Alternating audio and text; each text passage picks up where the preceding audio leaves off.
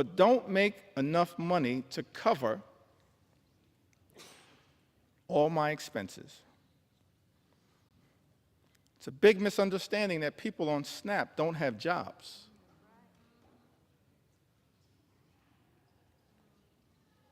My children would eat very poorly if I didn't have SNAP. I would have to rely on church food pantries, and they could only offer the bare minimum. The food banks don't give basics like milk and bread. That's Julie's experience. Mr. Speaker, she lives in Ohio's 14th Congressional District, represented by our colleague, Congressman David Joyce. We heard from Mark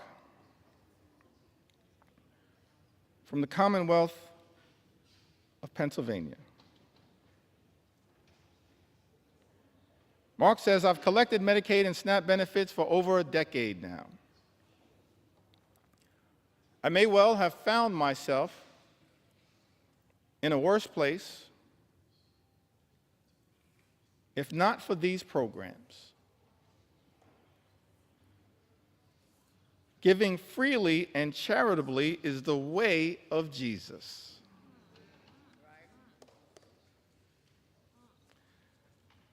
Reverend Cleaver, some people in this chamber need to hear those words again. Giving freely and charitably is the way of Jesus. That's someone who's talking like a Matthew 25 and 35 Christian. SNAP and Social Security benefits have been life-saving for me. They literally keep me alive. I suffer from severe depression, anxiety, OCD, and have Asperger's. This is why I'm on Social Security and SNAP. I believe that everyone should have access to these benefits. And in an ideal world, our communities would be centered around love, harmony, and the protection of each other. That's real love. Not fake love, like promising to love and cherish Medicaid, and then turning around and presiding over the largest cut to Medicaid in American history, which is what Donald Trump's one big ugly bill represents. Mark says, I believe that everyone should have access to these benefits. And in an ideal world, our communities would be centered around love, harmony, and the protection of each other. That's the kind of leadership that this country needs and deserves right now, but that's the kind of leadership it's not getting from 1600 Pennsylvania Avenue. Mr. Speaker, Mark lives in Pennsylvania's 1st Congressional District. I believe that district is represented by our colleague, Congressman Brian Fitzpatrick. I want to ask the question, what happened earlier today?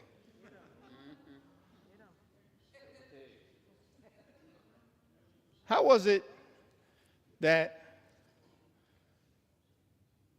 a few hours ago, several of my Republican colleagues had principled opposition to Donald Trump's one big ugly bill? Several hours ago, how is it that so many of our Republican colleagues, Mr. Speaker, had principled opposition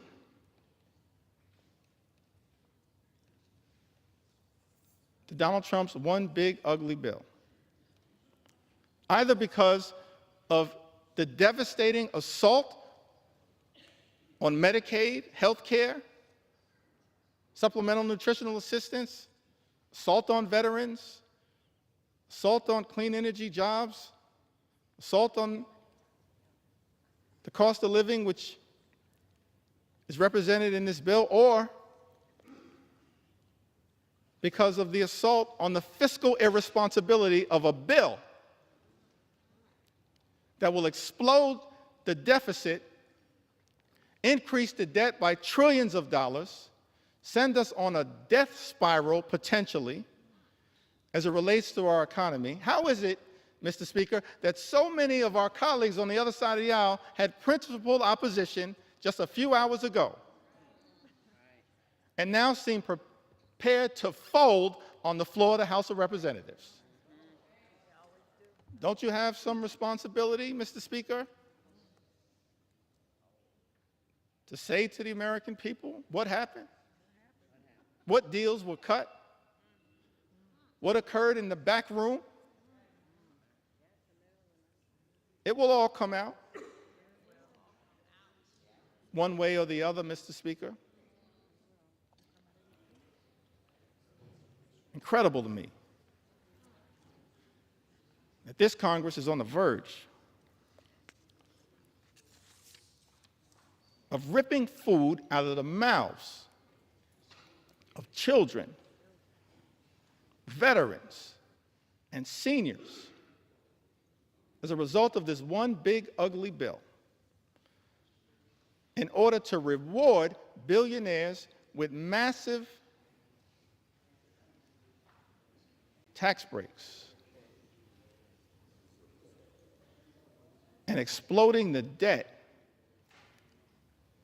in the process. I mentioned earlier in my remarks that as House Democrats, we envision a different country than the one that is being ravaged by such extremism right now. Imagine a country where every single American can afford to live the good life.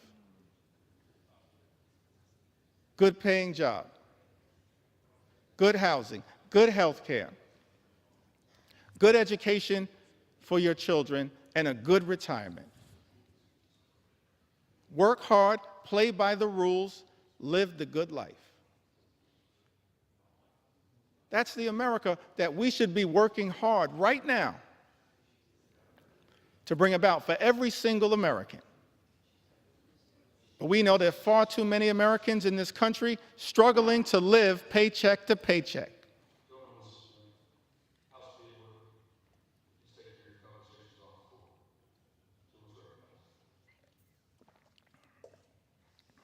Thank you, Mr. Speaker. That should not be the case in this great country.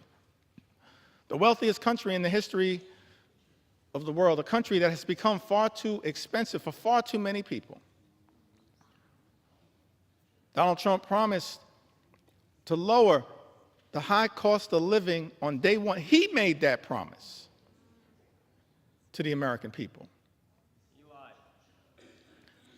Made that promise, hadn't happened on day one, hasn't happened on month 1, month 2, month 3, month 4, month 5, month 6. It's not happening. Mr. Speaker, costs aren't going down. Costs are going up in the United States of America. Life is becoming more expensive. And it seems to me that in this great country, this Congress should be working hard to build an affordable economy for hardworking American taxpayers. That's our plan. That's our vision. That's our goal as House Democrats, an affordable economy for hardworking American taxpayers. But Donald Trump's one big ugly bill will make life more expensive for the American people. Lynette wrote to us. She's also a resident of the Commonwealth of Pennsylvania. Said, I'm a single mom of 3 girls. Although my 2 older girls are out of the home, they and I struggle. I work full time, but it's not enough to get by. Without the help of SNAP and Section 8, I would not be able to afford anything. I sacrifice every day so my daughters can have food and a place to come home and call home. I get $124 a month in food stamps. $124 a month in food stamps, which isn't enough as food prices keep going up. With the little help I do get from the government, I am grateful and blessed. Last year, I passed out after a church service and was rushed to the hospital.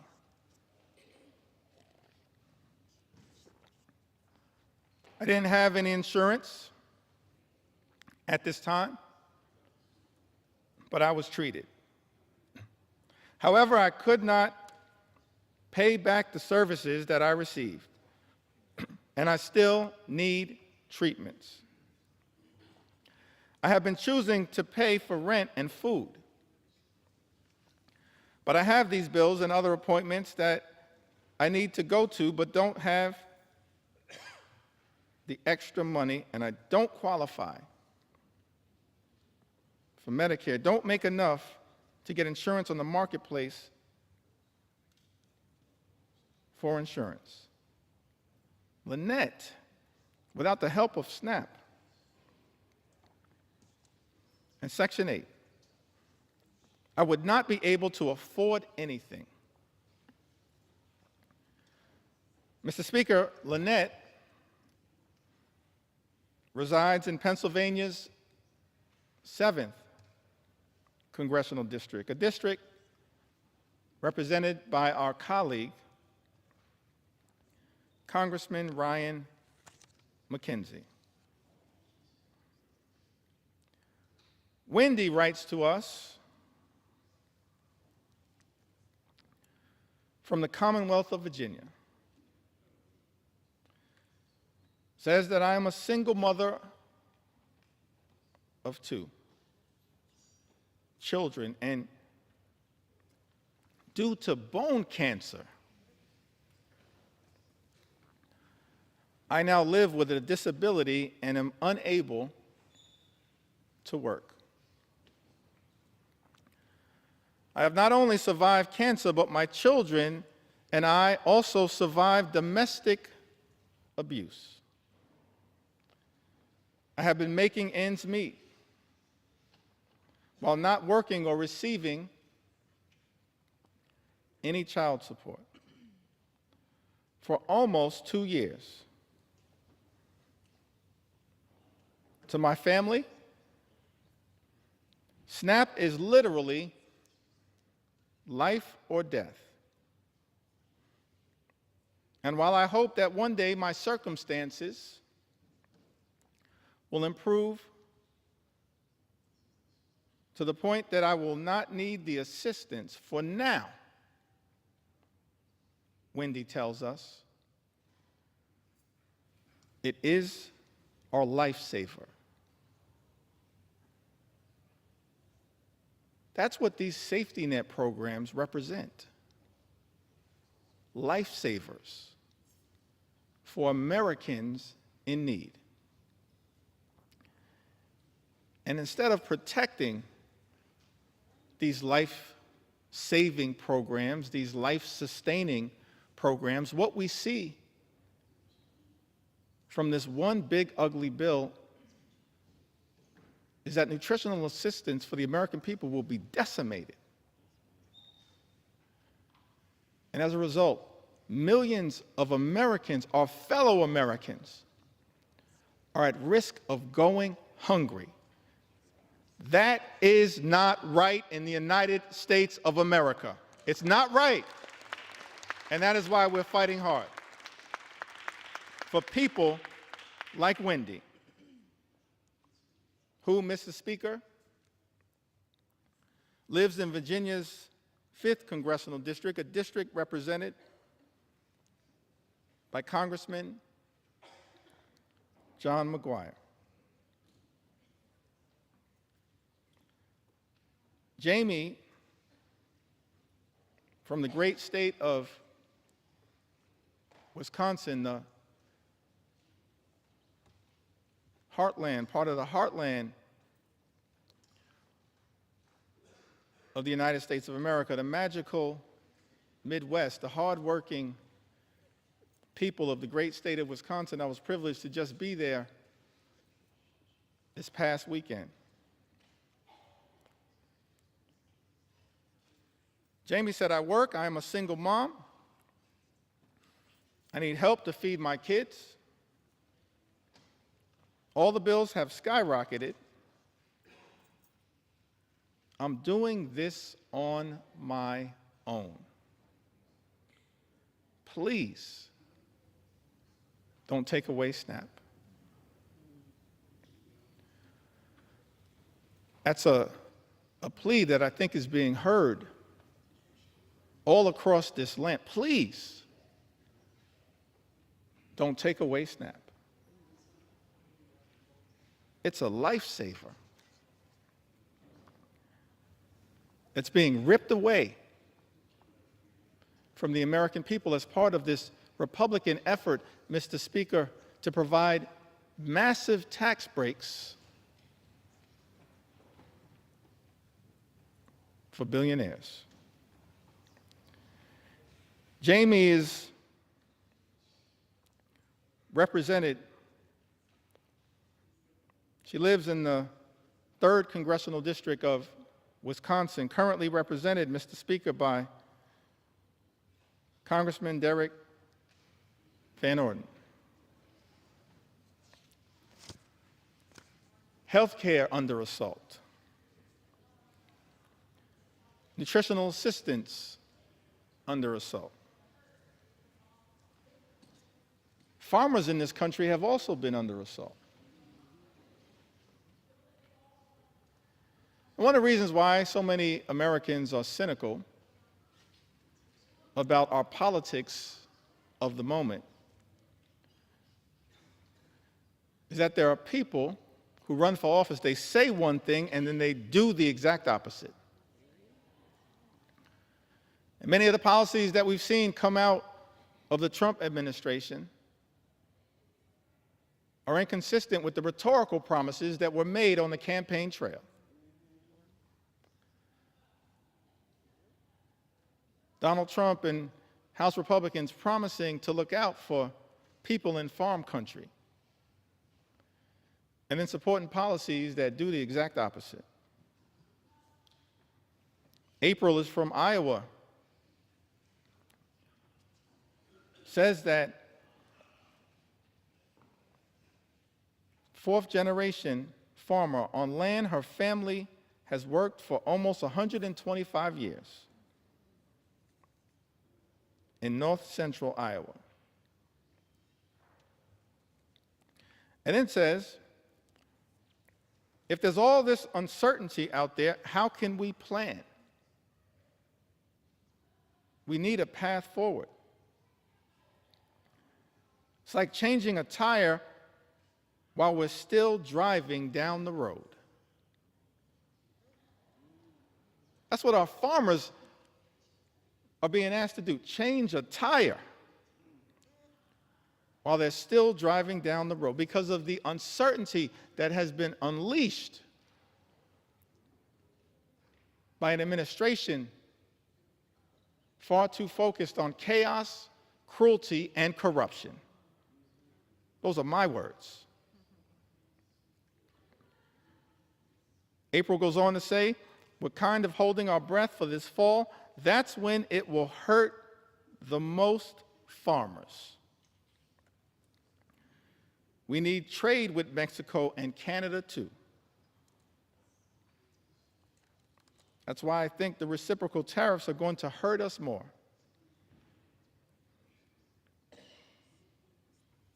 We get fertilizer from Canada. We get parts and products made in Mexico. As House Democrats, we're focused on creating more good-paying jobs, on economic strategies that make sense, that are designed to lift up the American people. But I can't find anything in this 900-plus page bill that is actually designed to permanently sustain a positive trajectory for farmers in this country and for everyday Americans. In fact, the chaotic uncertainty of the economic policies that have been unleashed by the Trump administration and complete Republican rule in Washington, D.C., will have devastating consequences for the American people and for farmers like April. John writes to us from the great state of North Carolina. He says to us, not many families can say this, black families that is, but we've been here for over 100 years. My grandfather on both sides, and my father were all farmers.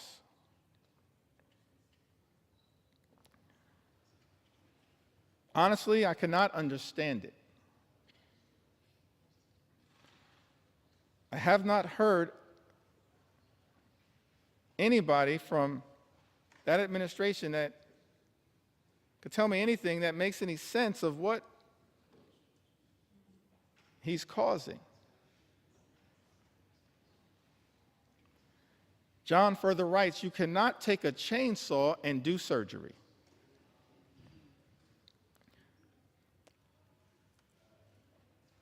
I'm going to plant about 50% less than I would normally because I don't know what the price is going to be. I don't want to take the risk of putting even more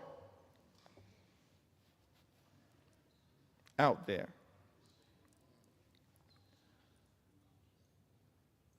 What we've seen from the Trump administration,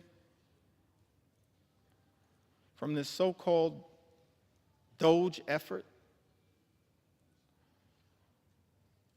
and from our Republican colleagues, Mr. Speaker, is deeply troubling. Republicans are trying to take a chainsaw to Social Security, a chainsaw to Medicare, a chainsaw to Medicaid, a chainsaw to the health care of the American people, a chainsaw to nutritional assistance for hungry children, a chainsaw to farm country, and a chainsaw to vulnerable Americans. But as House Democrats, we're here to make clear, Mr. Speaker, we're determined to take a chainsaw to Project 2025. A chainsaw, a chainsaw, a chainsaw to Project 2025. on behalf of the American people. We don't want this country to go backward. We want this country to go forward. And so no matter what it takes, no matter how long it takes, we're going to take a chainsaw to your Project 2025. That's what we're prepared to do.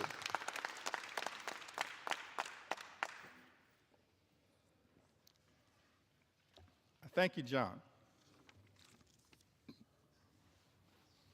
from North Carolina. One last farmer whose voice I want to elevate at this moment. And then I'd like to have a discussion about, anchored around some of the things that our Republican colleagues, Mr. Speaker, have said during this entire process. Correspondence that has been written by Republicans as it relates to this one big ugly bill. Correspondence that I'm struggling to understand now, because it appears that almost every single House Republican is prepared to recklessly rubber stamp Donald Trump's extreme agenda and sign off on this one big ugly bill. So I'm going to go through some of the correspondence momentarily that maybe at some point our Republican colleagues can help us figure out. But I want to enter into the record one last story from a farmer. Can we respect the farmers in the United States of America? Can we respect them?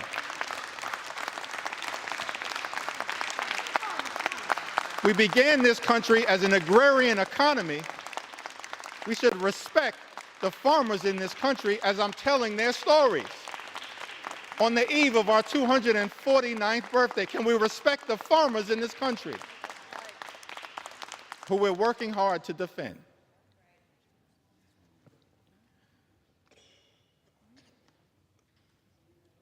Susie is from Missouri. In a district, Mr. Speaker, represented by Ways and Means Chairman, our colleague, Jason Smith.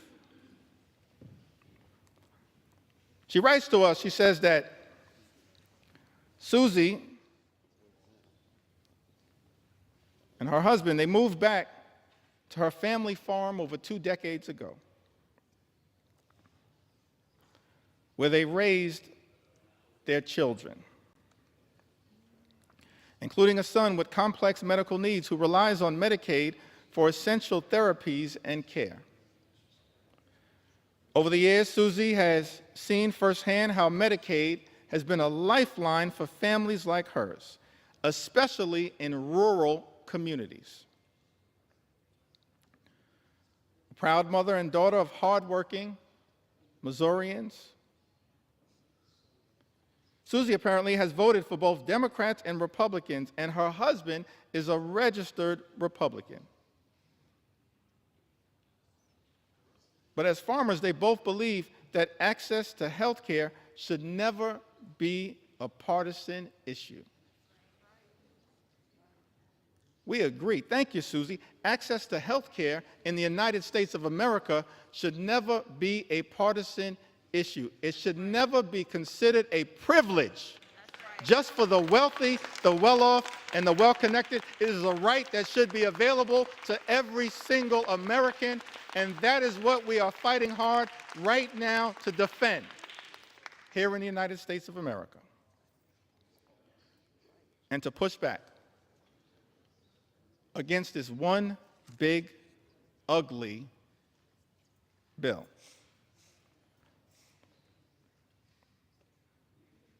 As I mentioned earlier, in the time that I have remaining, I certainly want to share the story of some of our veterans. share a few stories of some of our small business owners who will also be under assault as part of this one big ugly bill, and share the stories of hardworking and law-abiding immigrant families who also will be targeted by this one big ugly bill. But I did want to take a little time at this moment to enter into the record some of the statements that have been made, Mr. Speaker, by our Republican colleagues.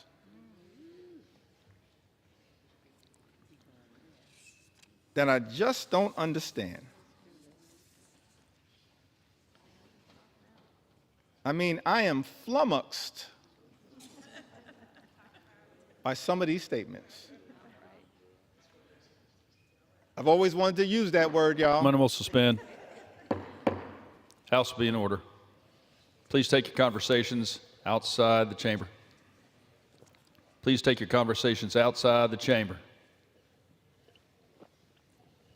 Gentleman's recognized. Thank you, Mr. Speaker. I was hoping to seek some clarification at some point after I'm able to yield the floor. But I'm still here to take my sweet time on behalf of the American people.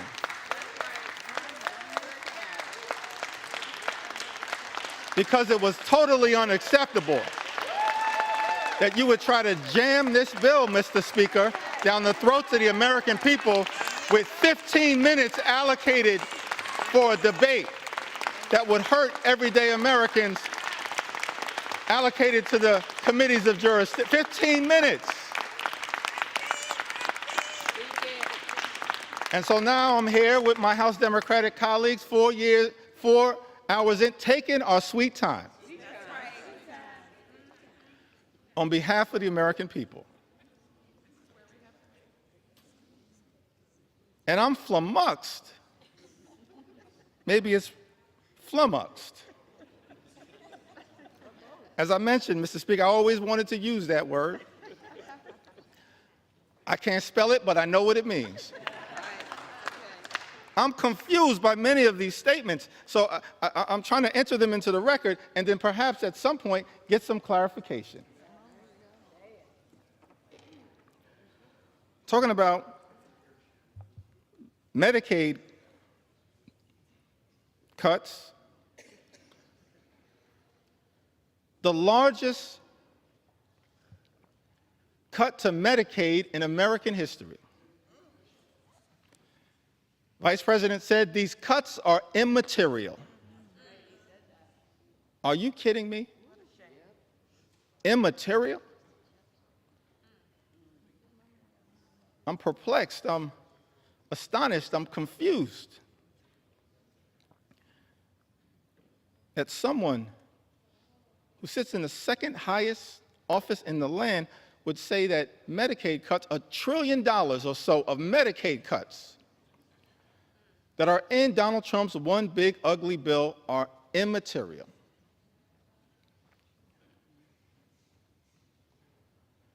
I'm confused, Mr. Speaker, by the statement that was made by the former Senate Majority Leader, Mitch McConnell, who, when talking about the Medicaid cuts that millions of Americans have been reaching out to us, pouring into us their heartfelt concerns at the devastating impact that these Medicaid cuts will have on their health, their safety, and their well-being. I'm confused, Mr. Speaker, by the statement that Mitch McConnell made. He said, people will get over it. No, Mitch. The American people will not get over it, but they will get even next November. That's what's going to happen because of these cuts being unleashed on the American people. I'm confused, perplexed, astonished, flummoxed by some of these statements. This one is a beauty. In the great state of Iowa, Senator Joni Ernst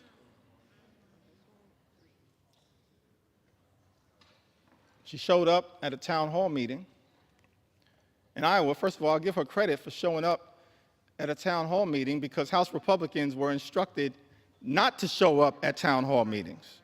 So she shows up, Mr. Speaker, at a town hall meeting, is questioned about the fact that health care in America, that the Medicaid is a question of life or death. And when asked by one of her constituents about the concern that was had, the fact that people will die as a result of the devastating cuts to Medicaid and health care that are in Donald Trump's one big ugly bill, Senator Ernst says, we're all going to die anyway.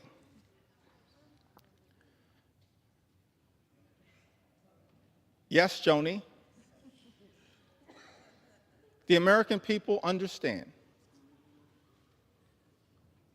that at some point all of us will transition.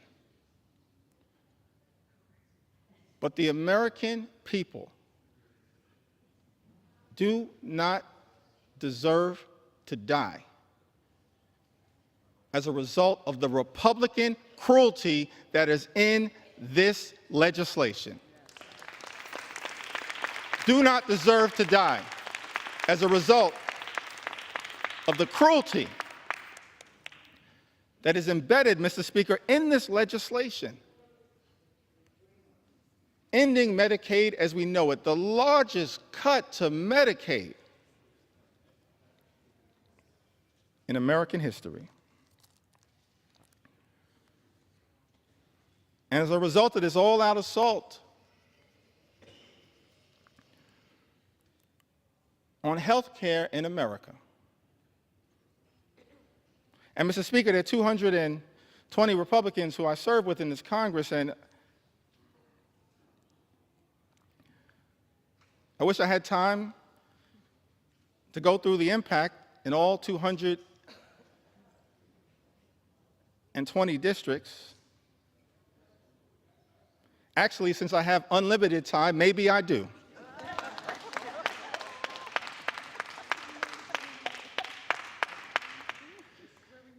But, Mr. Speaker, I figured that, I'll start in my home state of New York.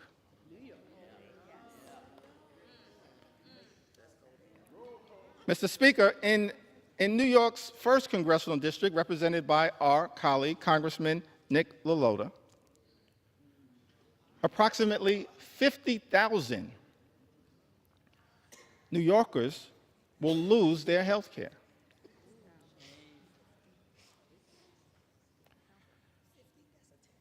In New York's 24th Congressional District, Mr. Speaker, represented by our colleague, Congresswoman Claudia Tenney, over 30,000 New Yorkers will lose their health care.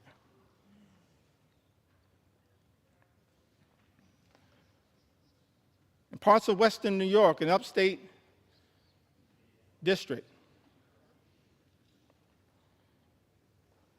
New York 23, currently represented by Congressman Nick Langworthy, approximately 35,000 New Yorkers will lose their health care. as a result of Trump's one big ugly bill.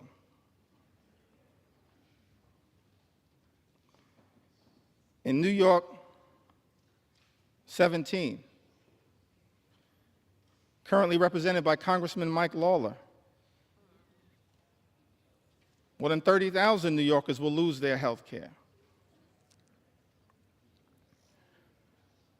In New York 21, the North Country,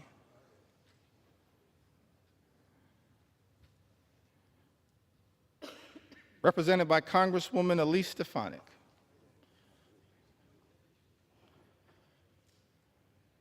welcome back to Congress. I'm sorry it did not work out for you. That's a lesson that should be learned by all those who pledge fealty to the wannabe king. That's right. But I digress.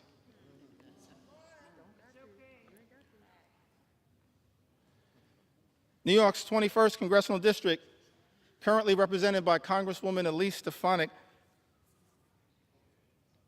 approximately 44,000 New Yorkers will lose their health care.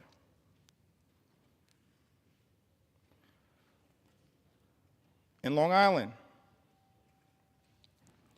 Suffolk County, part of Long Island, currently represented in Nassau County by two amazing colleagues, Tom Swazi and Laura Gillen. But in Suffolk County, New York's 2nd Congressional District, currently represented by Congressman Andrew Garbarino, 48,000 New Yorkers will lose their health care.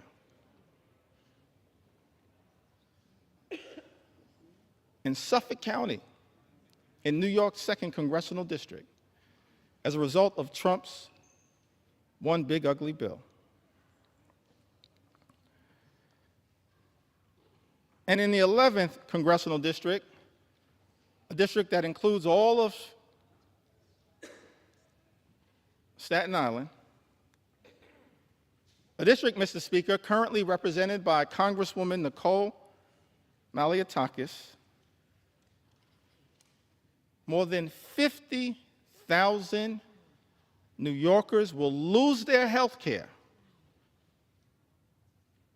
as a result of Donald Trump's one big ugly bill on Staten Island and in New York's 11th Congressional District. I don't think the Wu-Tang Clan would approve of that.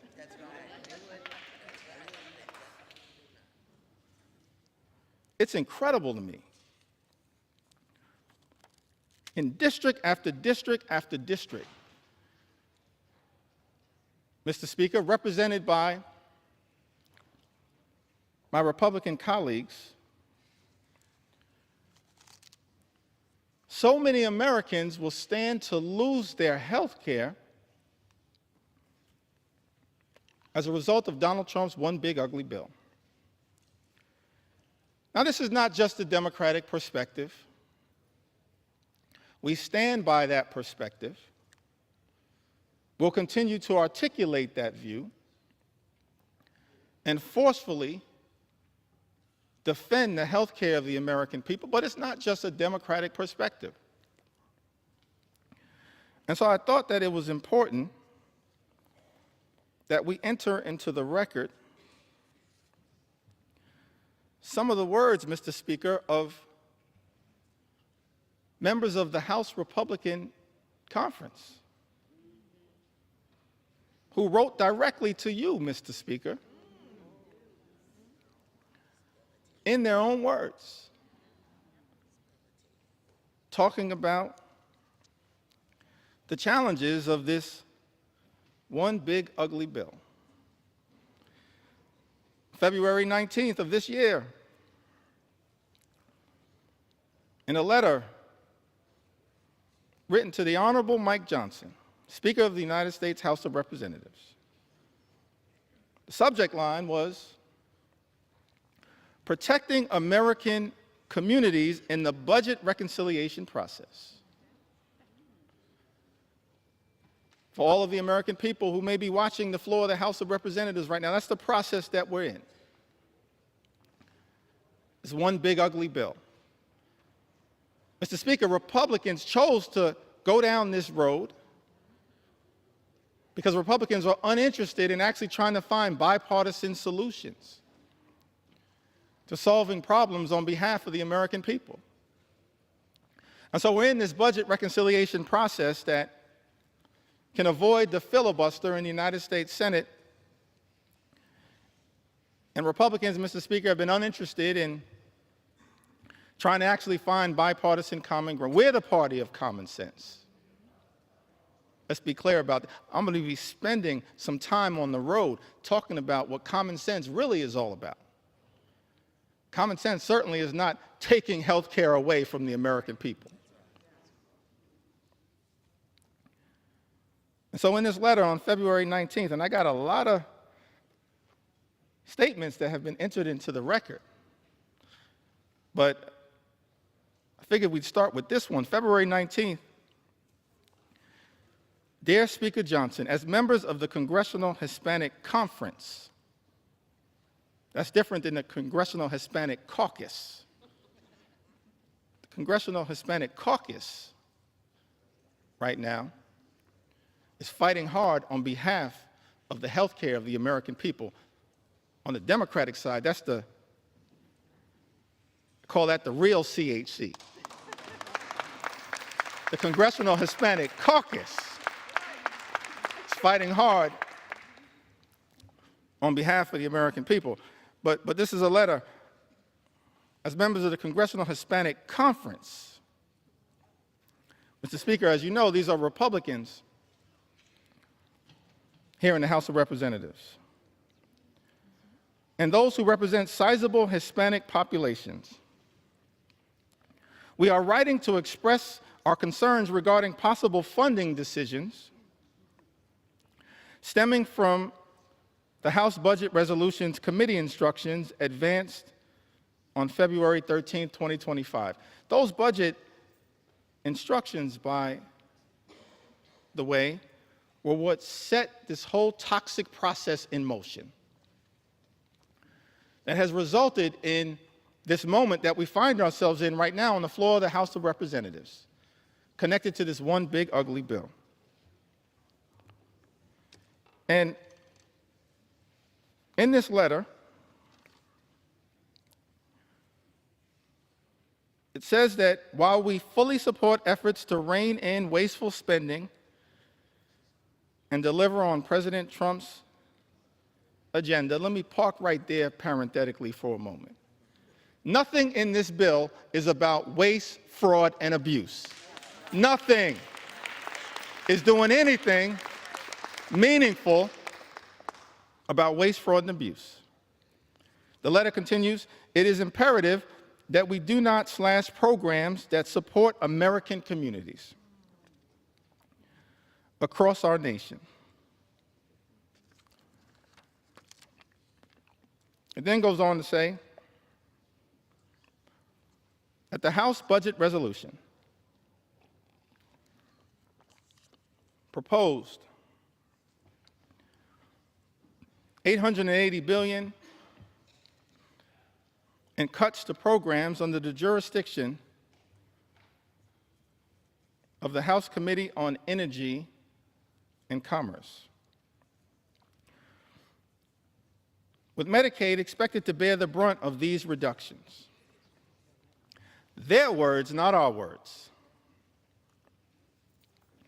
Nearly 30% of Medicaid enrollees are Hispanic Americans, and for many families across the country, Medicaid is their only access to health care. Slashing Medicaid would have serious consequences, particularly in rural and predominantly Hispanic communities, where hospitals and nursing homes are already struggling to keep their doors open. Mr. Speaker, these are members of the House Republican Conference warning about the devastating impacts of this one big, ugly bill. It goes on to say that the House Committee on Education and the Workforce has been tasked with cutting $330 billion where federal aid for higher education, such as Pell Grants, may be a target for reductions. Once again, let me park right there parenthetically to make the observation. This bill also assaults higher education in the United States of America. That's a disgrace. And Mr. Speaker, members of the House Republican Conference predicted that that would occur. Their words, not our words. House Committee on Education and the Workforce has been tasked with cutting $330 billion where federal aid for higher education, such as Pell Grants, may be a target for reductions. Hispanic students make up a significant share of Pell Grant recipients, many of whom are first-generation college students, striving for a better future for themselves, their families, and our nation.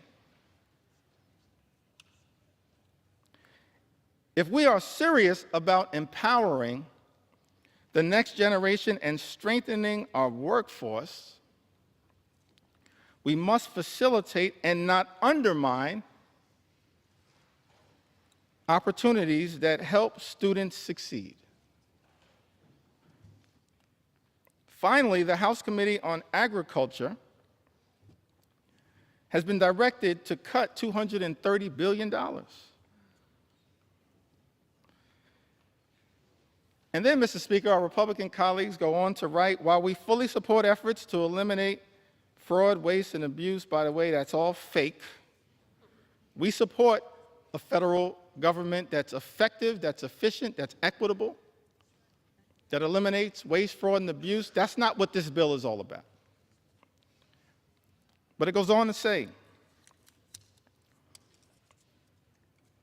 while we fully support efforts to eliminate fraud, waste, and abuse,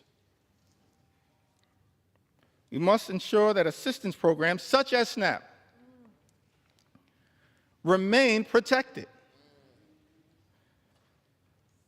I mean, I'm just confused. Remain protected as nearly 22% of Hispanic families rely on this critical program as a temporary safety net during difficult times. And then this letter concludes, written to you, Mr. Speaker, by the Congressional Hispanic Conference. Hispanic Americans are the future of the Republican Party. I'll reserve judgment on that statement. As House Democrats, we're going to fight for every single community in the United States of America, including the Hispanic community. Every single community. We want every single community to experience the good life, to afford to be able to live the good life. That's what we want. For every single community, good paying job, good housing, good health care, good education for your children, and a good retirement. That's what we want for every community. But the Congressional Hispanic Conference, they write, in closing to you, Mr. Speaker, that these Hispanic Americans are closely watching to see if we will govern in a way that honors their values and delivers results.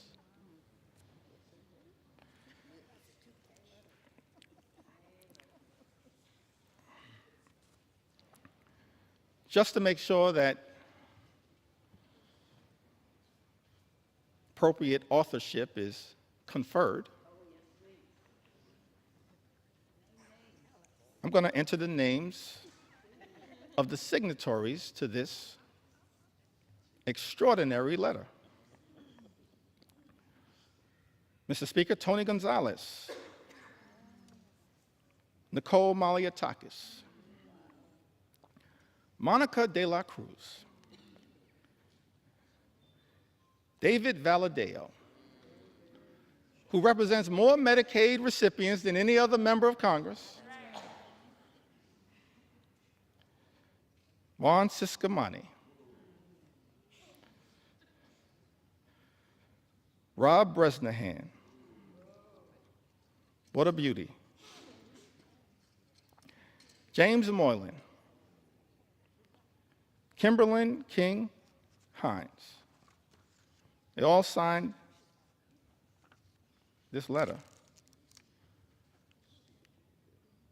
And the question that many Americans have to ask right now is that after signing a letter indicating your commitment, Mr. Speaker, to protecting Medicaid and SNAP and access to affordable higher education through Pell Grants, how is it possible that, Mr. Speaker, some of our Republican colleagues will turn around and devastate Medicaid, devastate supplemental nutritional assistance, and devastate the ability of Hispanic communities to achieve the type of upward mobility, in part through higher education, that is talked about in this letter? That letter was written in February. And then we go to March. Can I talk about it?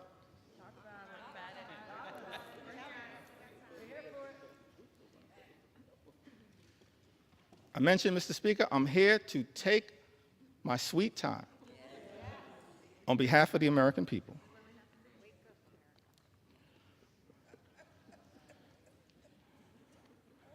And so on March 9th, there's a letter that's written to Ways and Means Chairman Jason Smith, Mr. Speaker. By my count, 21 Republicans signed this letter. And it's about the importance of the clean energy economy in the United States of America. I would assume, based on this letter, that all of the signatories to this particular piece of correspondence are now horrified by the attack on clean energy jobs, and the clean energy economy in this one big ugly bill. But we'll see shortly, because everyone is going to have to go on record. But in this particular letter, written on March 9th, Mr. Speaker, 21 members of the House Republican Conference write to Chairman Jason Smith. Countless American companies are utilizing sector-wide energy tax credits, many of which have enjoyed broad support in Congress to make major investments in domestic energy production and infrastructure for traditional and renewable energy sources alike. Both our constituencies and the energy industry alike remain concerned about disruptive changes to our nation's energy tax structure. With all this in mind, the letter continues toward the end. We request that any proposed changes to the tax code be conducted in a targeted and pragmatic fashion that promotes conference priorities without undoing current and future private sector investments, which will continue to increase domestic manufacturing, promote energy innovation, and keep utility costs down. I mean, the language that was chosen there is pretty interesting, but the translation is protect the clean energy economy. That's what this letter was all about. Written by my count, 21 House Republicans. Mr. Speaker, Andrew R. Garbarino, Jennifer Higgins, Juan Ciscomani, Gabe Evans, David Valadeo. What a prolific writer.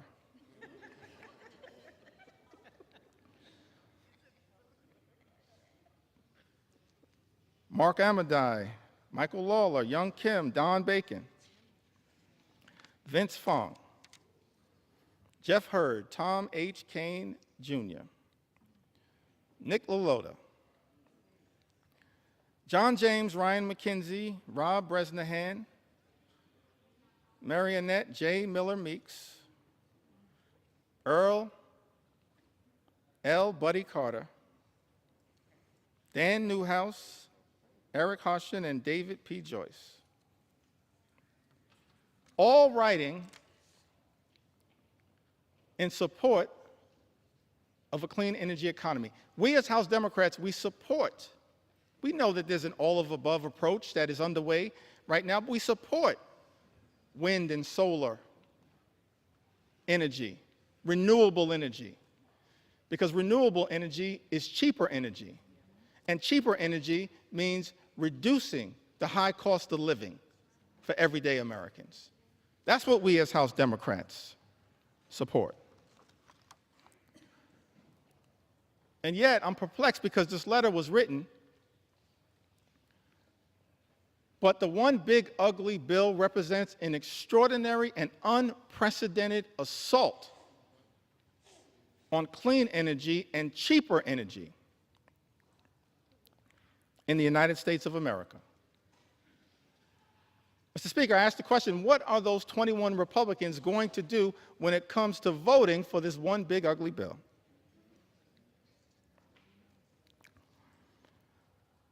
And then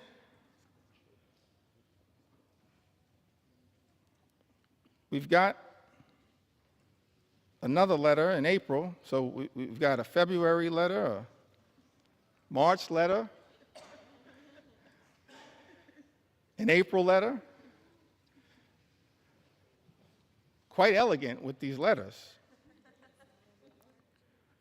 April 14th, 2025, this is correspondence written by 13 House Republicans, Mr. Speaker. Written to you and Steve Scalise. Majority Leader written to Tom Emmer. The Majority Whip, and written to Brent Guthrie, the Chairman of the Energy and Commerce Committee. It says, as members of Congress who helped deliver a Republican majority,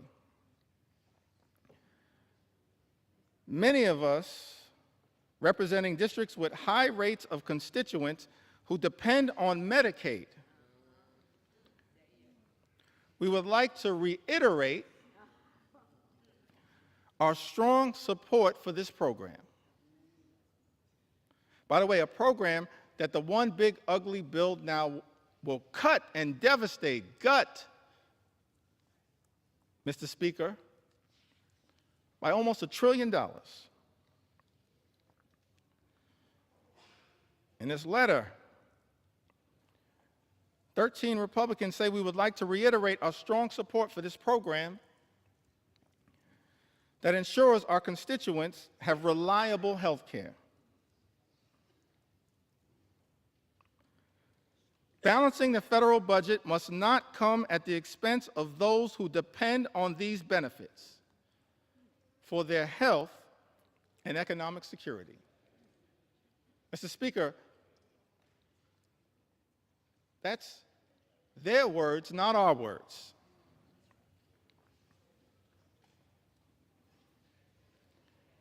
And then this bill makes an extraordinary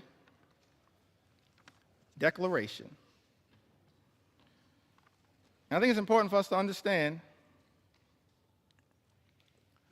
who led this bill.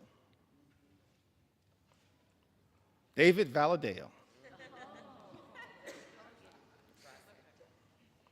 These are just facts, Mr. Speaker. Publicly issued letters. David Valadao, Don Bacon, Jeff Van Drew, Rob Bresnahan, Juan Ciscomani, Jen Kiggins, Young Kim, the usual suspects. Robert J. Whitman, Nicole Maliatakis, Nick LaLota, Andrew R. Garbarino, Jeff Hurd, and Michael V. Lawler. By my count, 13 members. And in some of the relevant portions of this letter, it says to strengthen Medicaid, we urge you to prioritize care for our nation's most vulnerable populations. Our constituents are asking for changes to the healthcare system that will strengthen the healthcare workforce, offer low-income, working-class families expanded opportunities to save for medical expenses, support rural and underserved communities, and help new mothers.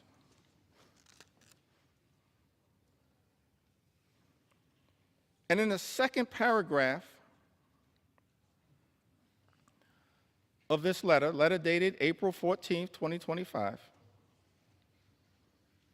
Mr. Speaker, these 13 members of the House Republican Conference make this extraordinary representation. It says, however, we cannot and will not support a final reconciliation bill that includes any reduction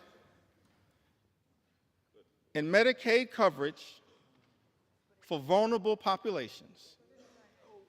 This bill represents the largest cut to Medicaid in American history. It will devastate vulnerable populations all across America.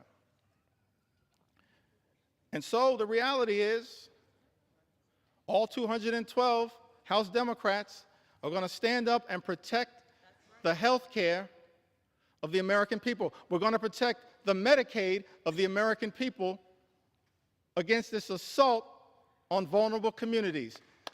And I'm looking forward to all 13 of you joining us to protect the health care of the American people that you represent. That's the promise, Mr. Speaker, that your Republican colleagues made in this April letter. What's changed? We're looking forward to all 13 Republicans in this letter joining us to protect the Medicaid of the American people.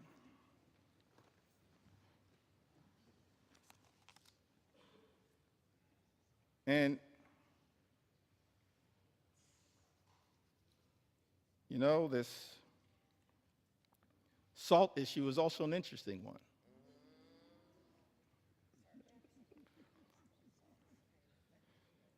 Statement was issued on May 8th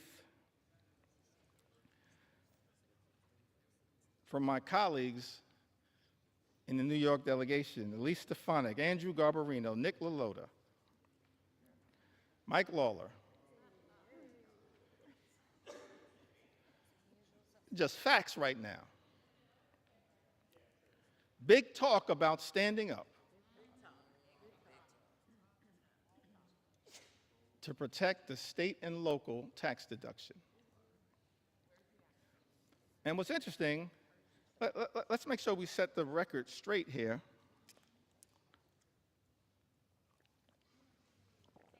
As to what happened to the state and local tax deduction, which impacts millions of hardworking American taxpayers all across the country, including in the districts represented by the individuals that I just named. The state and local tax deduction was decimated, Mr. Speaker, by Donald Trump, House Republicans, and Senate Republicans in 2017 in connection with the GOP tax scam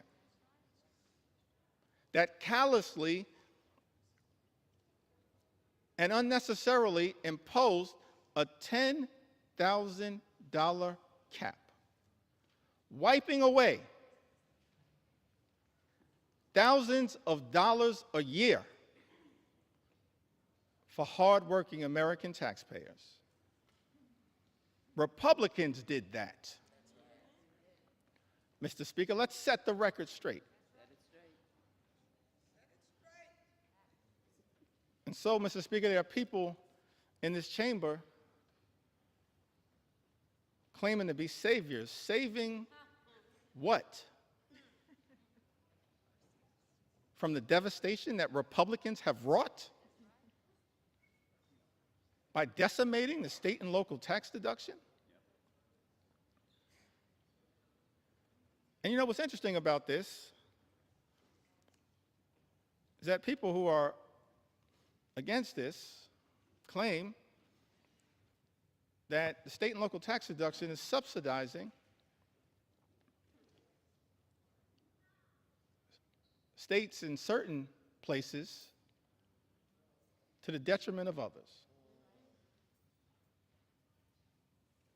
But every single state that suffered from the Republican effort, Mr. Speaker, under Donald Trump's presidency in 2017 to decimate the state and local tax deduction, every single state is a donor state, sends more money to the federal government than we ever get back in return. A donor state. Some people in this town running around misrepresenting the facts. We're okay to be a donor state, but don't lie to the American people about the reality of the state and local tax deduction. And then you have this extraordinary statement on May 8th, big talk, no action.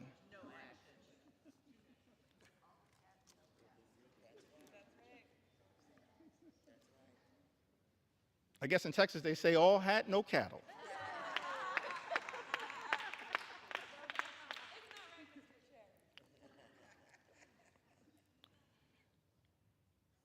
And so that brings us to this letter that was written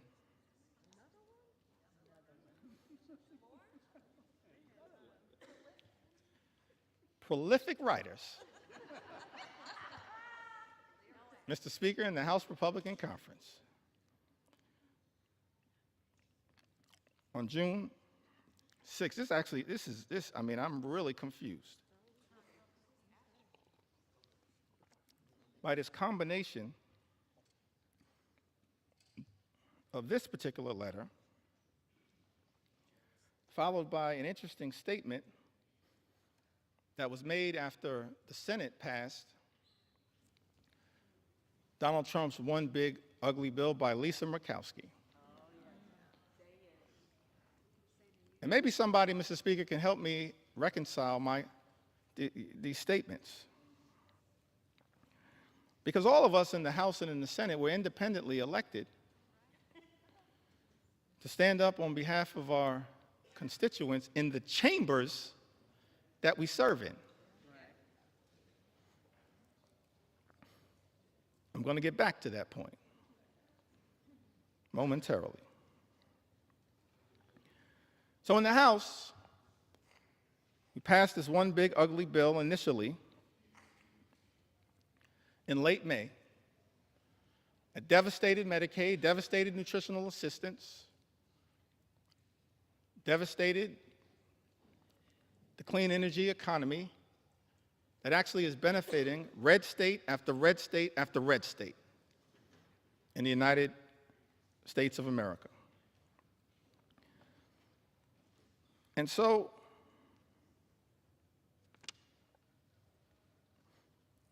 members of the House Republican Conference wrote to Majority Leader Thune and Chairman Crapo. This is after passing a bill in the House of Representatives that devastated the clean energy tax cuts that they are talking about in this letter on June 6th. It says, as members of the House Republican Conference, we write to express our continued support for common sense energy policy and to urge the Senate to substantively and strategically improve clean energy tax credit provisions included in the House-passed reconciliation bill.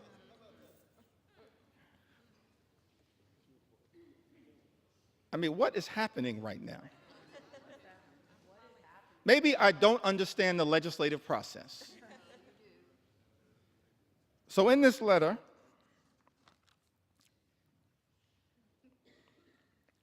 it goes on to say, in relationship to a bill that every single signatory signed and voted for. Our position has always been that the energy tax code should be modernized in a way that promotes fiscal responsibility and business certainty. Fully realizing that balance requires improvements to the House-passed version of H.R. 1. We believe that the Senate now has a critical opportunity to restore common sense and deliver a truly pro-energy growth final bill that protects taxpayers while also unleashing the potential of U.S. energy producers, manufacturers, and workers. In other words, every single one of these signatories, Jen Kiggins, Brian Fitzpatrick, Juan Ciscomani, Nick LaLota, Mike Lawler, Andrew Garbarino, Don Bacon, Mark Amadei, Gabe Evans, Young Kim, David Valadeo,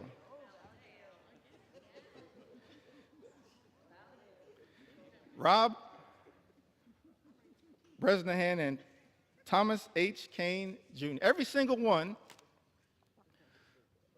of these signatories voted for a House bill that undermined the clean energy economy, noted that it would hurt their own constituents, voted for the bill anyway, and then begged the Senate to make a difference. That's not how we should be legislating in the United States House of Representatives.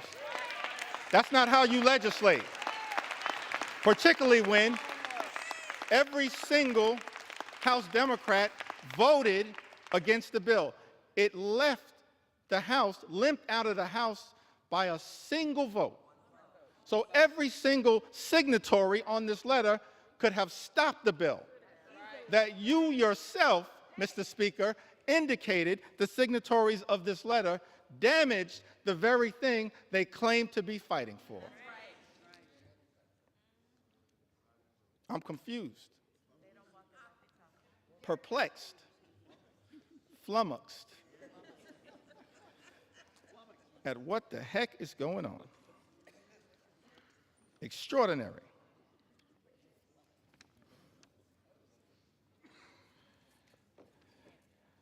I mean, I'm just overwhelmed by the amount of correspondence. I had to just pick out the ones that were most extraordinary to make sure that they were entered into the record. The most recent one on the subject of Medicaid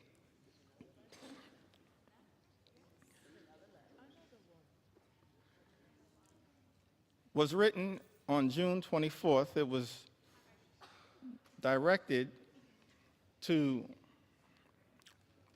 the Honorable John Thune, Majority Leader of the United States Senate, the Honorable Mike Johnson, Mr. Speaker, Speaker of the U.S. House of Representatives. I think it had, by my count, 16 members. No surprise, y'all. It was authored by David Valadao.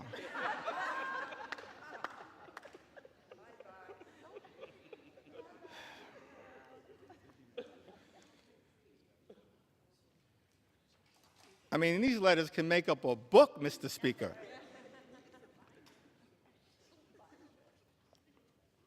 David Valadao, Juan Ciscomani, Rob Bresnahan. Mr. Speaker, these are just facts.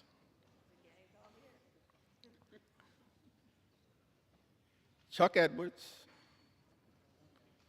Young Kim, Andrew Garbarino,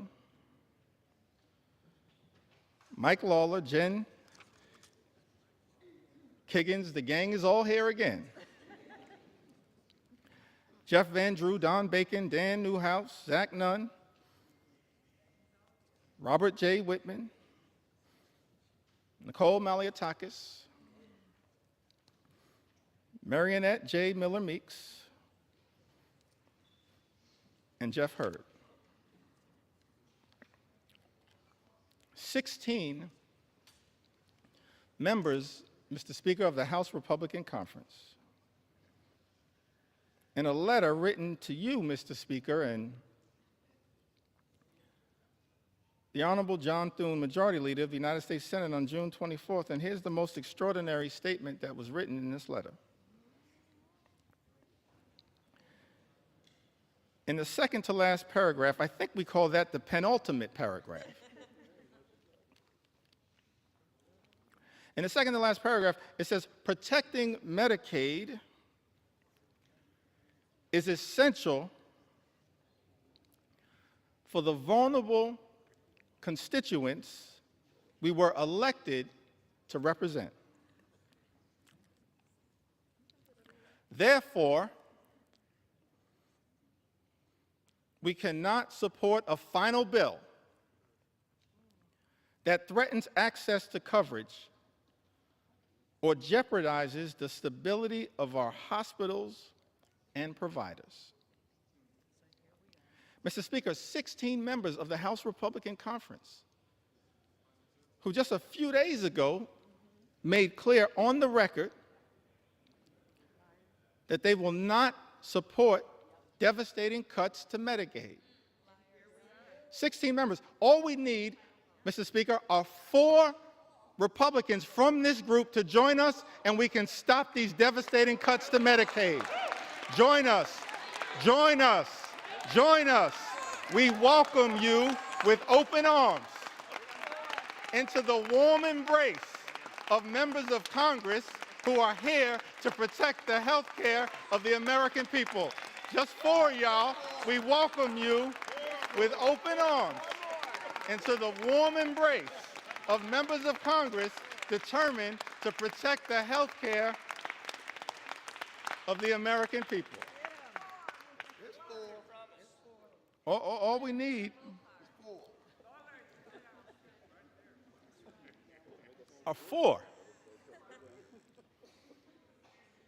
And so many of y'all are on record. So as I conclude this section of this particular presentation, and we still got some ground to cover. We're going to continue as House Democrats to take our sweet time on behalf of the American people, because the issues are too significant to ever walk away from. I just want to turn to a statement that was issued by Senator Lisa Murkowski. I want to give some love to the other side of the Capitol.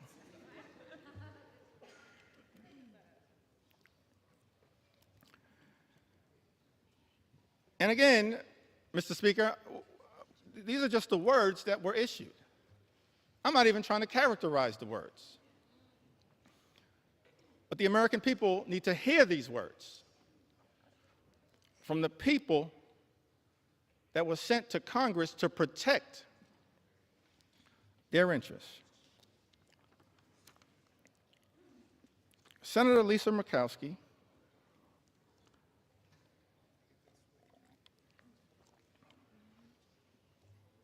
says this was one of the hardest votes I have taken during my time in the Senate.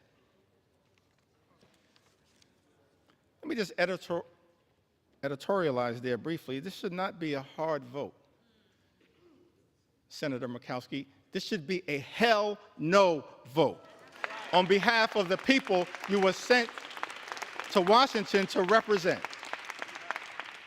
It's a hell no vote for us because we're standing up on behalf of the American people. It should be a hell no vote. But, Mr. Speaker, these are the words. Senator Murkowski says this was one of the hardest votes I have taken during my time in the Senate.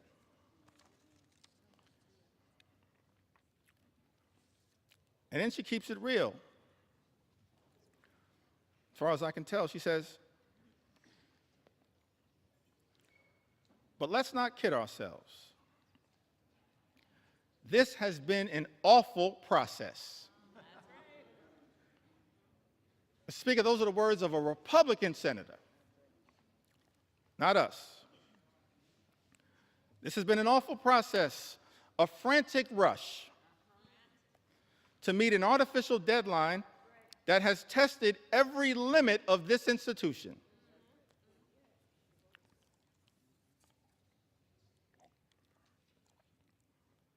While we have worked to improve the present bill for Alaska,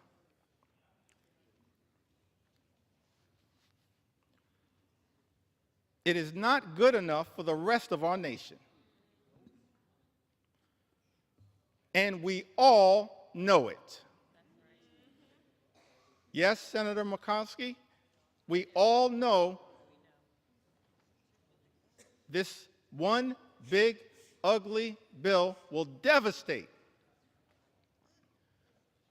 everyday Americans across this country.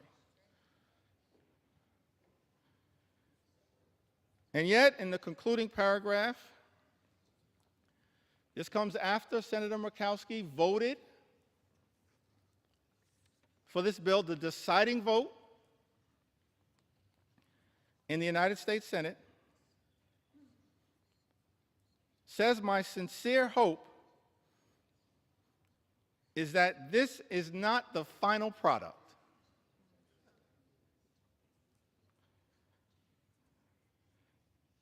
This bill needs more work across chambers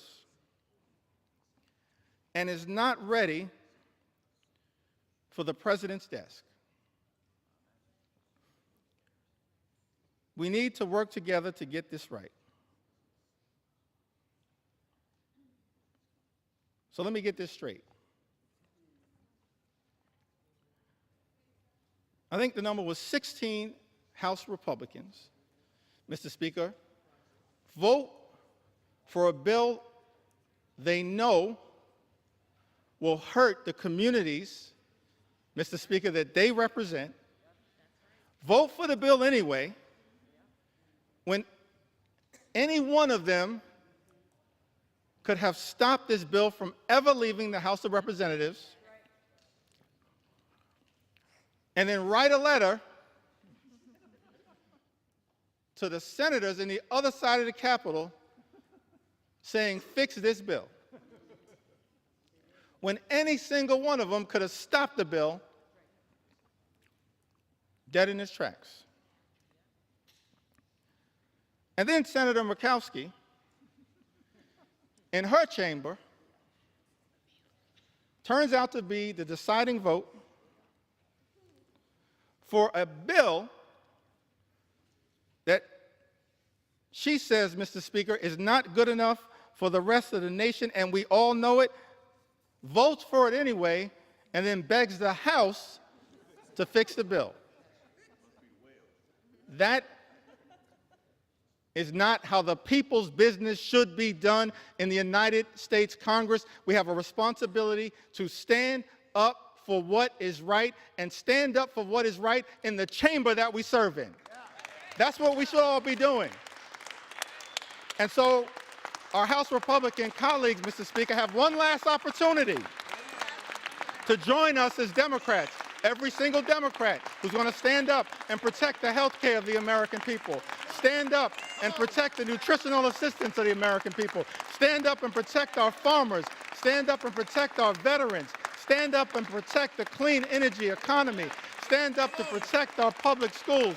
Every single one of my House Republican colleagues have the opportunity now in this chamber, not the other chamber, in this chamber, to join us as Democrats and stand up for what is right. The eyes of America are watching. Started this process, Mr. Speaker, 3:28 in the morning, this debate. Took to the House floor, maybe an hour and a half after that. And we still have a lot to say. On behalf of the American people. For such a time as this.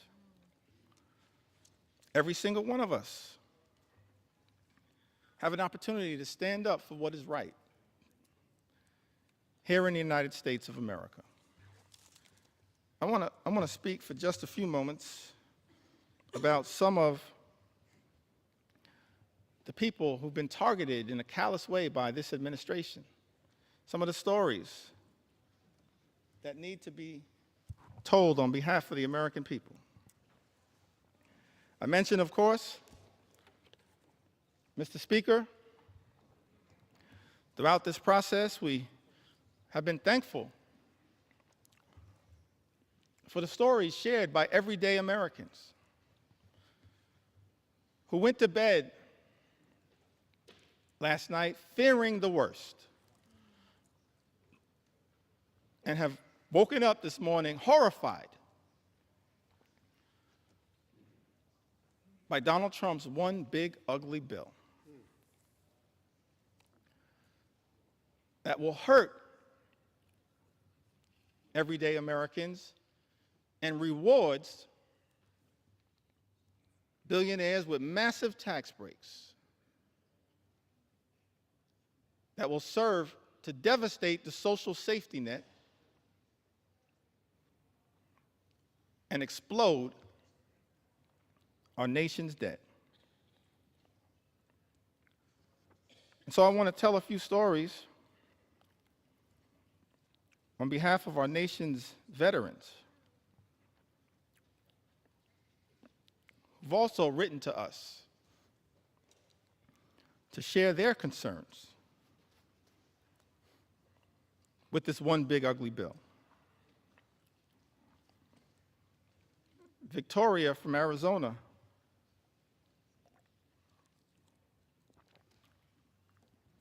wrote to us, Mr. Speaker, said, my husband and I are patriots. We are both Army veterans who were disabled as a result of our service. We have 5 children and run a small electrical contracting business. We live on a fixed income and, like most families, have struggled with rising costs. One of our sons is adopted. He is a wonderful, loving 7-year-old who has autism and ADHD. He qualifies for Medicaid because he was adopted, and it has been the saving grace for his health and well-being. Medicaid is the reason we were able to get his formal diagnosis of his autism and ADHD. It also covers his regular doctor's visits and dental care. We use Medicaid to access in-home therapy for him, and it was a huge help. Slashing Medicaid will have especially dire consequences for rural communities like ours. Forcing hospitals to close. Health resources are already slim in our area. And in this Army veteran writes, President Trump is causing enormous stress and hardship for families like mine. He and his billionaire friends don't need more tax breaks. It's outrageous. The last thing we should even be considering is cutting Medicaid. These programs are lifelines. We agree with you, Victoria. She lives in Arizona's 6th Congressional District. District, Mr. Speaker, currently represented by Congressman Juan Ciscomani. Troy, another veteran, lives in California, Mr. Speaker. Lives in a district currently represented by Jay Obernaute. That's California's 23rd congressional district, I believe. He writes to us and says, I was in the U.S. Army and went to Kosovo in 2001, Iraq in 2003, and 2005. I depend on the VA as I am too disabled to work. I depend on VA health care. My children are now on Medicaid. I have worked from when I was 14 years old to 42. I am suffering from long COVID. And until I can return to work, I need help from the American people. I have had your backs. Time for you to cover my back, writes Troy. Mr. Speaker, I need NIH's help. Now is the time to stand up for all Americans. Stop the assault on the VA, NIH, Medicaid, and the rest of Americans. We agree with you, Troy. It's time to stop the assault on the American people. Stop the assault that is represented in this one big, ugly bill.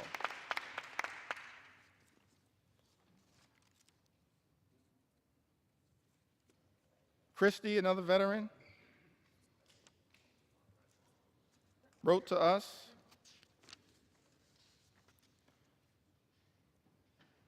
and says I was drafted in 1970. My choice was incarceration or militarization. So I enlisted in the Navy and became a Navy corpsman serving on the USS Long Beach,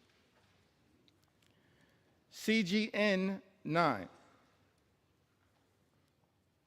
and her Marine detachment, where I was assigned to the 3rd Marines,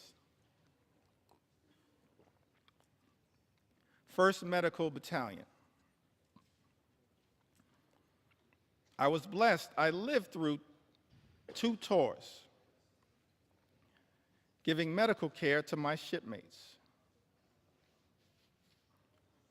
Every other day, I was assigned to flight ops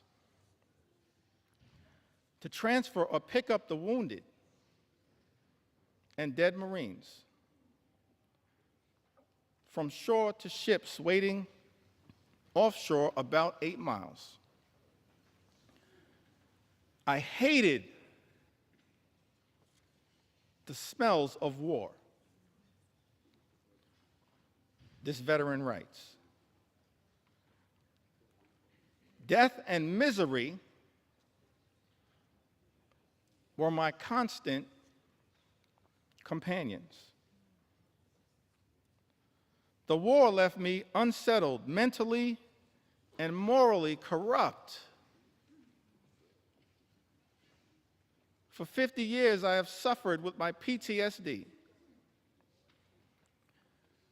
which went undiagnosed for years. After 12 years of VA therapy and working hard for my soul to be repaired, I find myself living alone and isolating from others. And I am one of the lucky ones, thanks to the care I have received from the VA. Veterans pouring out their heart and their soul, sharing their anxiety with all of us, urging this Congress to do something, to stand up on behalf of the veterans who are going to be hurt by this one big ugly bill, devastated by this one big ugly bill.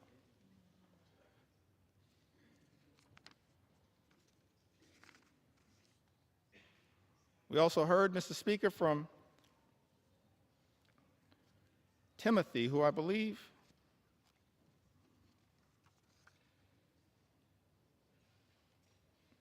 may have written to us from the Commonwealth of Kentucky. He says, "My name is Timothy.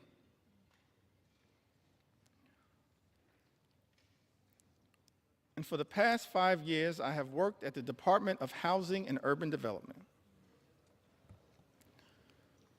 in field policy and management, a Department of Housing and Urban Development that was once led so ably by our former colleague, Congresswoman Marcia Fudge, and now has been taken in a very different direction." Timothy writes, "In this role, I've educated the community about HUD's programs such as FHA loans and housing counseling that allow people to purchase homes, affordable rental housing that help people pay their rent, and homeless services that help people find shelter and leave the streets. I have worked with internal data that focused on improving our programs.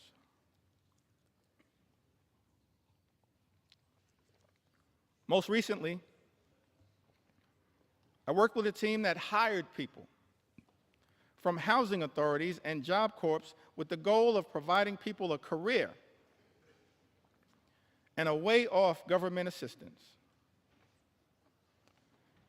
Those incredible people, along with myself, have been fired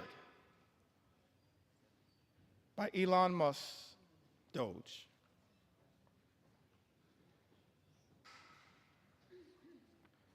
My entire professional career,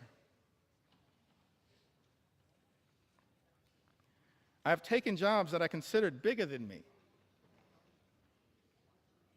I served in the military, both enlisted and as an officer. I deployed. And I'm now a disabled vet with a rating of 90%. After the military, I focused on giving back and challenging myself in a way while continuing a job that was bigger than myself, so I joined the Peace Corps. Served in Ukraine for years, working as a youth development volunteer. Now as a HUD employee, I'm being fired by an unelected official and being called lazy by my president. I want to know why Elon Musk has this power and authority and why our elected officials are not doing more to stop it. I have served this country and the government my entire life because I love my country. Why is this happening? Tim writes to us. That is such an important question, Mr. Speaker. Why is this happening in the United States of America? Why are we living in a country where this administration has launched an all-out assault on veterans in the United States of America? Firing veterans like Tim in the United States of America. Jeopardizing services from the VA, earned benefits that these veterans are entitled to because of their extraordinary service. Men and women in uniform who serve this country, Mr. Speaker, benefits that they've earned, and now find themselves in the legislative line of fire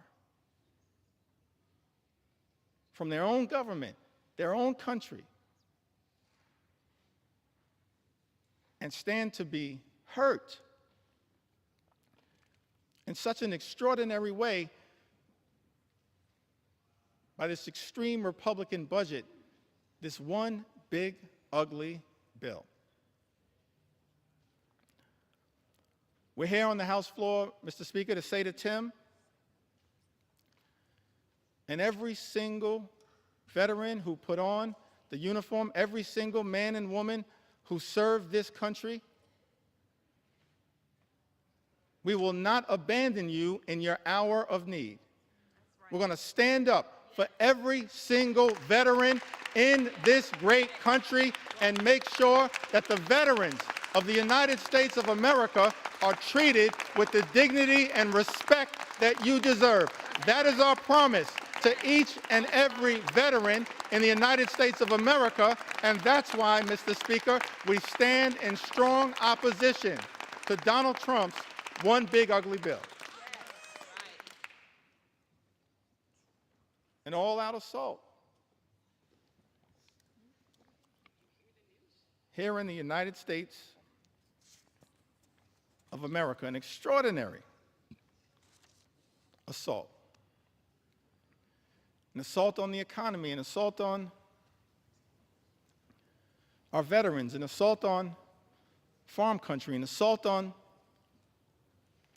healthcare, an assault on nutritional assistance. And of course, this one big ugly bill and the Trump administration, I wish it was not so. Because at the beginning of this Congress, Mr. Speaker, I stood right where you stand right now. and said in my first remarks to this Congress and the American people that as Democrats, we were prepared to find common ground on any issue to make a difference in the lives of the American people we all represent. But then, Mr. Speaker, beginning on January 20th, a flood of extremism, the likes of which have never before been seen in the United States of America, has been unleashed on the American people. An all-out assault on the American way of life. An assault on small businesses that is underway here in the United States of America. We should all recognize that small businesses represent the heart and soul of the American economy. And if we're going to stand up for any group of people here in the United States of America, in addition to our veterans, our men and women in uniform, and I'm proud that I stand here as the son of someone who once wore the uniform. My father, he's in heaven right now. Marlon Jeffries grew up in Newark. His nickname was Pudding.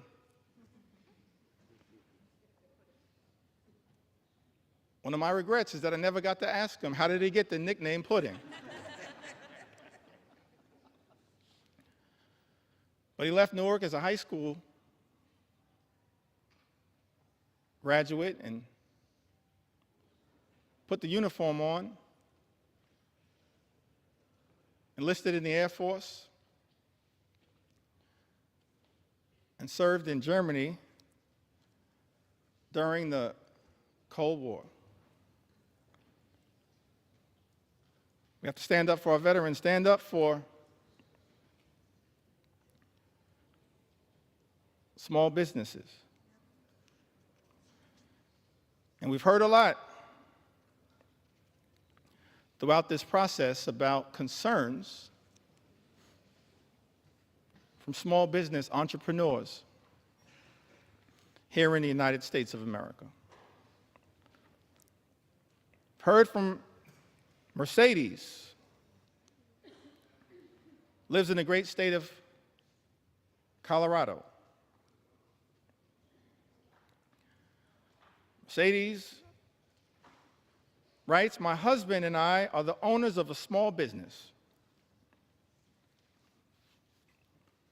Without the ACA, my family would not be able to afford health insurance.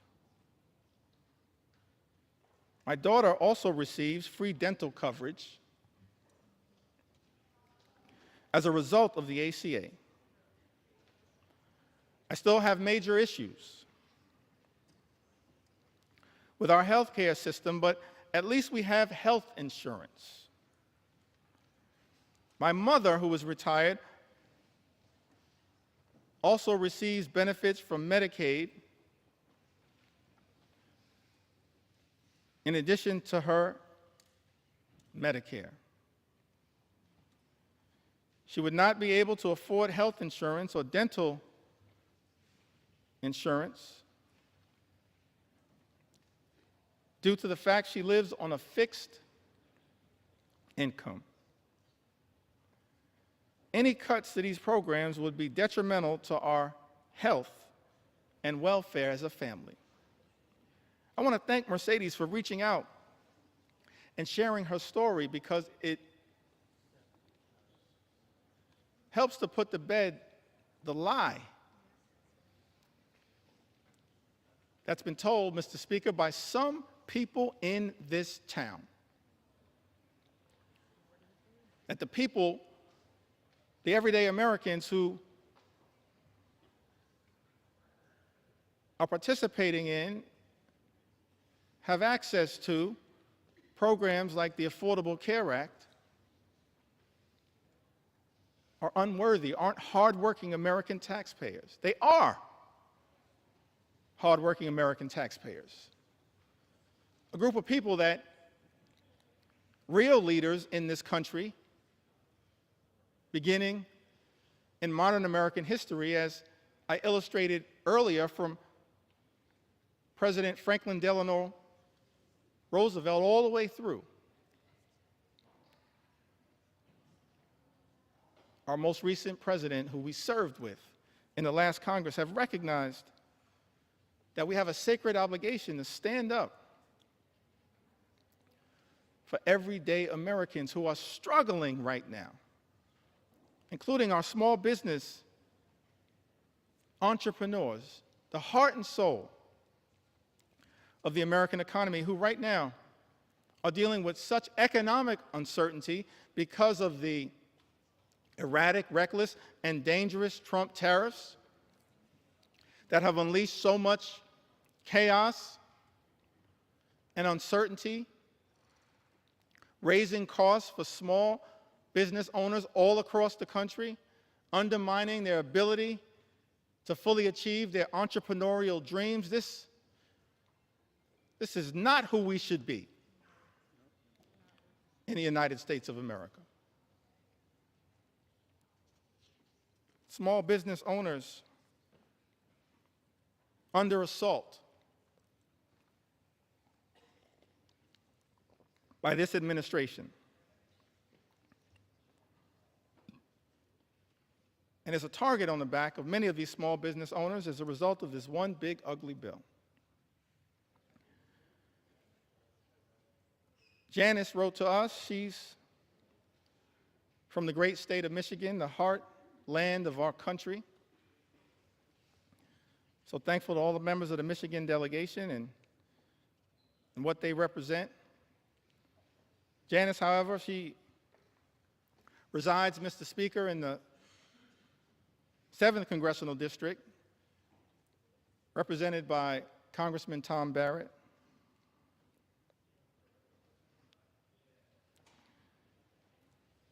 Says that small business owner, mother, ACA recipient in Michigan, who recently spoke about how Trump's tariffs would potentially force her to close her business, which has given her family a livelihood for a decade and helped put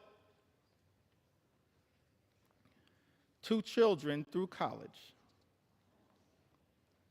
I just don't understand why Trump thinks putting tariffs will help American businesses. It's not. She writes, it's going to decimate us. People like us will be hit the hardest. But then Janice shows the great resolve of the American people, the great spirit of resilience of the American people, the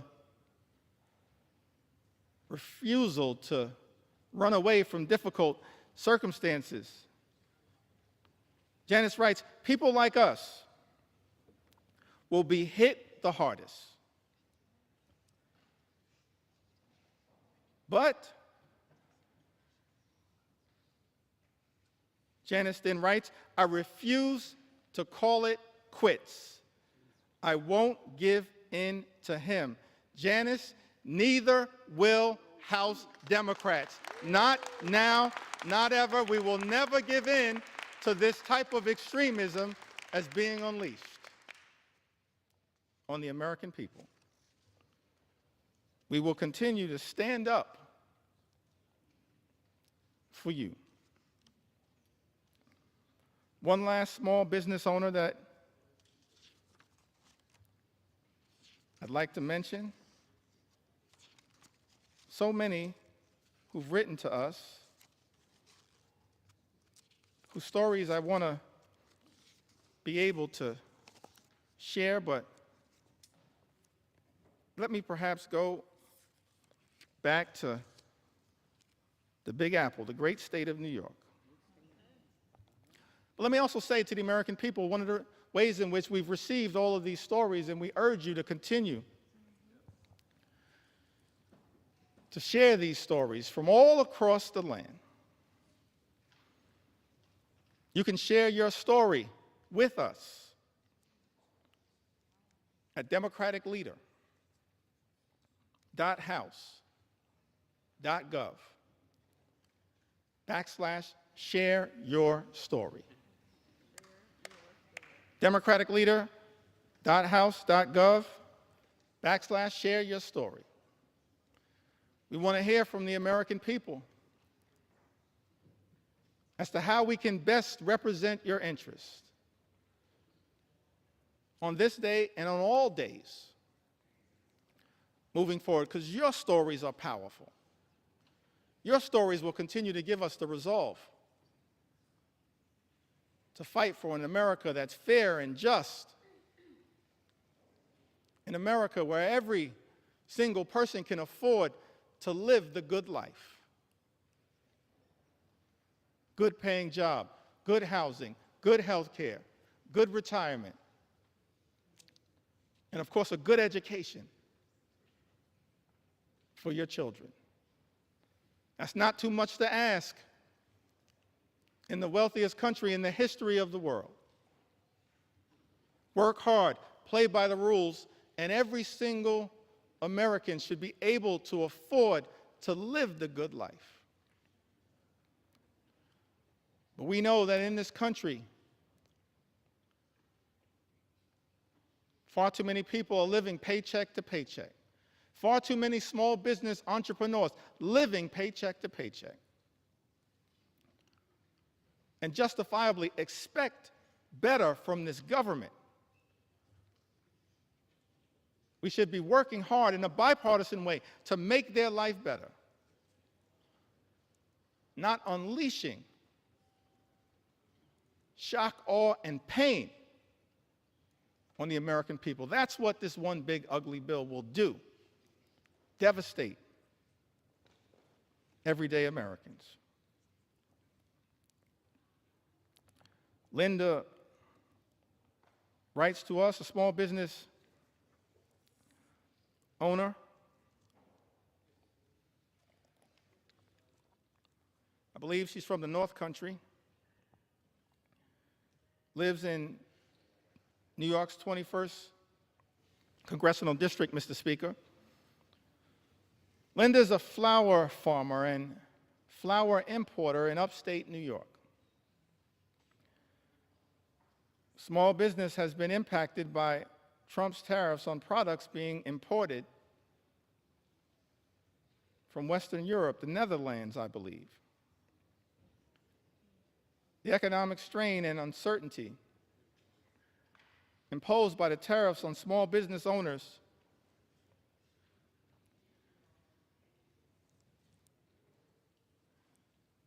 operating on slim margins has caused Linda and her customers to incur additional expenses. Linda tells us, Mr. Speaker, everything was going really well until the tariffs. And now she worries the business will go bankrupt and be forced to close if the tariffs stay in place. How is it that we're living in America where President Trump, Mr. Speaker, and House Republicans promised to address the high cost of living in the United States, promised to lower costs on day one. But costs aren't going down, they're going up. And as a result,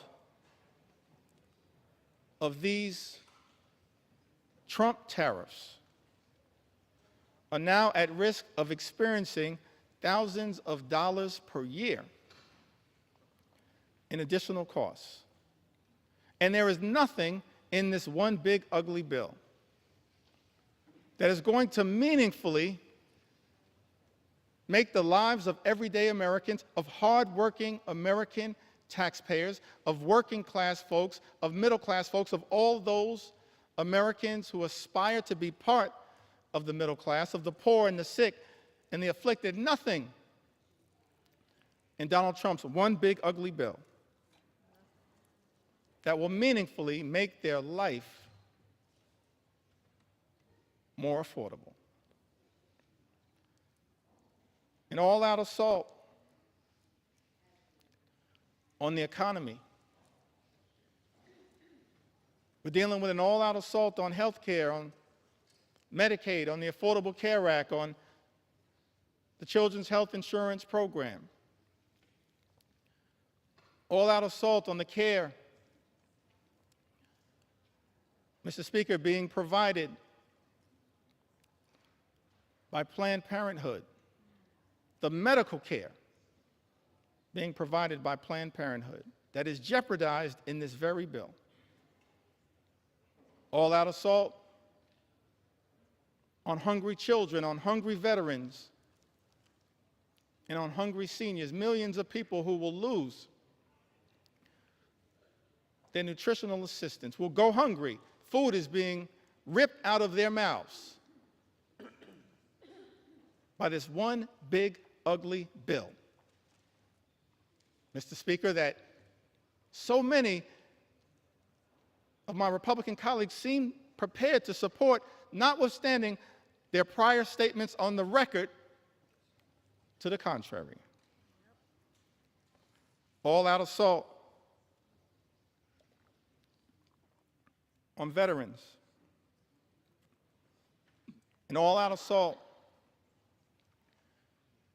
represented in this bill on small business owners and entrepreneurs who are the heart and soul of our economy. And this bill also represents an all-out assault on law-abiding immigrant families. And Mr. Speaker, we are going to tell their stories as well. We're going to tell their stories. We're going to tell their stories. Because what's happening in this country, an all-out assault on law-abiding immigrant families, is unconscionable, unacceptable, and it's un-American. Because this is a country that should continue to pride itself as a nation anchored in the rule of law, and at the same time, a nation anchored in our journey as one of immigrants from all over the world. And we should never abandon that journey. We're approaching the 249th birthday of this great country, this exceptional country. And I believe, and we can go directly, if necessary, Mr. Speaker, to the words that were initially issued by Thomas Jefferson, the author of the Declaration of Independence. And he went through a whole series of indictments against the king. That America, 13 colonies, which became the 13 states, were working hard to break free from. I mentioned earlier the Declaration of Independence, and of course some of the aspirational aspects of it. There are really two parts, as I can tell. I'm not a constitutional scholar. I'm thankful for the constitutional scholars that serve in this Congress.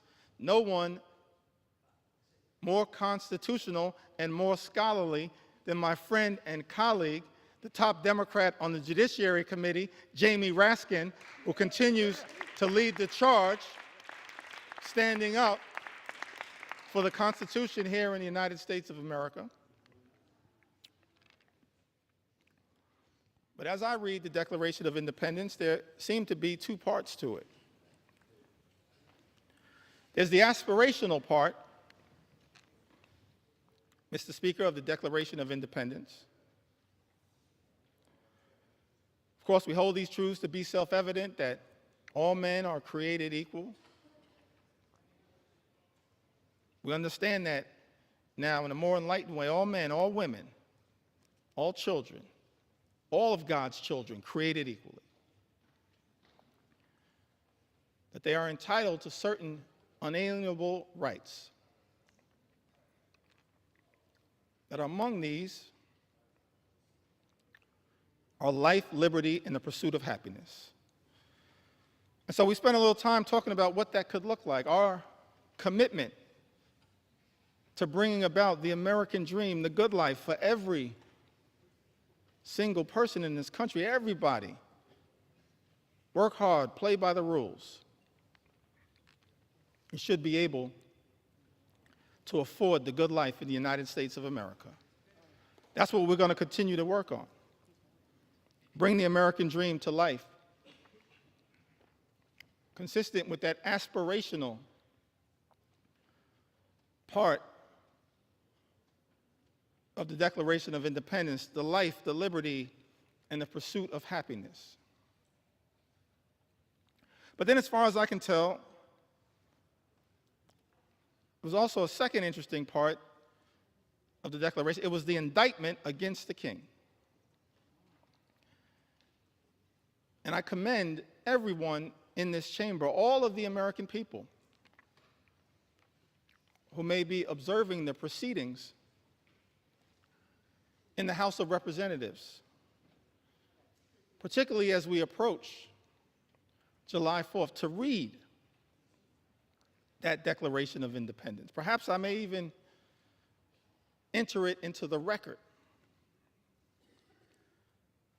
later on today. Because we're here, Mr. Speaker, to take our sweet time on behalf of the American people, to make sure as best we can, to cover all of the things that as Democrats we're fighting hard to defend during this extraordinary moment of assault directed at the American people as a result of this one big, ugly bill that will hurt everyday Americans in order to reward billionaires with massive tax breaks and then exploding the deficit and the debt in ways that will jeopardize the future of our children and our grandchildren. But the aspirational part of the Declaration of Independence, of course, that is often famously quoted. But then if you read other parts of the Declaration of Independence, extraordinarily written document, it reads like an indictment against the extremism of the king. It reads like an indictment against the kings, I think of King George, it reads like an indictment against King George's flood the zone strategy. It reads like an indictment against King George's shock and awe strategy.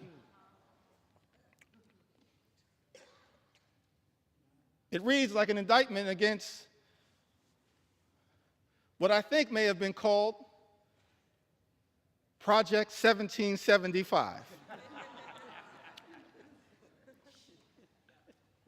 which is what brought us to Project 1776. And you look at this indictment, and one of the things it alludes to, it talks about, is the notion of the king's effort to stop the assimilation of people from other parts of the world into the United States of America. So we understand that from the very beginning of this great country, there was a recognition, of course, of the importance of immigration to the success and vitality of the United States of America. And let me be clear, Mr. Speaker, so there's no misrepresentation. As House Democrats, we understand the importance, the urgency of securing the border. We believe that our immigration system is broken and that it should be fixed in a comprehensive and bipartisan way. So many leaders in that effort, so many big ideas were willing to partner in a bipartisan way. Pramila Jayapal, Linda Sanchez, Adriano Espaillat, Tom Suozzi, so many others. Veronica Escobar, we want to partner to fix our broken immigration system in a bipartisan and comprehensive way, secure our border. But we're also going to make sure we stand up for our nation's heritage, a nation of immigrants, which continues to this very day. It's an important part of American exceptionalism, and as far as I can tell, in my reading of the original document, the writings of the founders of this great country, the framers of the Constitution, they recognized it from the very beginning. They weren't perfect. We didn't have a perfect start. But of course, as the preamble to the United States Constitution set forth, we the people, in order to form a more perfect union. Mr. Speaker, we've been set on this magical course, our march toward a more perfect union. And the immigration journey has always been an important part of the American journey. That's why it's heartbreaking to see some of the things that are happening in the country right now. The targeting in such an extraordinary way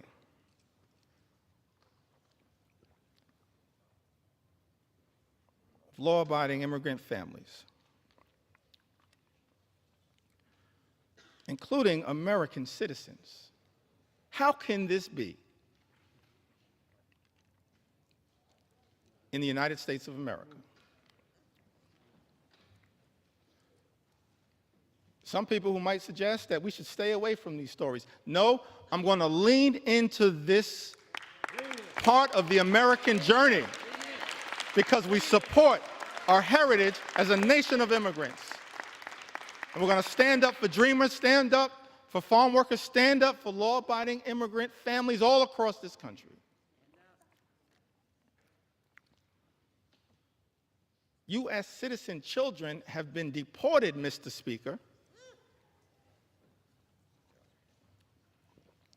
Is this who we've become? in the United States of America? How can this be? This is extraordinary. 2-year-old American named Manu Borges Santos was born in Fort Lauderdale, Florida, in September of 2022. February, she was taken into custody in Florida alongside her mother and father, both of whom were undocumented. And as a result of this situation, 2-year-old Manu was deported to Brazil. Because of the Trump administration, Manu, a U.S. citizen, only 2 years old, is now effectively stateless. Manu is not a citizen or resident of Brazil. She's a 2-year-old girl, an American citizen.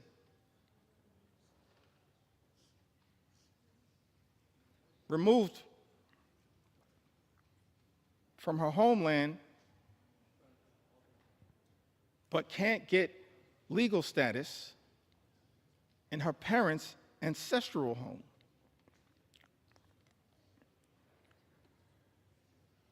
And as a result of her inability to get citizenship down in South America, because she's an American citizen, she has no right to routine pediatric checkups, even though Brazil has a public health system, cannot easily enroll in daycare, and finds herself in an untenable situation. I think we are better than this. We've got to find a better way, because I thought this administration promised, Mr. Speaker, to target violent felons, not 2-year-old American citizens. That's unacceptable, as far as I can tell, in the United States of America. Target violent felons all you want. We support that. They should be deported. But why are resources being spent targeting 2-year-old American children? That's not American. And I don't believe the American people support that. Mr. Speaker, that's not what this country should be all about. Manu wasn't the only one. The only American citizen who's been targeted by the deportation machine, a deportation machine that will be unleashed on steroids by this one big ugly bill. We know that, in fact, is the case. That's not hyperbole. It's not a hypothetical. It's not hype. J.D. Vance told us the other day, don't worry about the cuts to Medicaid. Don't worry about the fact that this is the largest cut to Medicaid in American history. Don't worry about the fact that millions of Americans, more than 17 million Americans, will lose their health care, and many more will experience higher premiums, copays, and deductibles, whose life will measurably get worse as a result of this one big ugly bill. Vice President J.D. Vance said, don't worry about that, because it's all about the deportation machine that's not targeting violent felons. Apparently, much of what has been unleashed on the American people targeting American citizens, like a 2-year-old American girl with the initials VML, who was deported alongside her mother and sister to Honduras without any meaningful due process. VML was taken into custody by ICE on April 22nd.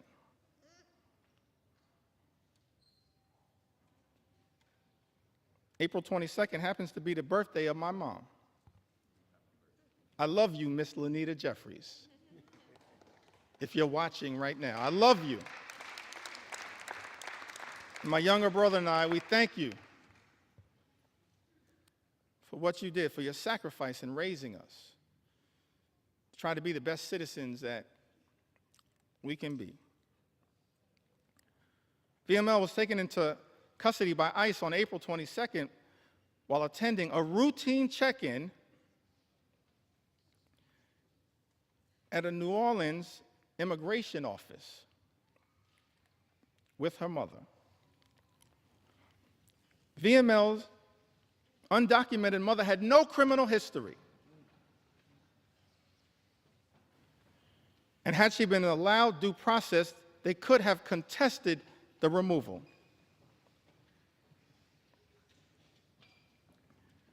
Instead, this 2-year-old American citizen was never given a chance to exercise her rights by the Trump administration. That is not who we are. We are better than this in the United States of America.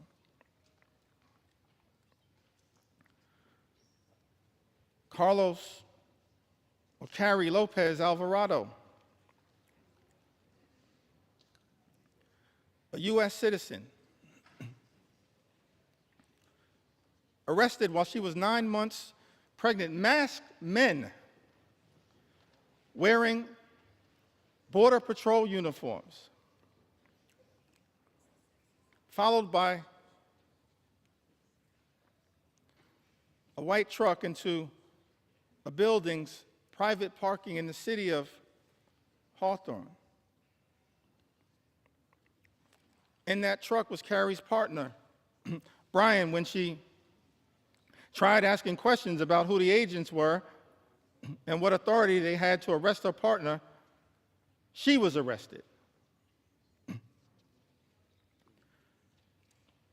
And Carrie, an American citizen, recounted that they started grabbing me from both sides, and I ducked down to sort of shield my stomach because I was afraid. An American citizen afraid that they were going to hurt me.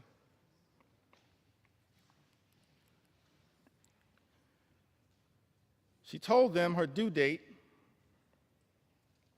She was 9 months pregnant.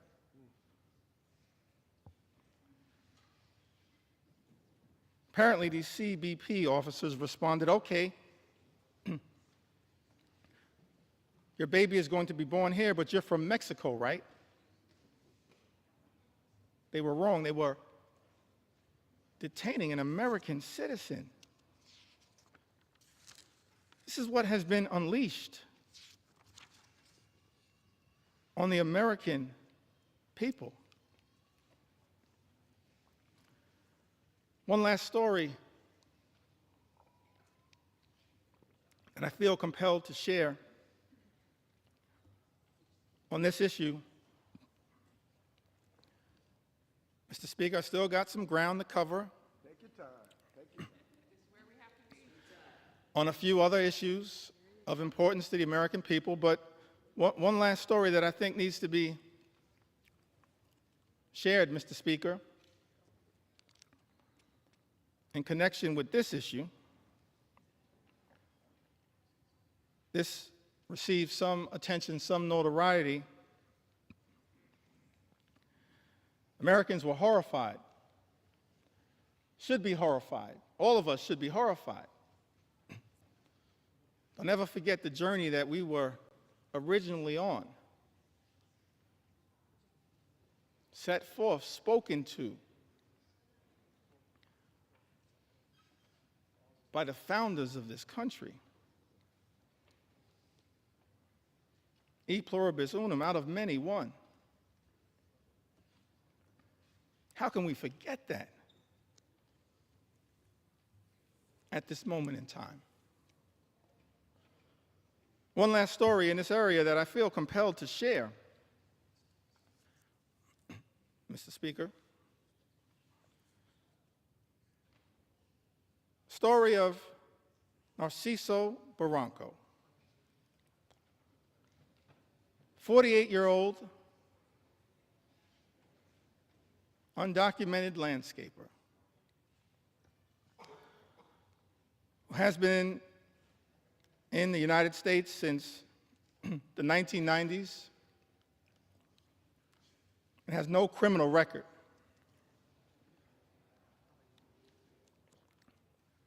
Here's the thing that got me about this story. Caused me to ask the question about this particular moment, the type of deportation machine that has been unleashed on the American people. Narciso, this landscaper,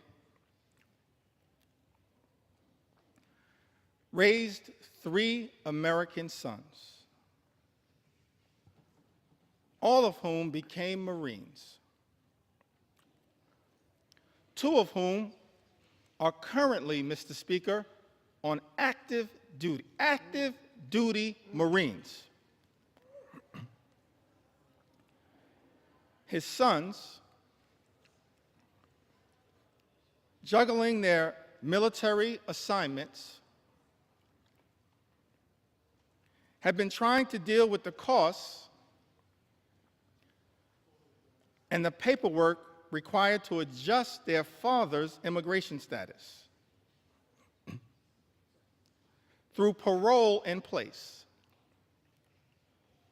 a program which allows undocumented members of military families to apply for a green card. But these men in uniform, juggling their military assignments, had not gotten there yet. So after 3 decades, living, working, and raising a family of patriots in the United States, Narciso was violently arrested while he was mowing the grass at an IHOP restaurant. We don't have to speculate as to whether this was true or not. In a video captured of the incident, you see he was sprayed with pepper gas. He was detained on the ground. He was not resisting. And he was hit repeatedly in the head by masked federal agents while he was on the ground. Let me park right there parenthetically for a moment. Seems to me that every other law enforcement professional in the United States of America has to disclose their identity in a way that is identifiable. These masks need to come down. They need to come down.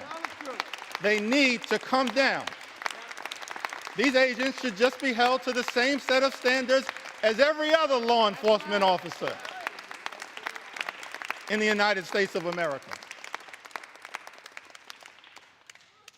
And if you don't understand the righteousness of that position, just study the case of Narciso. His oldest son a Marine veteran, said in an interview, what we weren't prepared for and didn't prep him for was these guys attacking him. We never expected anything like that. We expected these guys to act professionally.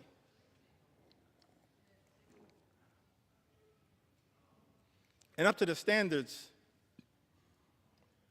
of the United States government. Are masked, armed federal agents who beat people on the ground really the standards the United States government should be standing by? Are these the types of actions, Mr. Speaker, that House Republicans endorse and support? This is not the way that anyone in the United States of America should be treated, particularly the father of 3 patriotic Marines. No one should be treated this way, but certainly not the father of 3 patriotic Marines in the United States of America. It's outrageous. It's out of control. And it's completely and totally unacceptable. Unacceptable. Unacceptable here in the United States of America. We are better than this. Better than this. Mr. Speaker, I've talked about the aspirational vision that we have for a country where everybody can afford to live the good life and work hard, play by the rules, experience the American dream, live the good life, good paying job, good housing, good health care, good education for their children, and a good retirement. That's not too much to ask in the United States of America, the wealthiest country in the history of the world, a great country, an exceptional country, as Abraham Lincoln once observed in a speech in the chamber of the House of Representatives. America, the last best hope of earth. Spent a little time talking about the type of things, the type of America that we should be working hard at a bipartisan way to bring about, and spent some time critiquing this one big, ugly bill. And it's not like Republicans, Mr. Speaker, weren't given every opportunity to try to address the concerns that we have raised. I'm thankful for my colleagues in all of the committees of jurisdiction who worked hard, pulling all-nighters, offering amendments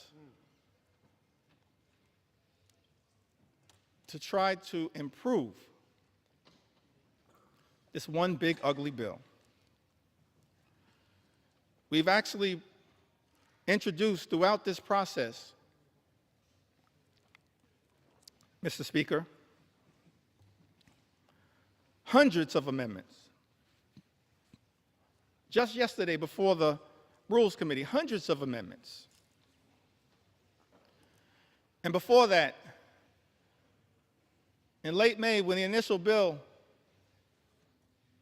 was being debated in a marathon session before the Rules Committee, more than 125 or so Democrats offering more than 500 different amendments to improve this bill, to stand up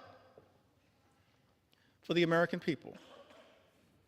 Doing so over and over and over again throughout this process. And so, Mr. Speaker, I think it's important for the American people to understand what exactly House Republicans have rejected? What changes have House Republicans rejected to this one big, ugly bill?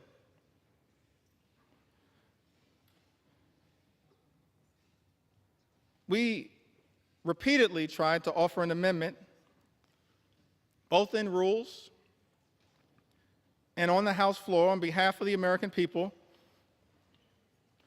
to strike every single provision that would cause the largest cuts to health care and food assistance in history, which will result in 17 million people or more losing health coverage and jeopardizing nutritional benefits for about 42 million Americans who might otherwise go hungry. Republicans voted down that amendment.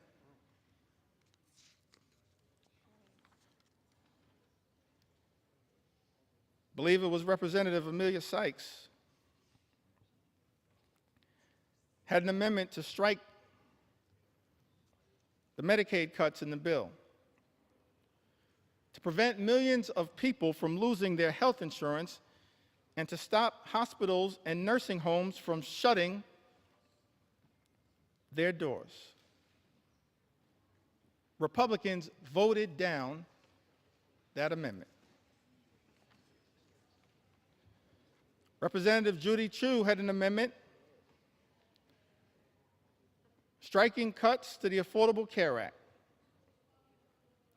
Cuts that are in this one big ugly bill that will cause millions of everyday Americans to lose their health insurance or experience having their costs go up.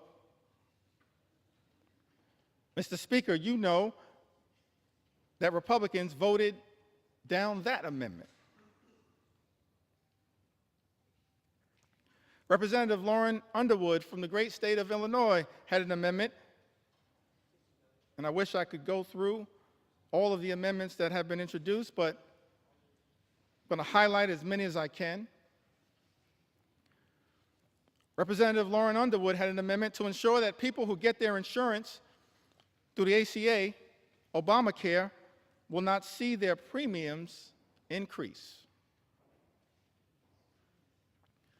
As I mentioned earlier, that as a result of this one big, ugly bill,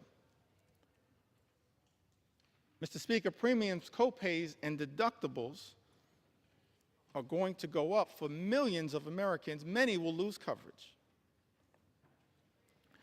And so this amendment was introduced to ensure that people who get their insurance through the ACA will not see their premiums increase this year, which is expected to cause 5 million people to lose coverage. Mr. Speaker, Republicans voted down that amendment.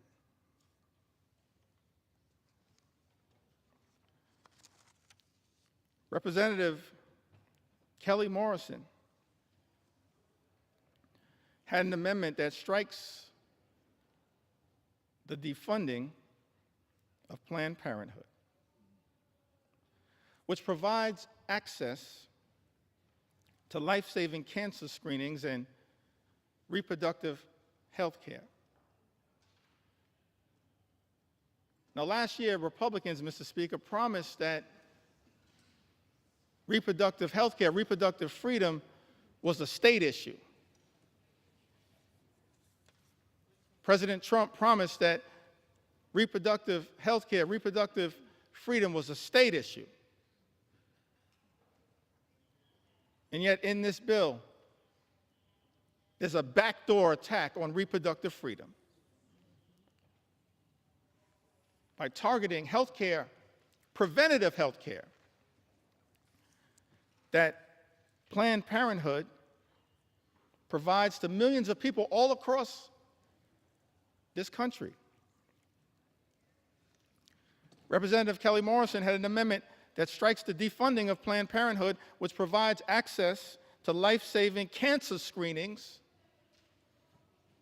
along with reproductive health care. Republicans voted that down.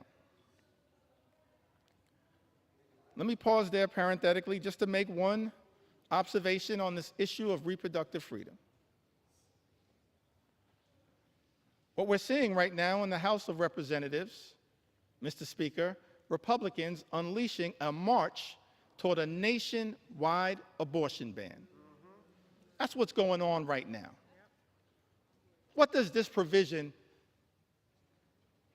have to do with making life more affordable for everyday Americans? Nothing. This is all part of a right-wing ideological extreme effort to undermine reproductive freedom in the United States of America. Let me make something clear, Mr. Speaker.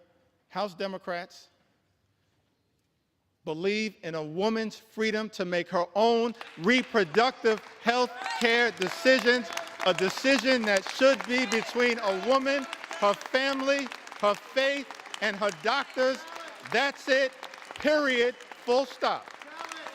And we will continue to fight for reproductive freedom in the United States of America. And we will not rest, Mr. Speaker, until the Women's Health Protection Act becomes the law of the land here in the United States of America. Big difference between us and them. Big difference.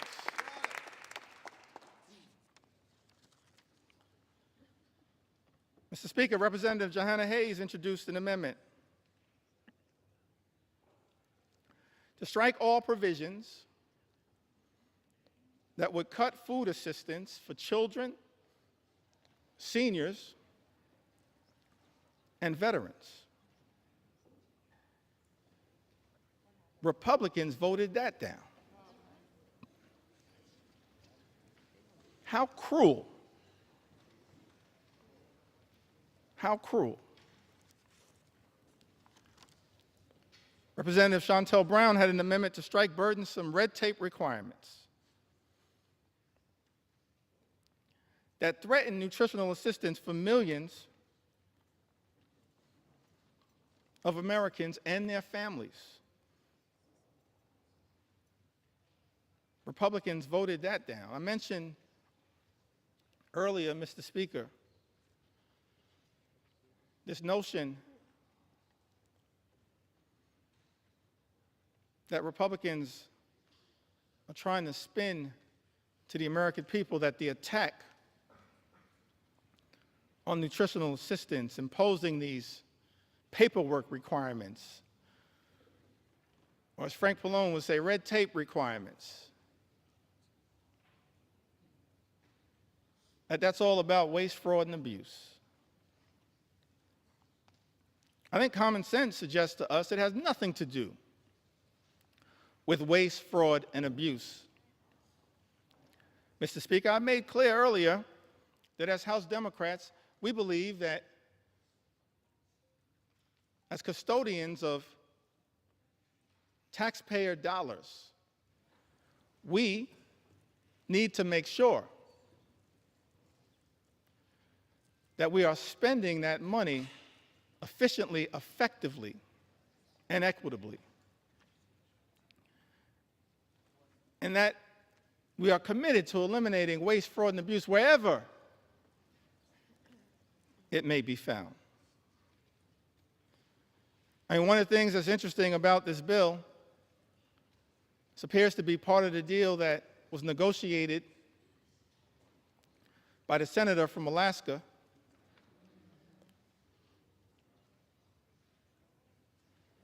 is that the states apparently that have the highest error rates with respect to supplemental nutritional assistance are shielded from the initial impact of the nutritional assistance cuts. Let's think about that for a moment.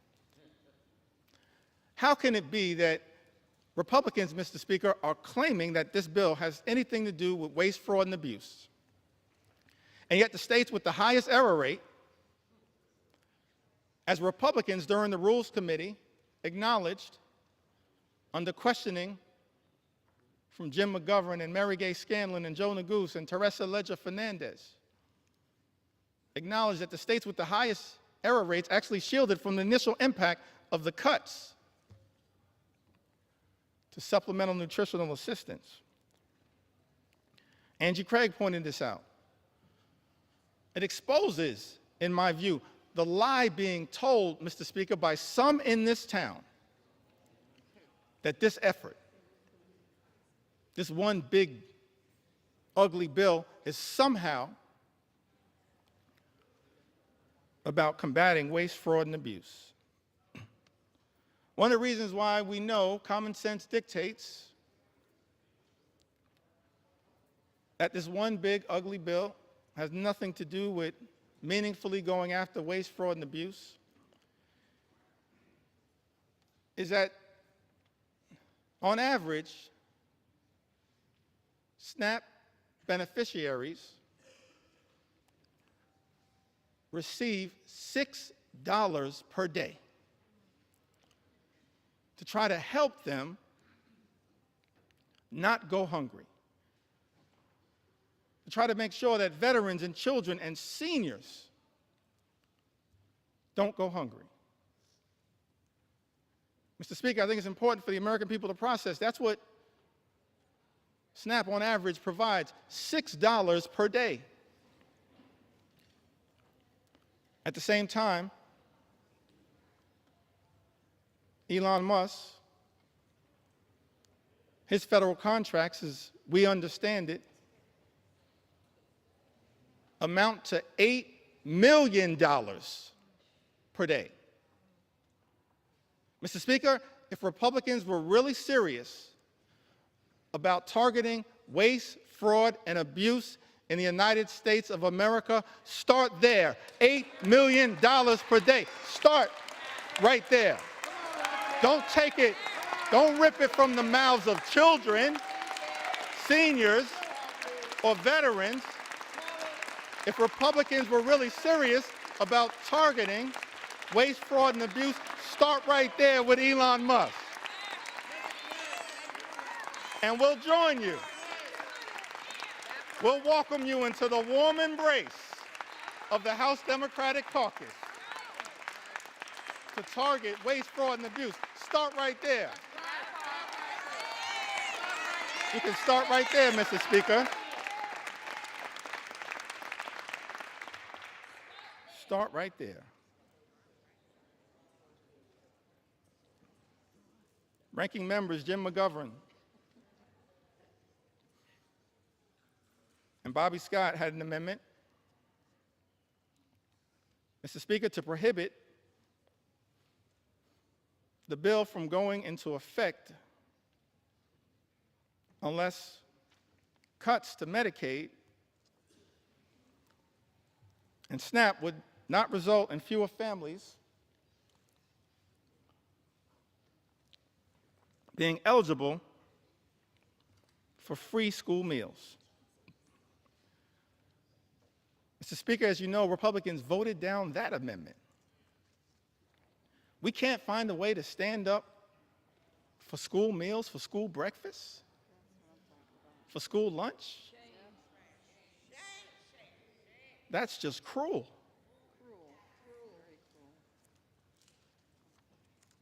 It is callous.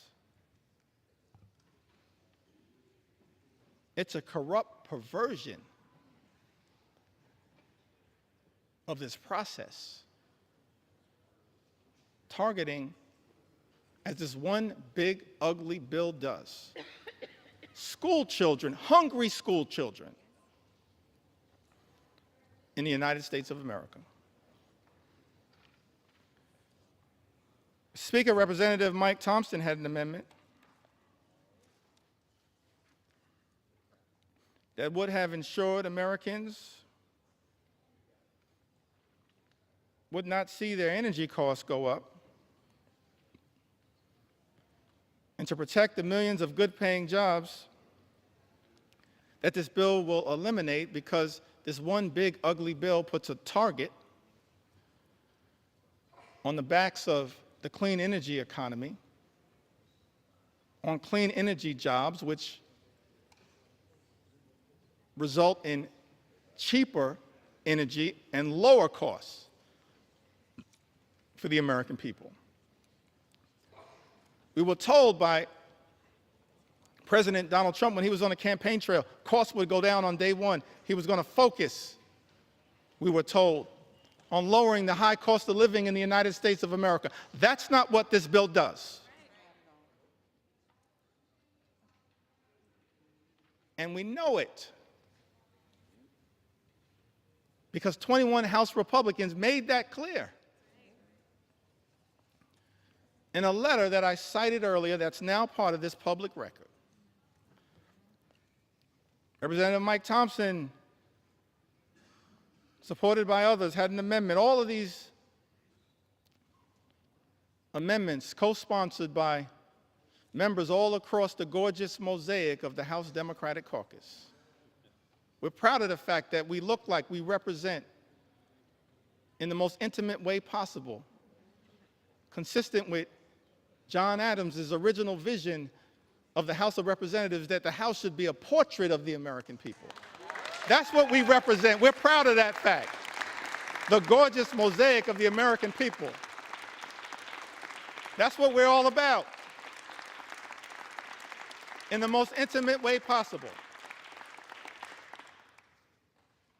That's why we love the House.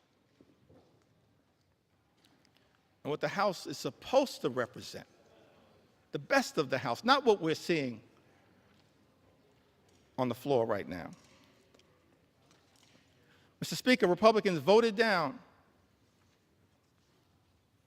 the amendment introduced by Representative Mike Thompson that was designed to ensure that Americans would not see their energy costs go up.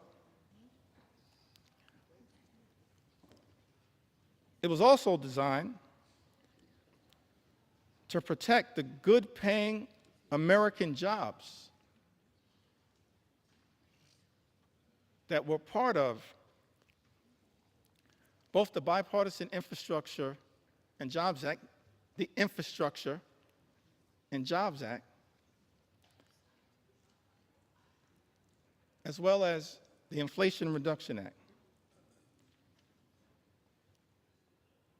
And so this amendment was designed to lift up the principle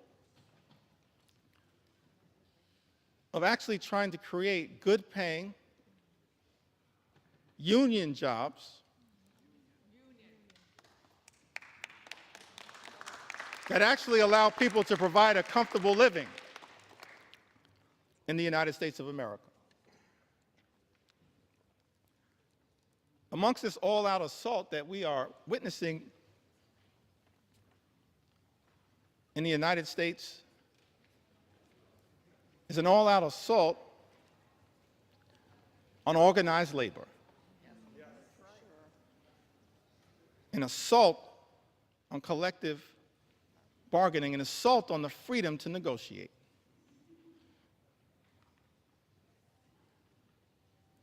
What's the difference, Mr. Speaker, between us and our colleagues on the other side of the aisle? I think one of the things that is a clear difference, Mr. Speaker, is that we believe, we recognize that in connection with this journey, work hard, play by the rules, imagine and dare to dream the ability to live the good life, to experience the American dream. An American dream that when you work hard and play by the rules, you should be able to provide a comfortable living for yourself and for your family. Educate your children.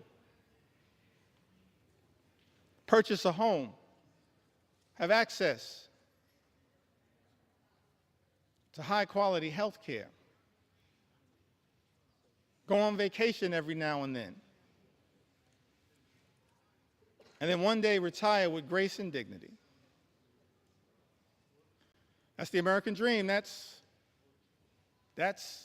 the ability to afford and access the good life. And we believe as House Democrats that no single force in the United States of America has done more to bring the American dream to life than organized labor, and we will continue to stand up for organized labor today, tomorrow, and always. Not undermine good-paying union jobs. That's what this bill, this one big ugly bill, does in the United States of America. We're going to stand up. Stand up. Stand up for organized labor.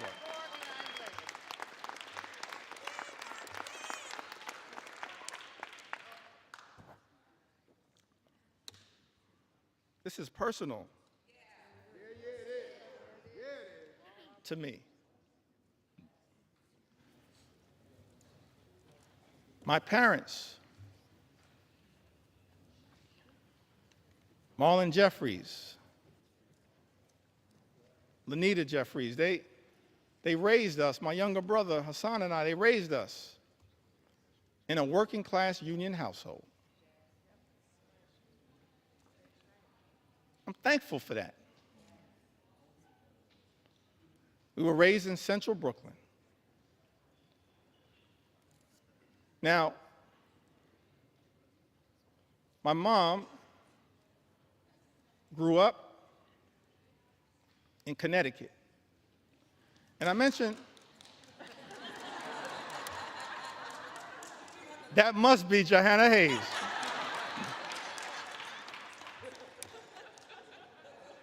I don't see Rosa DeLauro on my sight line, but we're so thankful for all of the members of the Connecticut delegate. I'm an unofficial sixth member of the Connecticut delegation. My mom raised in Bristol, Connecticut. She went to Bristol High School. Thankful for my mom. And my dad, I mentioned earlier, he grew up in Newark.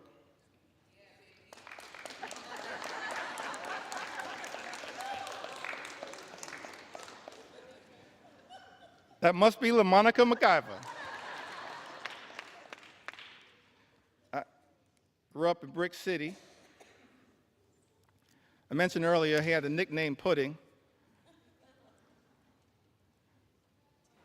I failed to ask him, but I'm going to see if my mom can unlock the key to that nickname for me. My mom grew up in Bristol, Connecticut, and my father grew up in Newark. And I mentioned earlier that he then went off to serve this country in uniform as an Air Force member, served in Germany during the Cold War. I think about that a lot. I didn't get to talk too much about it. I wish I would have had the opportunity to talk a little bit more with my dad about that. It's an extraordinary thing in the United States of America that someone could grow up in inner city Newark and then have the ability, in part, thanks to President Harry Truman, to serve with people of all races, to defend this great country. I wish I would have had the opportunity to talk to my dad a little bit more about his experience in Germany, because the one thing that I've been able to take away from that experience was that he came back having fallen in love with Heineken's and Beck's.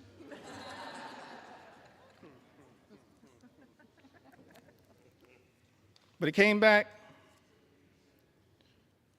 after serving this country, Mr. Speaker, in uniform, as so many men and women do right now in uniform. And let me make clear, we're so thankful, we're so appreciative of the courage of the men and women in uniform who serve in the United States military, and we will always stand behind you. We thank you for your service, your patriotism, your courage, your heroism, and your sacrifice, lifting up the freedom that is America. You are not suckers, you are heroes. You're not suckers, you're heroes.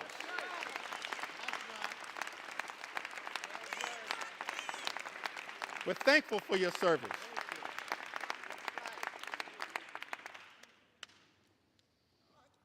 The men and women, no better hype person than Frederica Wilson.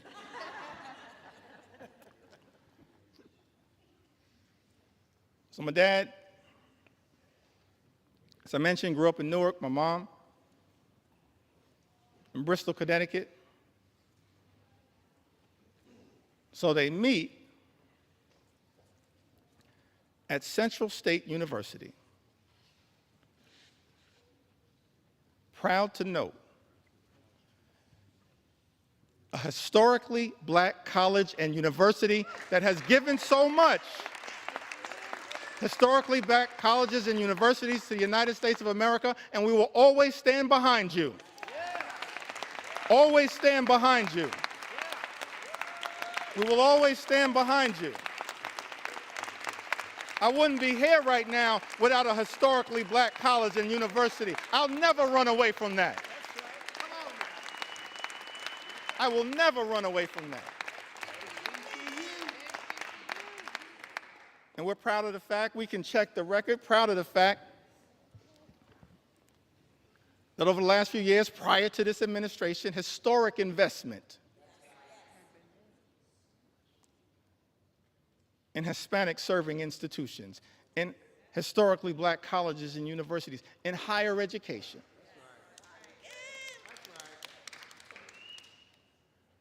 That's part of who I am right now. I don't know if I'll have time to tell the story of my grandmother. Maybe I will.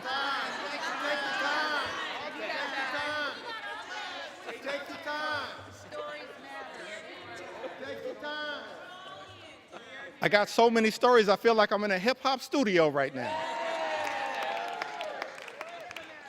But they all relate to what makes every single one of us, every single Democrat, have a story to tell. A story to tell. Brooklyn will get that. Every single one of us have a story to tell. That leads us to this moment. It's the reason why we're fighting hard against this incredible and unprecedented assault on the American way of life and an assault on organized labor. So my parents, they meet Central State University, and Dad would tell us, my younger brother and I, that it was love at first sight.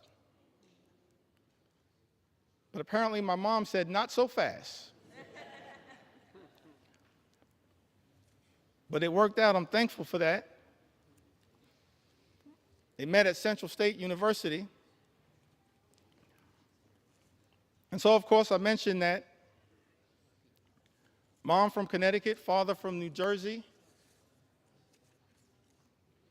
Why was it that we grew up in New York City? Apparently, they compromised and moved to Brooklyn.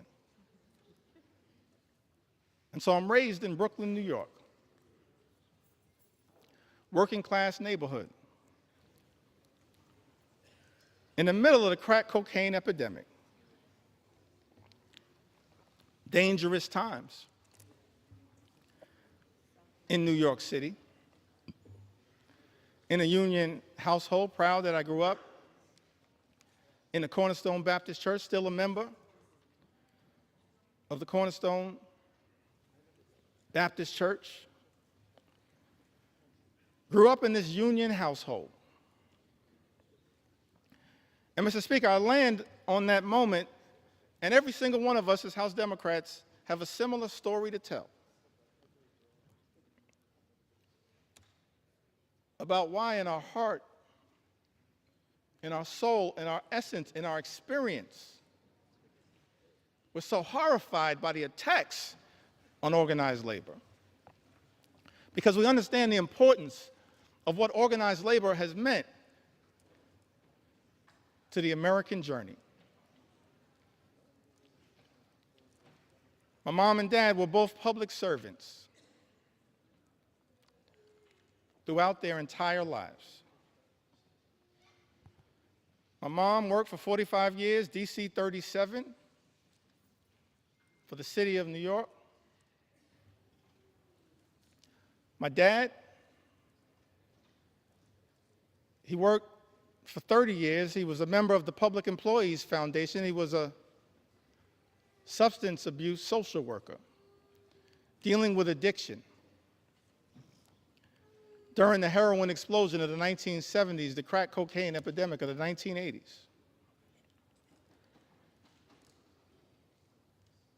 But they got married in 1967.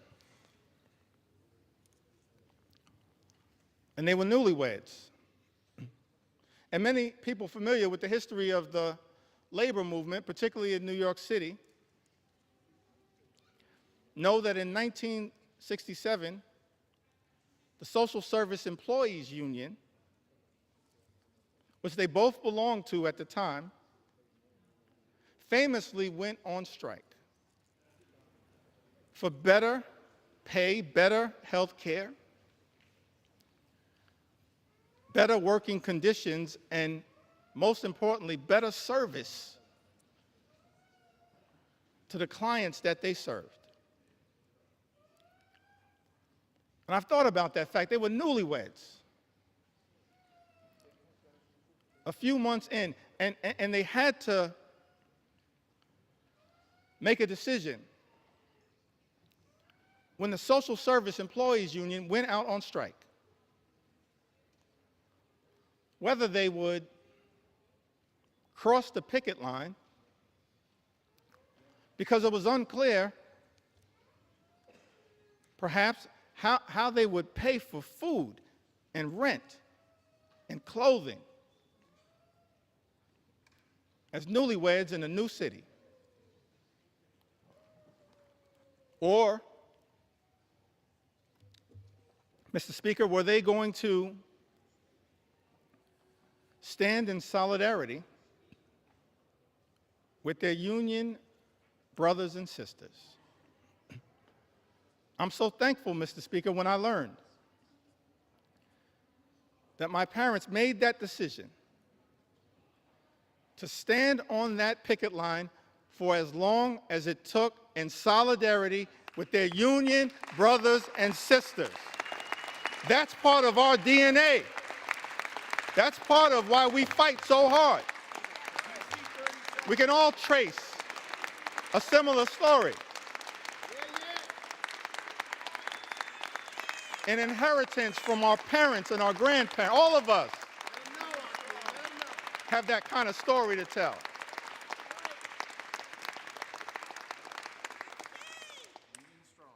Why am I so thankful that my parents made what I believe was a tough personal decision, but of course the right decision? It's because of what that union membership actually meant to my journey and my younger brother's journey. 1973, my younger brother was born with a serious heart condition. He's okay right now. He's doing well. Right now, he continues to say on social media that he's our mother's favorite son. Let me say from the house floor, no, you are not. I think she favors both of us. A younger brother, 1973, he's born with a serious heart condition. He's okay right now. He's born with a serious heart condition. I'm thankful that it was that union negotiated health care that got our family through that difficult moment. That's why we do what we do. Our own personal experience.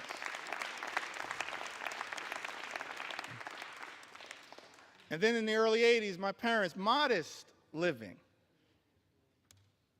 Neither of them, even at the tail end of decades-long careers, ever made more than $50,000. Modest living. But in the early 80s in Crown Heights, rough neighborhood, central Brooklyn, they bought their first and only home. They were able to buy that home, the home that my younger brother Hassan and I were raised in, because of that union negotiated salary, and pay off the mortgage down to zero because of that union negotiated salary. This is personal to us, our own journey. And lastly, as it relates to this part of my journey, why we all fight for what we fight for, why we stood behind Mike Thompson's amendment to protect good-paying union jobs. I went to college. I went to Binghamton University.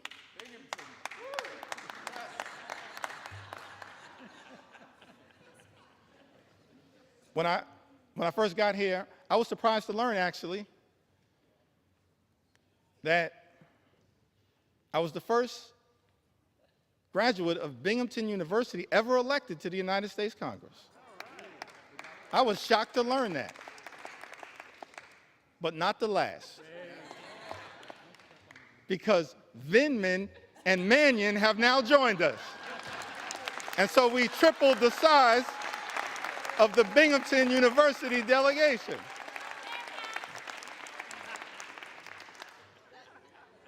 It's part of the reason why we stand up for higher education and public education. That's our own experience. So I graduated from Binghamton University.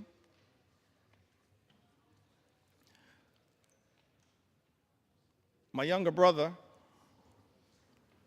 graduated from Morehouse University. I think that was Hank Johnson. Sanford Bishop.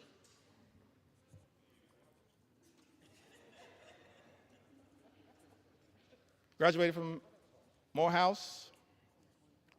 I graduated from Binghamton University. And somehow, we managed to graduate from college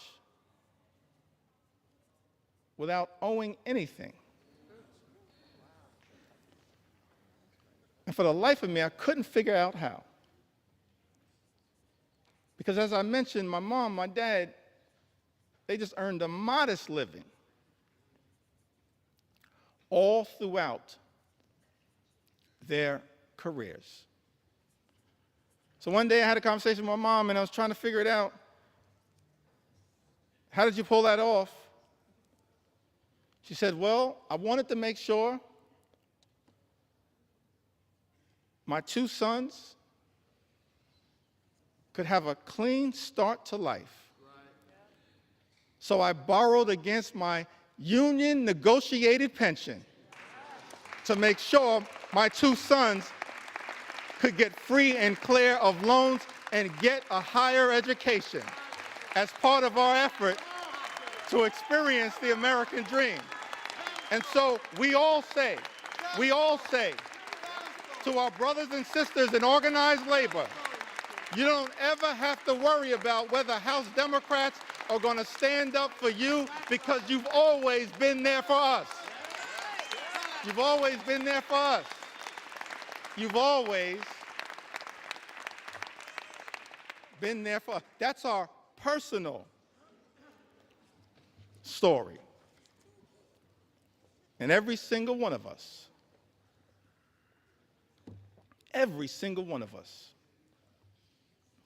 we do this work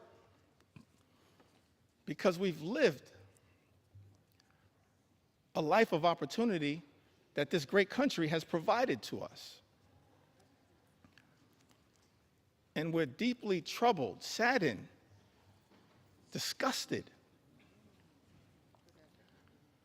that this great institution, this House of Representatives, Mr. Speaker, Republicans are trying to jam this one big ugly bill down the throats of the American people. A bill that hurts everyday Americans in order to reward billionaires with massive tax breaks. Shame on this institution if that bill ever passes. And so we say to the American people, we've been working hard to try to get this bill into a better situation, introducing amendment after amendment after amendment. Representative Judy Chu, the Chair Emeritus of KPAC,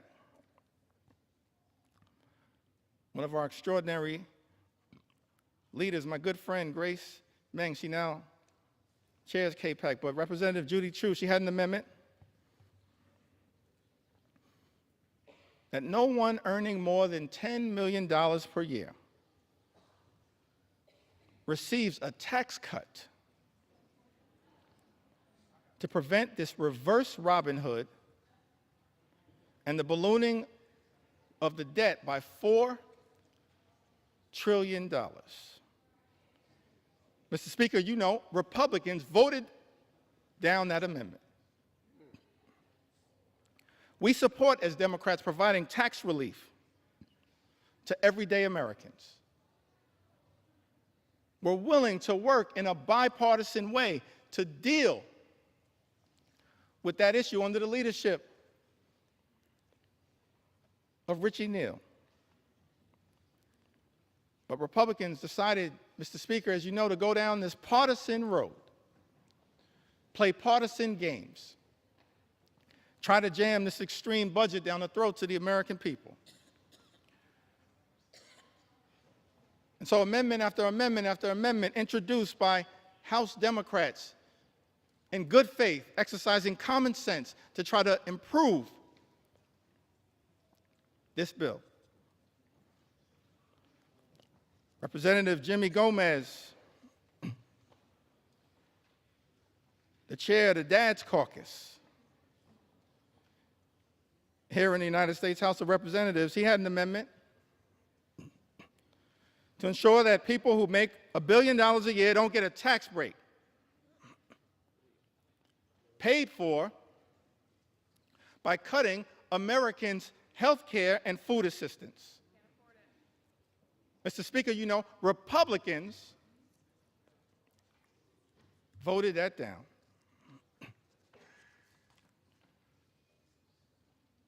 my good friend and classmate, Representative Susan Del Bene, she had an amendment that would have made the child tax credit fully refundable. Susan Del Bene, a great champion of the child tax credit. Let me also shout out a person that I believe is the mother of the enhanced and expanded child tax credit as well. The top Democrat on the Appropriations Committee, Rosa DeLauro. We're thankful for your leadership, Rosa.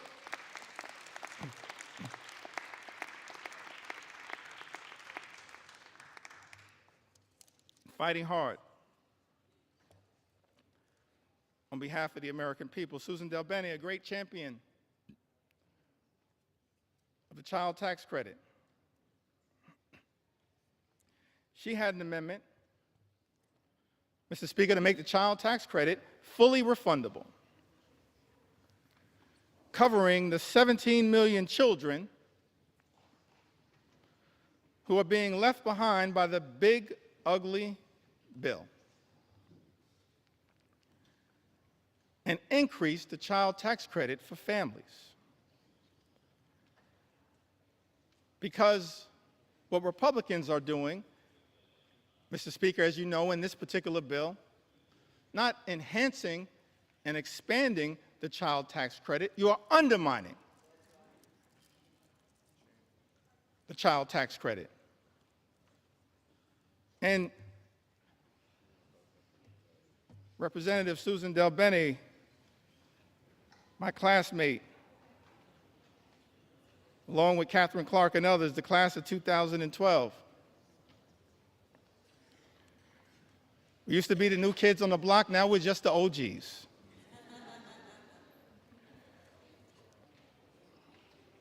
Susan Del Bene, she introduces this amendment, and Mr. Speaker, as you know, Republicans voted it down. Representative Laura Gillen had an amendment that dealt with this issue a little bit earlier.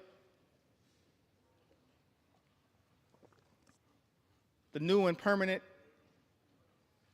cap on state and local tax deduction. Representative Laura Gillen had an amendment to strike the new and permanent cap on SALT,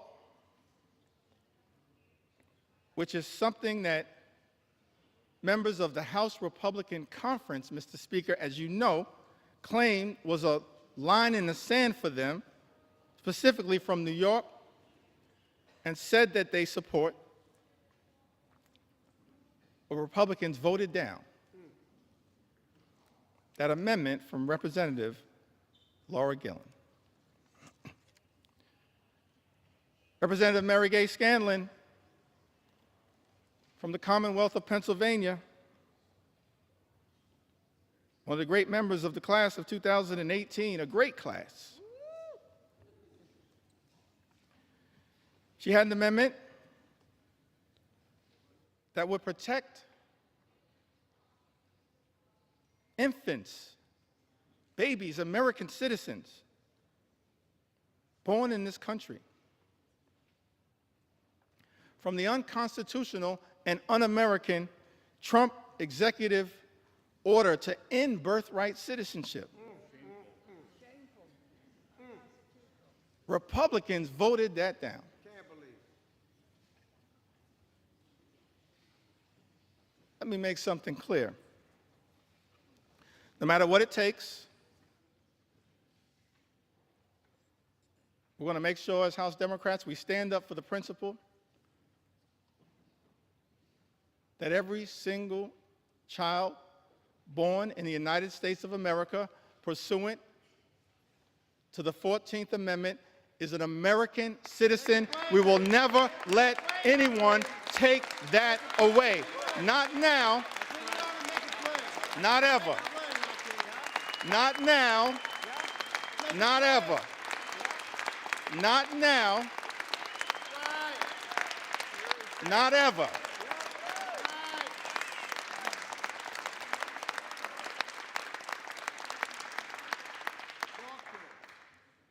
I think Mary Gay Scanlon, I'm appreciative of my big brother, Congressman Greg Meeks, my big brother in the United States Congress.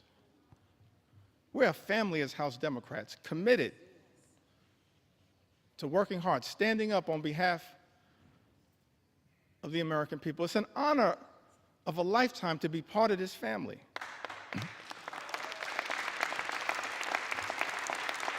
To stand on the shoulders of Nancy Pelosi and Steny Hoyer and Jim Clyburn. It's an honor to be part of this family. Fight hard on behalf of the American people. Representative Mary Gay Scanlon, I've got to repeat this, had an amendment, Mr. Speaker,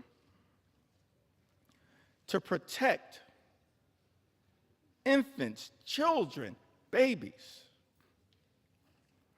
against the unconstitutional and un-American Trump executive order to end birthright citizenship. Republicans voted that down.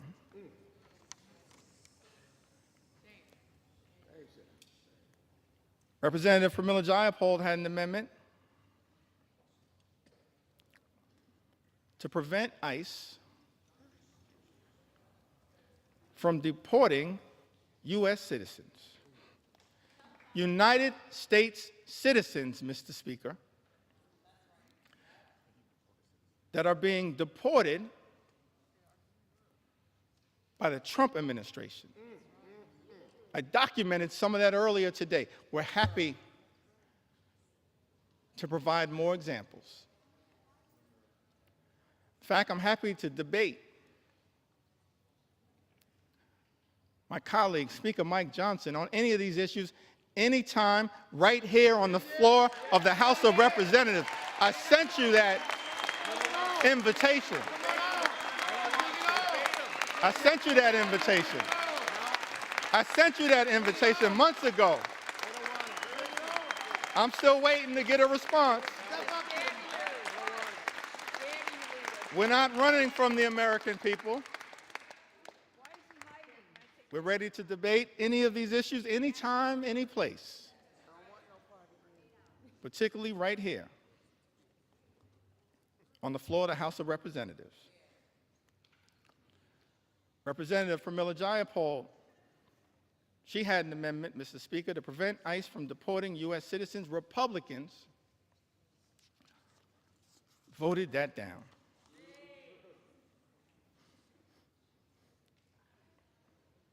Ranking Member Jim McGovern, and this issue is personal to him.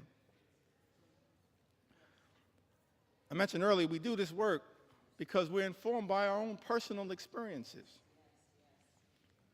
It's not about glory, it's not about profit. It's about improving the lives of the American people that we're privileged to represent. Jim McGovern and his wife Lisa dealing with immense pain, immense personal tragedy, but fighting so hard on behalf of the American people. He had an amendment to restore the critical NIH research funding withheld by Donald Trump and Elon Musk to cure diseases like Alzheimer's and cancer, including pediatric cancer, childhood cancer. Mr. Speaker, you know Republicans voted that down.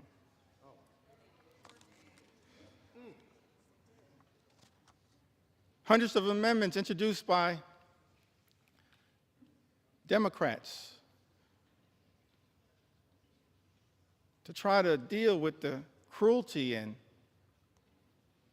the callousness of Donald Trump's one big ugly bill. Many amendments were offered by Democrats, and Republicans chose not to make these amendments in order. In other words, just ignored them, dismissed their importance. Representative Debbie Wasserman Schultz and Gottheimer offered an amendment that adds a new requirement that the Secretary of HHS certify in writing that the reduction and rescissions made by this act will not affect cancer survivors currently on Medicaid or Medicare. Mr. Speaker, as you know, Republicans dismissed that amendment.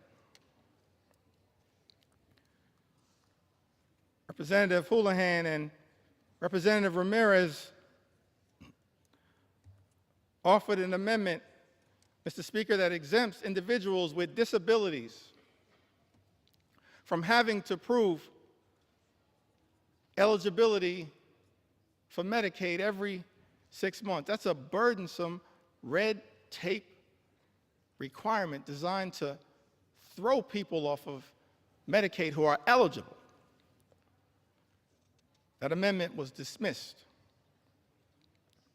Mr. Speaker, as you know, by House Republicans.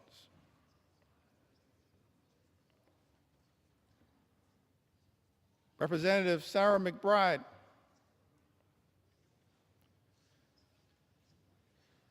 the distinguished gentle lady from the great state of Delaware. The distinguished gentle lady from the great state of Delaware.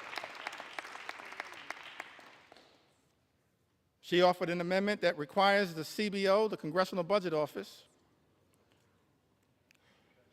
to certify provisions in this bill to make sure that those provisions will not reduce access to care or increase the cost of care for seniors who are duly eligible for Medicare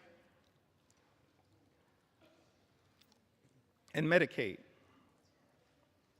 Mr. Speaker, as you know, Republicans dismissed that amendment. Representative Rob Menendez offered an amendment that the health provisions will not take effect if it would lead to an increase in mortality rates due to reduced access to hospital services. Mr. Speaker, as you know, House Republicans dismissed that amendment. Representative Val Hoyle introduced an amendment that strikes changes to provider taxes and preserves states' ability to use or increase provider taxes to fund Medicaid and protect hospital funding. Mr. Speaker, you know that despite Representative Hoyle offering this amendment, Republicans dismissed it. Rural hospitals will close as a result of Donald Trump's one big, ugly bill. They will close. Susan Collins acknowledged that fact. But House Republicans are here jamming a bill down the throats of the American people that will close hospitals in rural America, in urban America, in small-town America, in the heartland of America, and apparently, Mr. Speaker, couldn't care less. Let me be clear. We're going to stand up for those communities that my colleagues on the other side of the aisle have abandoned. We're going to stand up for rural America, urban America, small-town America, the heartland of America, Appalachia. We're going to stand up for all of America. whether we represent you or not.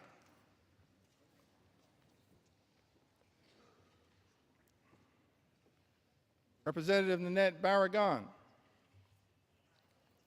one of our co-chairs of Steering and Policy, along with Robin Kelly and DWS, she offered an amendment increasing the Hospital Stabilization Fund that they had to include in this one big ugly bill. This amendment was designed to protect hospitals from closing and expand eligibility for safety net hospitals that we know exist all across America, in every corner in this country.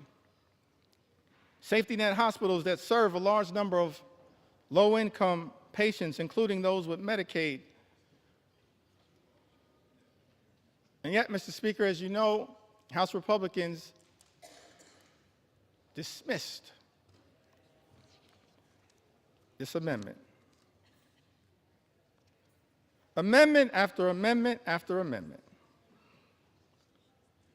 that Democrats have introduced to try to relieve the pain that is being visited upon the American people by this one big ugly bill, voted down by Republicans or dismissed out of hand. Representative Costa introduced an amendment to protect those on the low-income heating and energy assistance program who are also targeted by this one big ugly bill. It's part of an effort to ensure that all households on SNAP can continue to qualify. Mr. Speaker, as you know, Republicans dismissed that amendment out of hand, ignored it, did not see fit to take it up. Representative Jill Takuda from the great state of Hawaii, she introduced an amendment trying to prevent the nutrition title of this bill from taking effect. Against USDA can determine that the provisions of this one big ugly bill would not result in material economic harm to farmers, ranchers, and producers. Mr. Speaker, as you know, Republicans dismissed that amendment out of hand. Representative Lloyd Doggett had an amendment to extend tax cuts for the 98% of the American people who make $400,000 or less per year. Had that amendment been taken up and passed, it would have cut the cost of this one big, ugly bill by approximately 50%.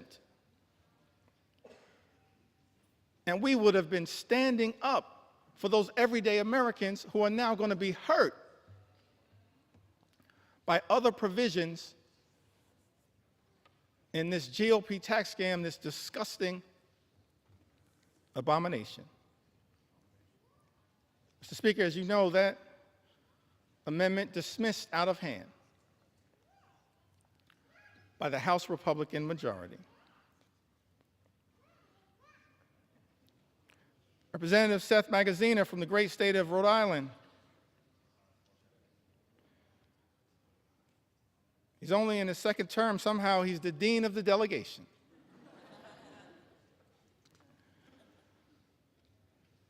Along with my good friend Gabe Amo, Seth Magaziner, he had an amendment to provide a tax cut for the middle class, paid for by increasing taxes on the wealthiest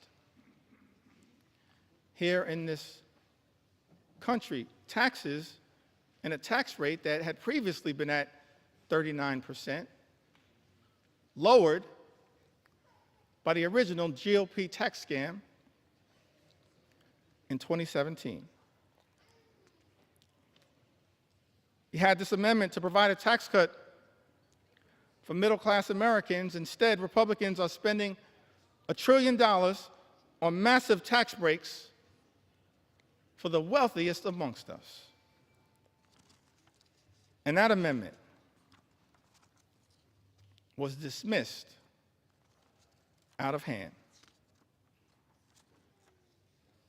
Representative Stephen Horsford, who also came in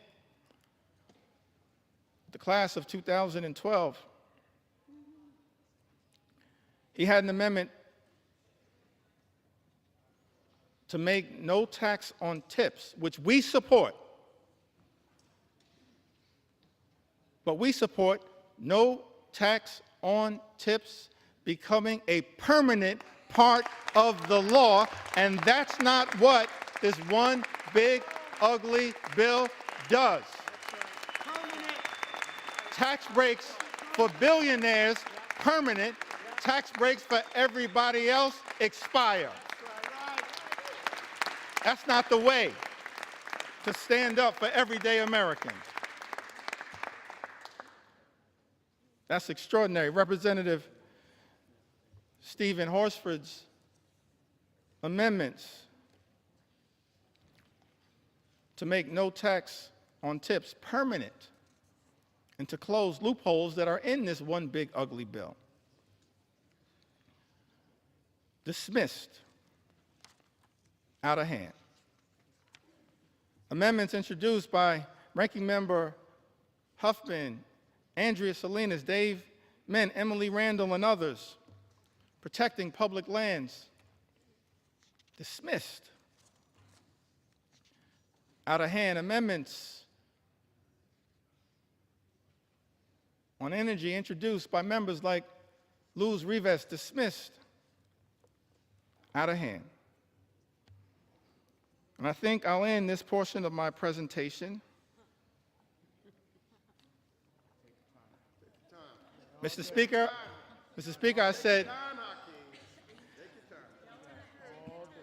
I said this portion of my presentation.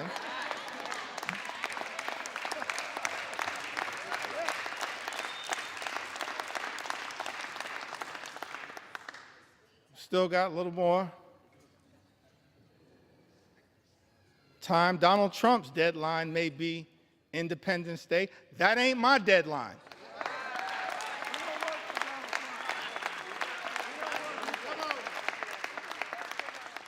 You know why? Mr. Speaker?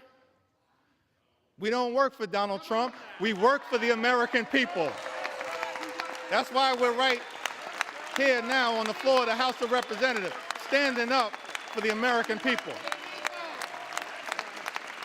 for everyday Americans, for hardworking American taxpayers, fighting hard to make sure that we can live in a country where every American can afford to live the good life. And as I mentioned earlier, Mr. Speaker, part of being able to afford to live the good life, part of those 5 things that I talked about, which shouldn't be hard to agree upon. Work hard, play by the rules, and then being able to be part of a country. Imagine a country where when you work hard and play by the rules, you can afford to obtain the American dream, to experience the good life, good paying job, good housing, good health care, a good education for your children, and then a good retirement. So we had a series of amendments, Mr. Speaker, introduced on the subject of education. Let me say something about the Department of Education. And every agency, every department can, of course, be improved in terms of its efficiency, but the Department of Education does important work, particularly as it relates to the most vulnerable children amongst us. And as part of this unprecedented assault on the American way of life, President Donald Trump issued this executive order,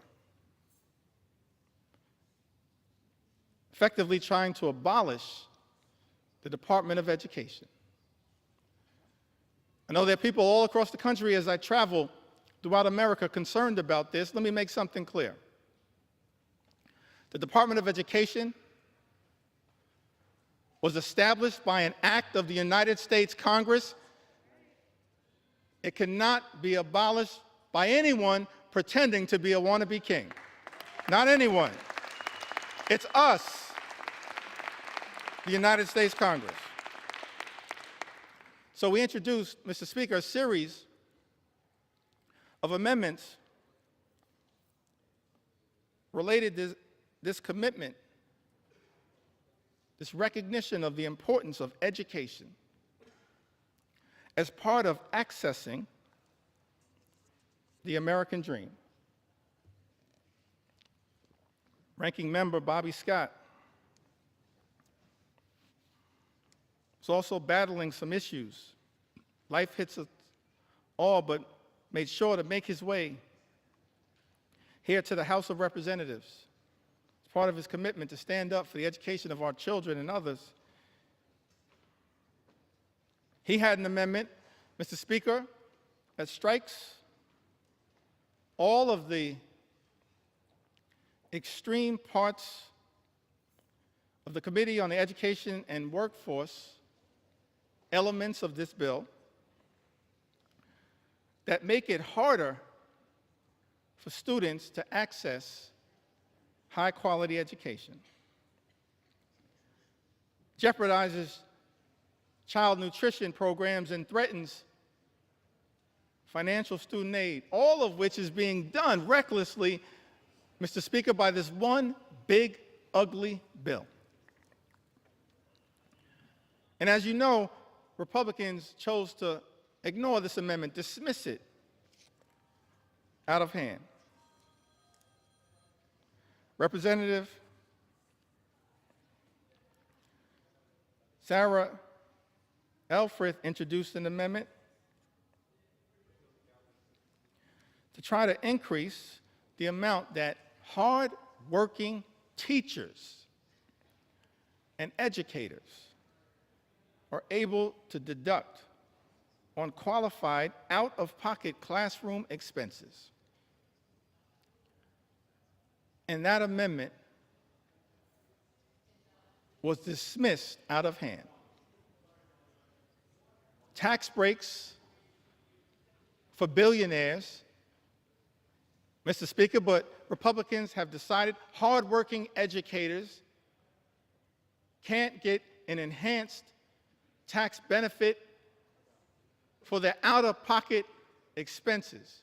That's wrong, and as House Democrats, we will continue to stand behind the educators of the United States of America, the teachers in the United States of America, those to whom we entrust our most precious asset, our children. And House Republicans, Mr. Speaker, aren't standing up for educators, for the teachers of America. This is extraordinary.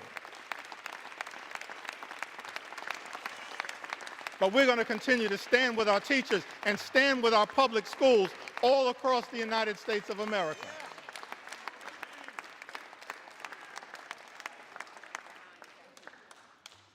That's what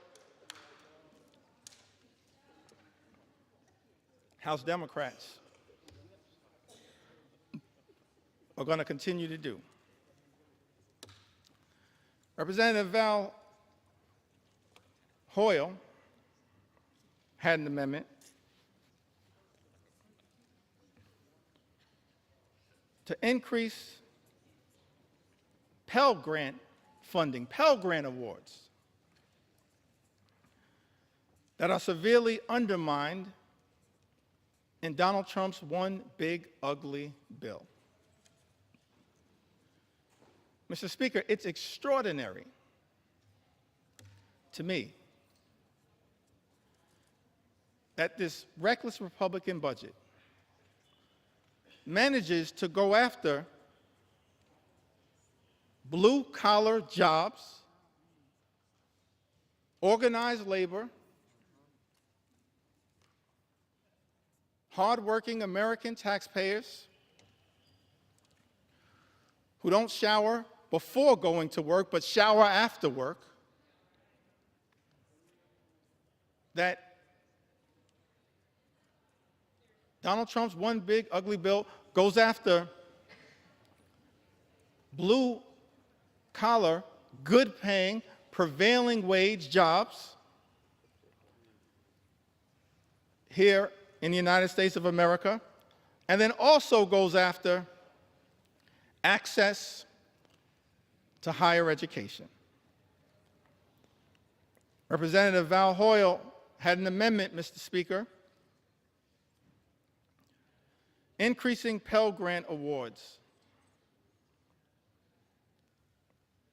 that are severely undermined in this bill. House Republicans chose to ignore this amendment, dismiss it out of hand.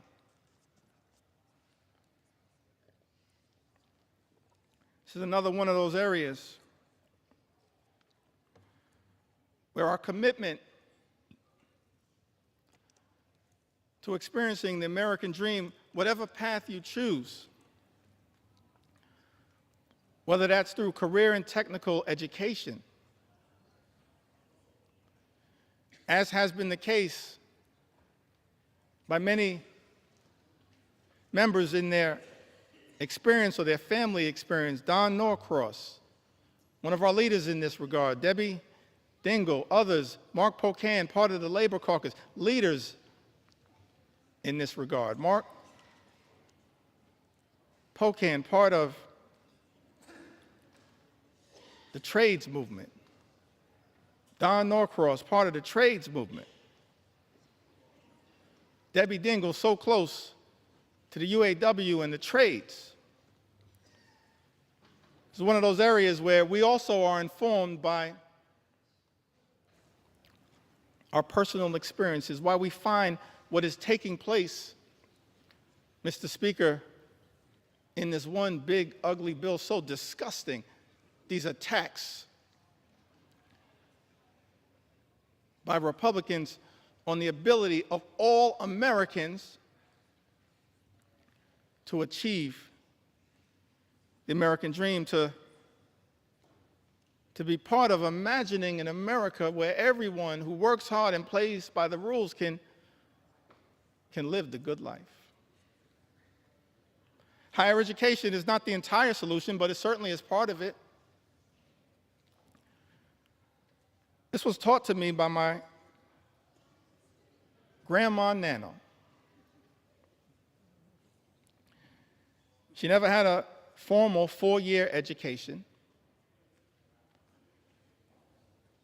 but perhaps she was the wisest woman I've ever known. And she was determined to make sure that her 2 grandsons had the ability, as best she could, to obtain an education that might ultimately, for us, coming out of this working class neighborhood, Crown Heights in central Brooklyn, spending a lot of time in Bedford-Stuyvesant where she lived, on the corner of Putnam and Lewis, right down the block from the Cornerstone Baptist Church. She was determined to make sure that her 2 grandsons had the best opportunity, and in her view, and Grandma Nano's view, that meant access to education. And so, when we were young, said to my younger brother and I, I'll never forget this conversation. We were in her home in Bed-Stuy. She said that the two of you are going to go to elementary school and then you'll graduate, go to middle school and graduate, high school and graduate, college and graduate. And then she dreamed about us going to graduate school, get a law degree, a PhD, a medical degree, an MBA, some form of advanced education. We were like, Grandma, we're going to be in school our entire lives. And she was so committed to that journey that every single time we graduated, this is a woman of modest means, she gave my younger brother and I, whoever was the graduate, $500 in cash. I still don't know where Nano got that money from.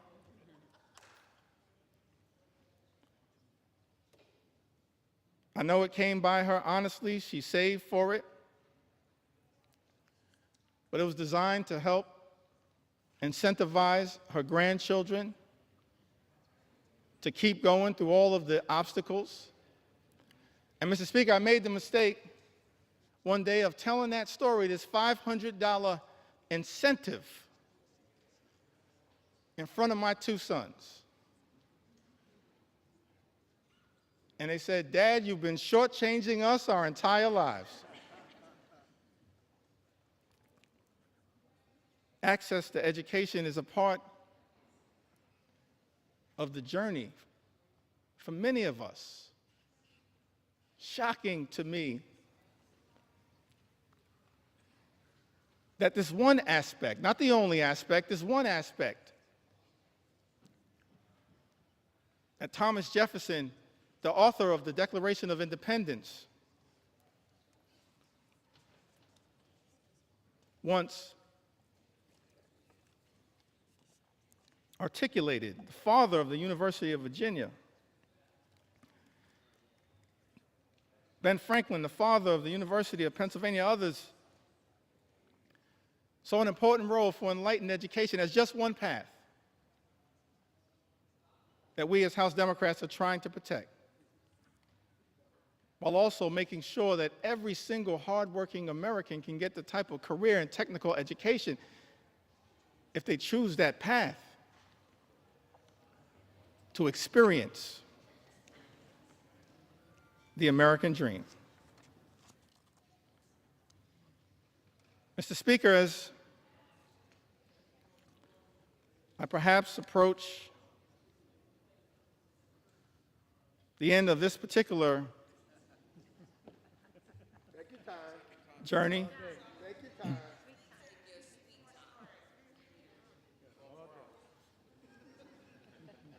let me just reiterate that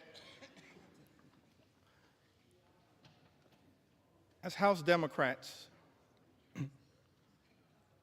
we maintain from the very beginning of this Congress, we acknowledged the election of President Donald Trump,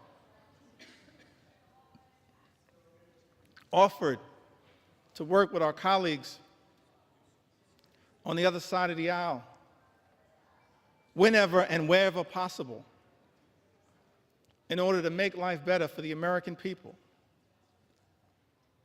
to stand up for the things that matter, not as Democrats, independents, or Republicans, but as Americans. But the route, Mr. Speaker, that has been taken by House Republicans is to go it alone and to try to jam this one big ugly bill filled with extreme right-wing policy priorities down the throats of the American people. That's why, in good conscience, we can't stand here, Mr. Speaker, and support this effort, this one big, ugly bill that hurts everyday Americans and rewards billionaires with massive tax breaks. America is too expensive. Housing costs are too high. Grocery costs are too high. Child care costs are too high. Energy costs are too high. Insurance costs are too high. America is too expensive. President Trump and House Republicans promised to lower costs on day one. Mr. Speaker, but costs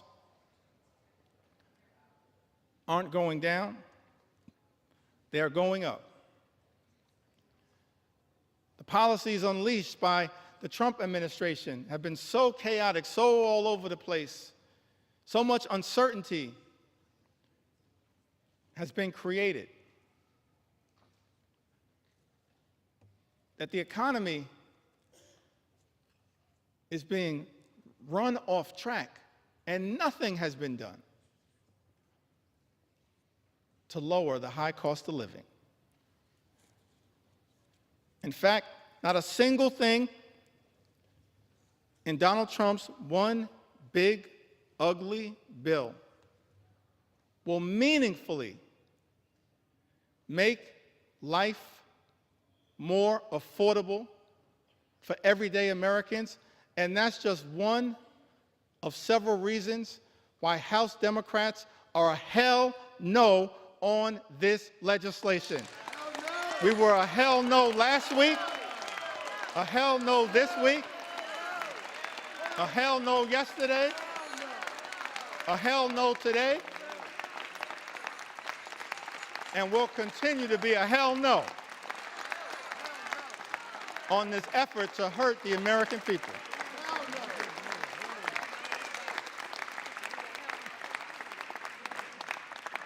And I note for the record, Mom, hell is in the Bible.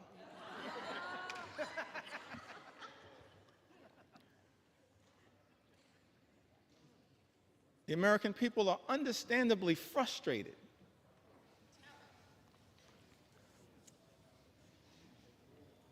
by the high cost of living. Yes, they're frustrated by the unprecedented assault on the American way of life, on our democracy, on the rule of law, on due process, on health care, on Social Security, on nutritional assistance, but it's my sincere hope that we can find a path forward to actually address for the American people some of the underlying sources of their frustration. The fact that people, far too many people, you've heard the stories, Mr. Speaker, and that's just a fraction of the stories that have been shared with us, members of the United States House of Representatives, just a fraction of the stories that I've been able, on behalf of House Democrats, to enter into the record.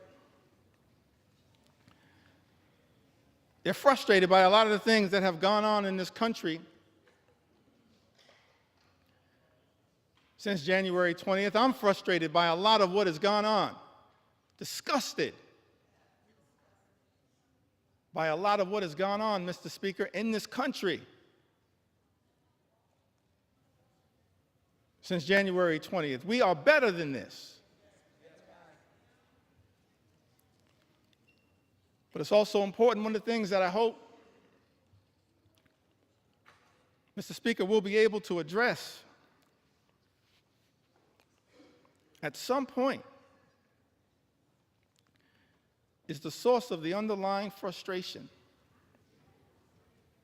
It's a frustration in the comments, in the eloquent words of all of those presidential leaders that I mentioned earlier today, this frustration, this economic frustration. FDR talked about it. Truman talked about it. Kennedy talked about it. Johnson talked about it. Carter talked about it. Clinton talked about it. President Obama talked about it. President Biden talked about it. It's a consistent strand. And while progress has been made in the United States of America, we've come a long way on behalf of working class Americans. There is still a way to go to ensure that in this great country, hardworking American taxpayers don't simply work hard and play by the rules just to survive, barely paycheck to paycheck, but are able to actually thrive. That's the America that we should all commit to work hard towards bringing about. Good paying job, good housing, good health care, good education for your children, and a good retirement. A fair shot at achieving the American Leap. A good retirement, let me reiterate it for the record, that means, Mr. Speaker, that people in this town need to keep their hands off the Social Security and the Medicare of the American people. Keep your hands off Social Security, Medicare, Medicaid, all of the things. Hands off.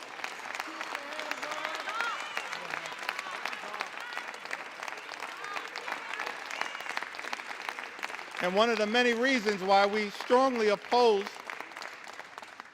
Donald Trump's one big ugly bill is because it will result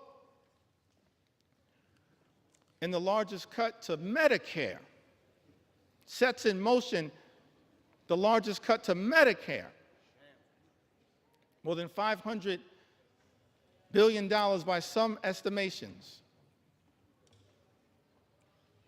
in American history.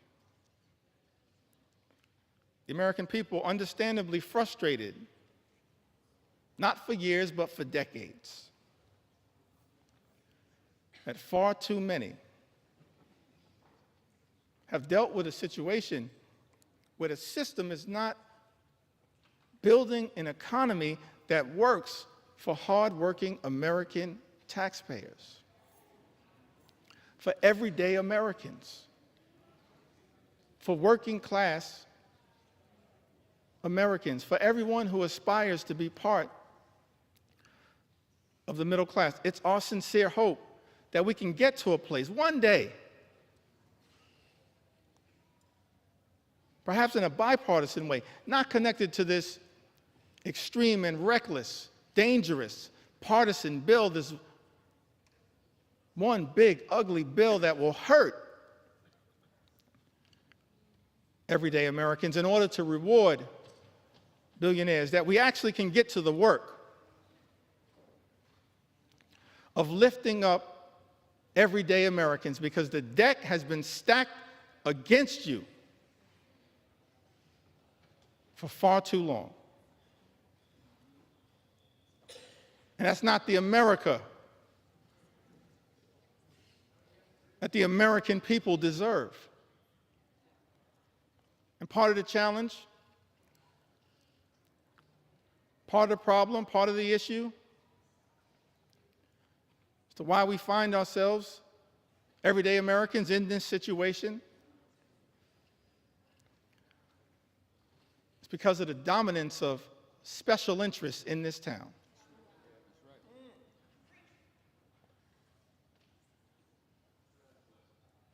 And this one big, ugly bill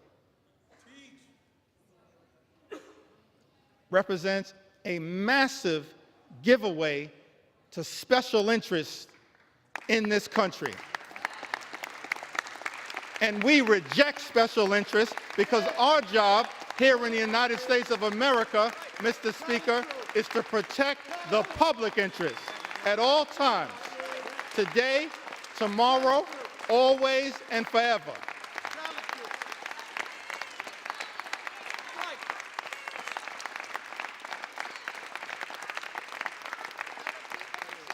Extraordinary to me, Mr. Speaker, that you got folks in this town talking about draining the swamp. Guess what? You are the swamp. You are the swamp. You are the swamp. We've never seen anything like this. The type of corruption that has been unleashed on the American people and has poisoned, Mr. Speaker, this bill.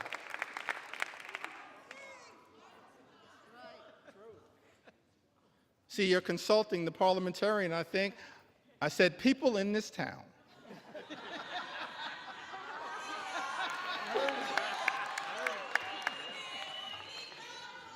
I'm thankful that my grandmother saw fit to have her grandson educated. We've never seen a level, Mr. Speaker, of this type of corruption unleashed on the American people that has made its way into this one big ugly bill. Extraordinary levels of corruption in this town, unleashed on the American people. Corruption on steroids would be an understatement. In terms of what the American people are now being subjected to. So one of the things we look forward to changing in this town, I want to make this commitment, House Democrats. We are committed to making sure that we end corruption once and for all in the United States of America, in corruption in Congress, in corruption at the Supreme Court, and in corruption with the administration. That's part of our agenda, an anti-corruption agenda.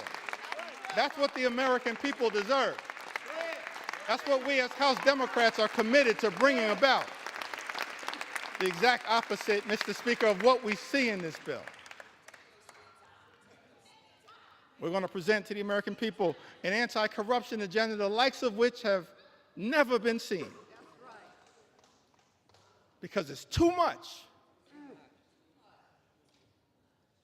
Fundamentally, it undermines the ability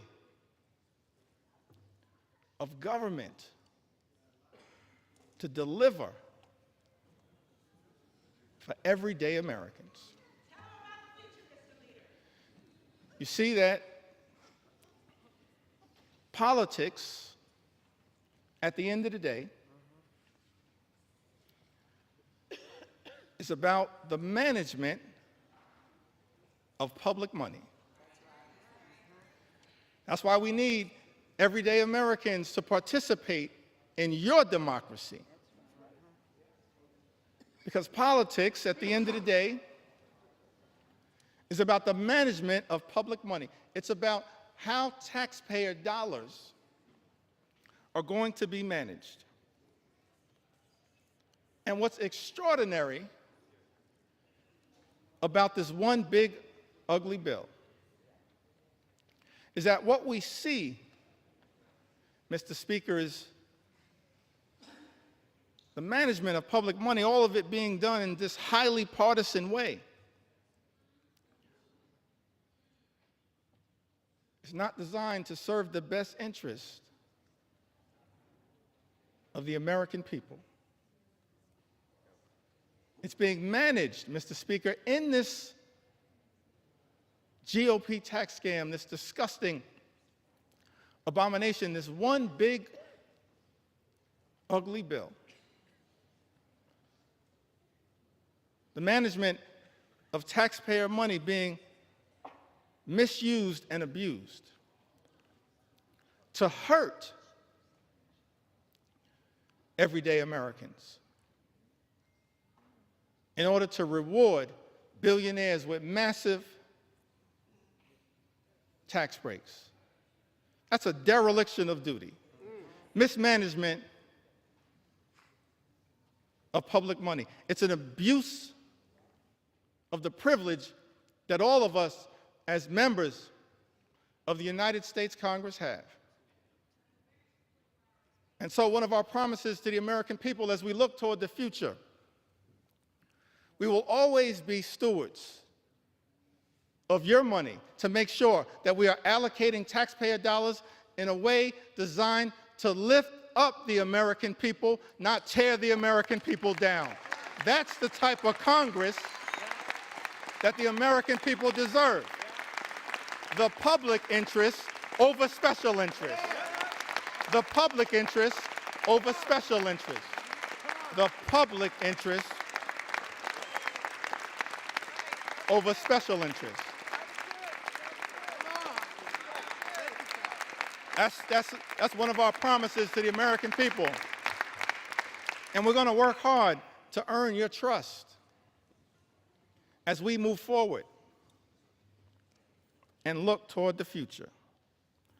I mentioned earlier in my remarks that I wanted to talk a little bit about faith.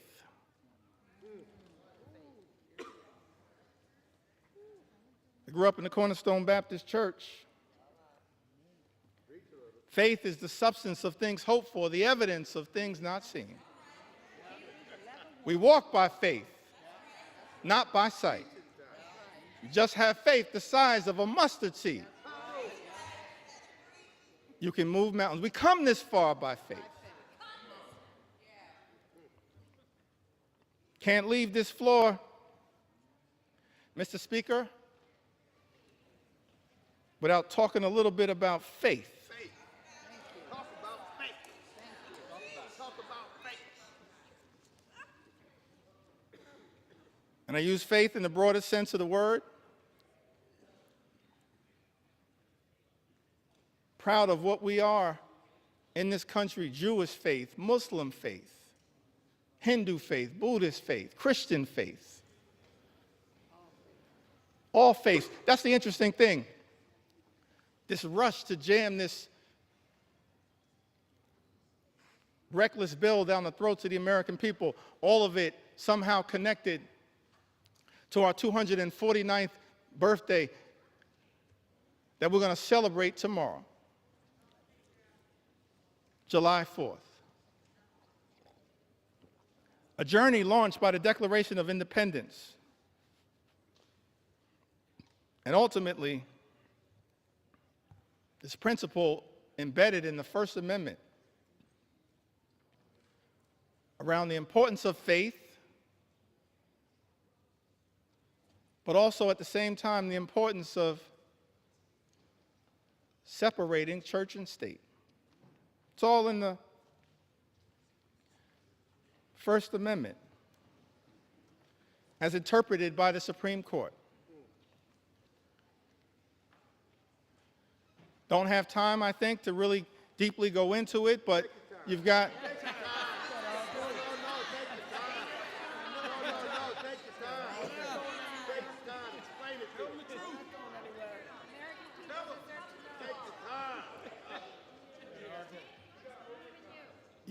you've got the Establishment Clause and you got the Free Exercise Clause.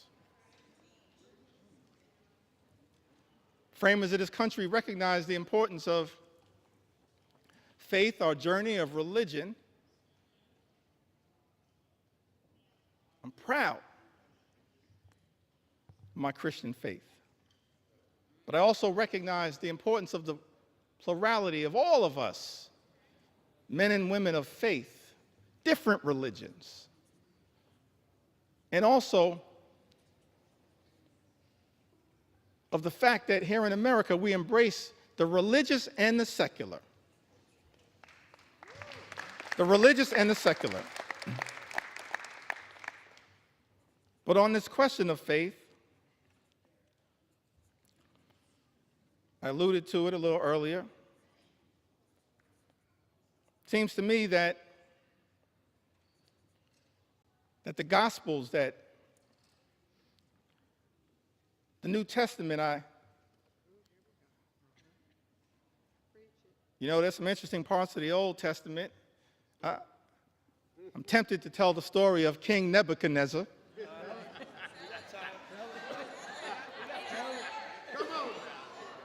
Mr. Speaker, a lot of parallels to what's going on right now. But I'm gonna focus at this moment on the New Testament prescription, the Gospels. I think it was mentioned earlier by one of my colleagues. I think Don Beyer mentioned it earlier. Matthew, the 25th chapter, verses 35 and 40. I think it's important that at this time, in this moment, in this debate, before I leave the floor of the House of Representatives, that this Scripture be entered into the congressional record. For I was hungry, and you gave me something to eat. I was thirsty, and you gave me something to drink. I was a stranger, and you invited me in. A stranger, and you invited me in. E pluribus unum, out of many, one. I needed clothes, and you clothed me. I was sick. I had medical problems. Maybe I needed Medicare, or Medicaid, or the Affordable Care Act, or the Children's Health Insurance Program, or Planned Parenthood. I was sick, and you looked after me. I was in prison, and you came to visit me. We have a right as members of Congress to visit people who are detained. It's not just in law, it's right here in Matthew.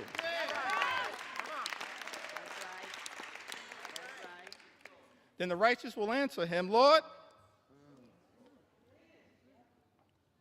when did we see you hungry and feed you? Or thirsty and give you something to drink? When did we see you a stranger and invite you in? Or needing clothes and clothe you? When did we see you sick or in prison and go to visit you? And of course, the reply from Jesus, truly, I tell you, whatever you did, whatever you did for one of the least of these brothers and sisters of mine, you did for me. That's what we should be doing here in the United States House of Representatives. Our job is to stand up for the poor, the sick, and the afflicted, the least, the lost, and the left behind, everyday Americans. That's what Matthew teaches us. And that's not what's happening in this one big ugly bill. That's not consistent with what my faith teaches me.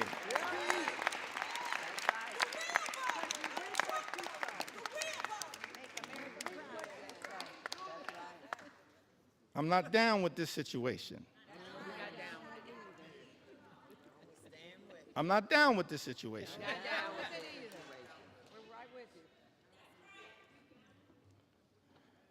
Well, you got some folks in this town.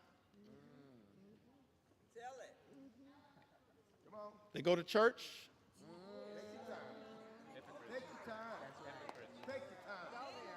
Mr. Speaker, I said some folks in this town, they go to church. And I'm not questioning anybody's faith. I'm just making an observation.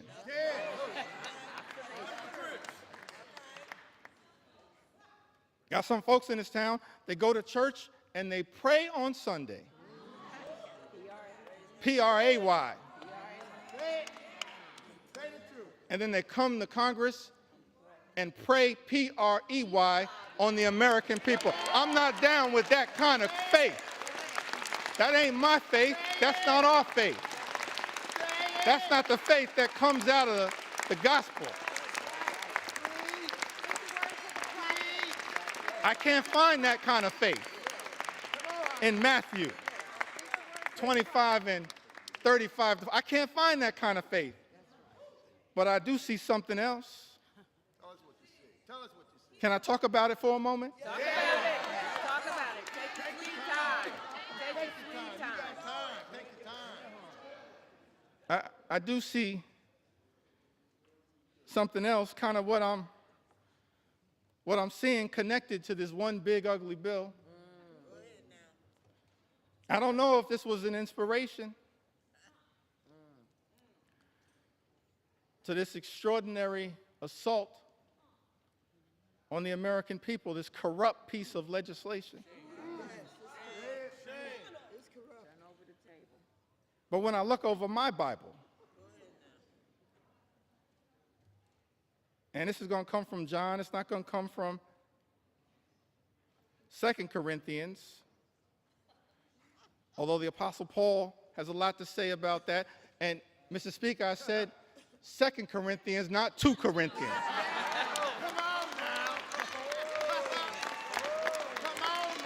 I don't know who I'm talking about, but if you're going to sell the Bible, you should know the Bible.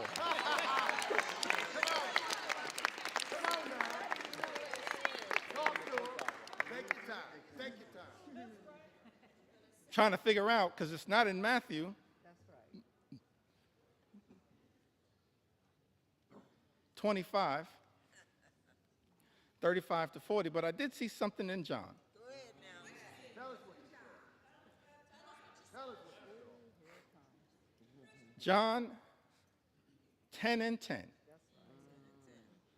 This frightens me in this moment that we're living in. It says the thief comes only to steal, kill, and destroy. It's incredible to me that we're here dealing with a piece of legislation literally that steals money from everyday Americans, from hardworking American taxpayers, steals money from Medicaid, Medicare, the Affordable Care Act, supplemental nutritional assistance, steals money from Pell Grants, from the education of our children, from energy assistance programs. Thief comes only to steal Come on, steal. and kill. Well done. I don't say this lightly, Mr. Speaker, but we stand behind this point, that when you try to take health care away, Yes. what this bill does, taking health care away from everyday Americans, more than 17 million, this unprecedented assault on Medicaid, on the Affordable Care Act, on Medicare, on children's health insurance. What you effectively are doing,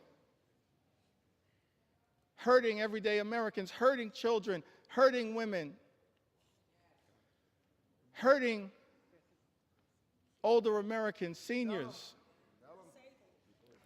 people with disabilities. Nursing homes will close. Tell them what they're doing. Hospitals will shut down. Let them know what they're doing. Community-based health clinics Tell them. unable to operate. We're actually here debating legislation, Mr. Speaker, that will result in tens of thousands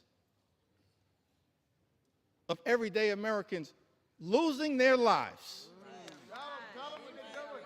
because of the inability to get health care that they now have Tell them. and is being ripped away Let them know. from them. John 10:10, the thief comes only to steal Deal. and kill Kill. and destroy. All-out assault on the American people. All-out assault on health care, the economy, Social Security, Medicare, Medicaid, nutritional assistance, veterans, farmers, law-abiding immigrant families, small business Tell them. owners. All of the things that we've spent some time on this House floor talking about, that this bill is trying to destroy. Destroy the American way of life. Make it plain. Can't find anything in the Bible and the New Testament, certainly not in Matthew 25 and 35. Matthew 25, the 35th chapter, and all the way through the 40th verse, but somehow I happened upon John 10:10. And thinking about this one big ugly bill. The thief comes only to steal, kill, and destroy.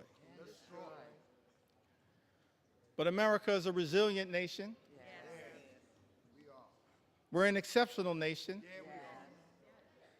We're a strong nation. We've been through turbulence, trials, and tribulations. And we always somehow have found a way to make it through. Because of the resilience, Mr. Speaker, of the American people. Yes. So whatever happens today as it relates to this one big ugly bill, if my Republican colleagues decide that once again, Mr. Speaker, you're simply going to make the decision to serve as a reckless rubber stamp of President Trump's extreme agenda, I still have faith in the United States of America. Still have faith in the United States of America. I still have faith in the United States of America. We will not let anyone in this town destroy what America represents. Not now, not ever. Not going to be easy. We recognize that. But we've got faith in the resilience You have time. Take your time. Sweet time. of the American people. As I get ready to close shortly in, Now take your time. Sweet time. Take your time. Come on. Take your sweet time. Tell them. Tell them. well, let me say it one more time. Our Republican colleagues tried to jam this reckless, extreme bill, Mr. Speaker, down the throats of the American people. Had the nerve to start this debate at 3:28 a.m. in the middle of the night.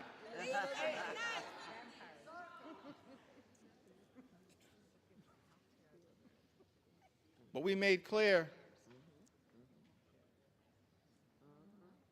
that we were going to expose all of the things that are being done to harm the American people. Yeah, that's right. Tell them. Not in the dark of night, but in the light of day.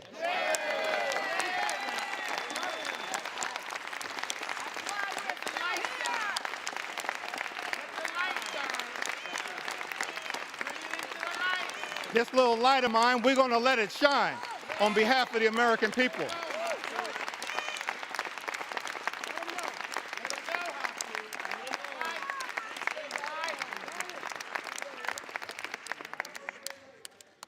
Incredible to me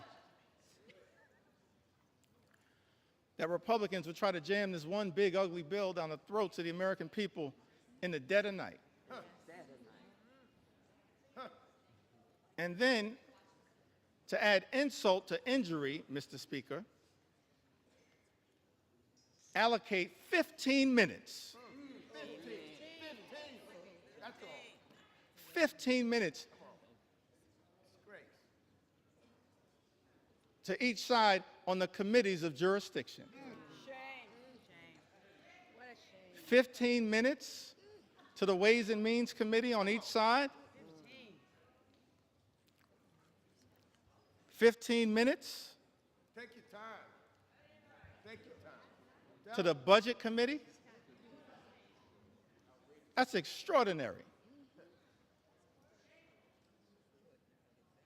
But I'm thankful, I'm appreciative of all of my colleagues who stand behind me.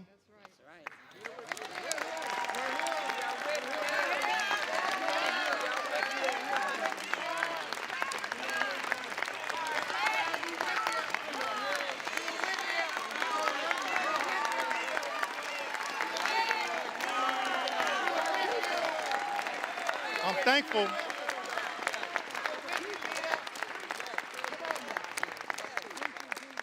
Thankful to all of my colleagues for their commitment, their courage, their conviction, standing up on behalf of the American people to deliver, hopefully, what is a message of concern, but also a message of hope. Come on. That's right. Hope. We got to fight a lot of battles on behalf of the American people. It's not over. Fighting a lot of battles on behalf of the American people. This is just one of them. This one. But we wanted to make sure that the American people had an opportunity to fully and more completely understand, in the light of day, just how damaging In the light. this one big, ugly bill will be to the American people. And I plead with my colleagues on the other side of the aisle, Mr. Speaker. I really plead with my colleagues, inspired by some of the framers of the Constitution, the great scholars, the great thinkers, conceived of this incredible journey that we've been on in the United States of America. creating separate and co-equal branches of government, recognizing that in this country, part of the gift that we were given by the framers of the United States Constitution, no kings, no dictators, no monarchs, separate and co-equal branches of government. This is the Article 1 branch of government. Mr. Speaker, James Madison, he once made the observation in his view in one of the Federalist Papers that at its best, Congress should function as a rival to the executive branch. That was James Madison. Article 1, branch of government, the House and the Senate. We're not here to bend the knee to any wannabe king.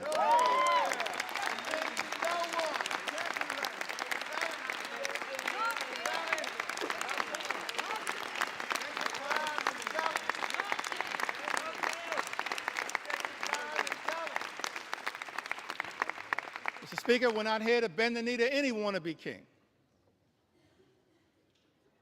We're here to be a rival to the executive branch in the best spirits of the House of Representatives, to push back against an out-of-control executive branch. That's the framers' vision.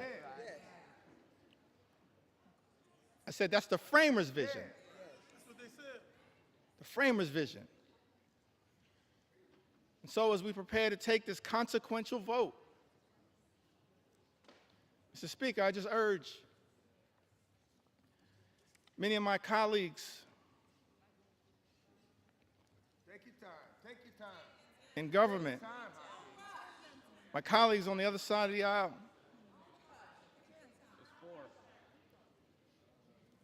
Mr. Speaker, we don't work for President Trump. That's right. We don't work for J.D. Vance. That's right.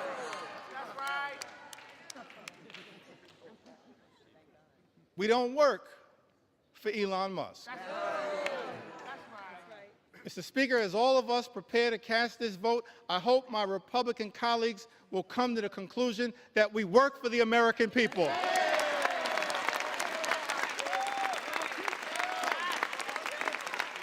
We work for the American people.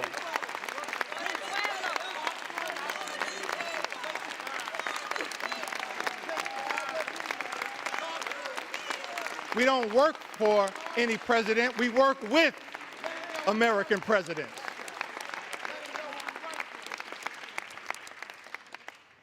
We work for the American people. So it's my hope that as you evaluate this bill, all of the harm that is being unleashed on the American people, ripping health care away from more than 17 million Americans, effectively ending Medicaid as we know it, shutting down hospitals, including in rural America, in districts, Mr. Speaker, that my colleagues on the other side of the aisle represent. That's right. They're people. Nursing homes closing. 1 in 4 nursing homes, Mr. Speaker, will close as a result of the attack on Medicaid and Donald Trump's one big, ugly bill. Mr. Speaker, this is extraordinary. This assault on everyday Americans, assault on children, veterans, seniors, people with disabilities. It's incredible to me. All of this in this one big, ugly bill. Take your time. Ripping food away from children, literally ripping food out of the mouths of hungry children, hungry veterans, and hungry seniors. Mr. Speaker, that's not America. We're better than that.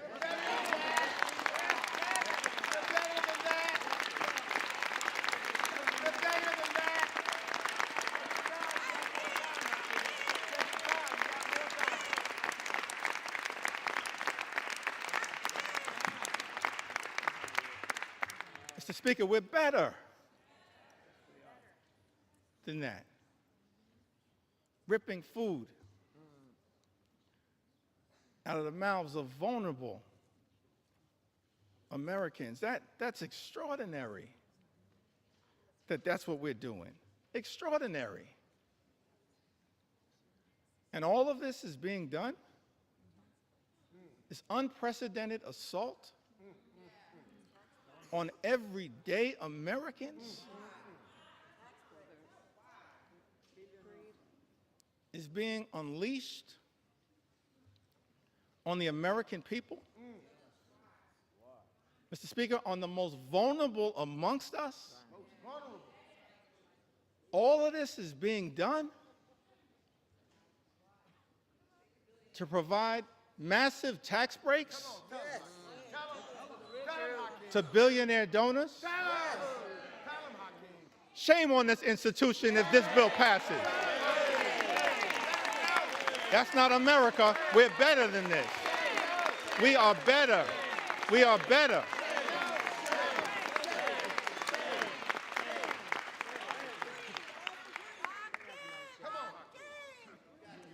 We are better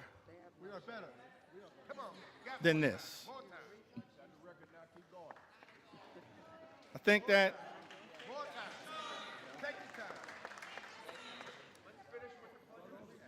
as we prepare to vote on this one big ugly bill, tough time for people in the United States of America. It's extraordinary extremism unleashed on the American people. Mr. Speaker, my colleagues on the other side of the aisle promised to address the high cost of living. Nothing in this bill will meaningfully lower the high cost of living in the United States of America.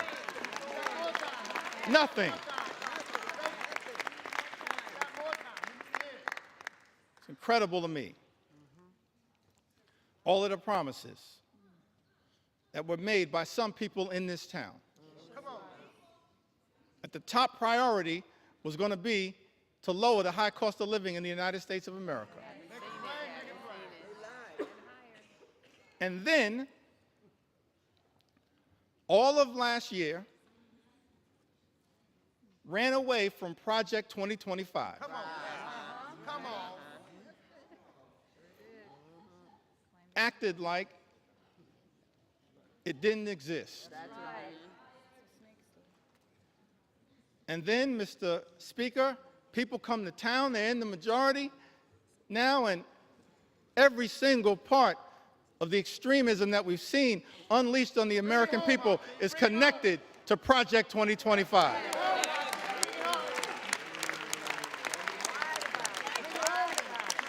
Every single part. But here's why I still got hope, optimism. I referenced this earlier today.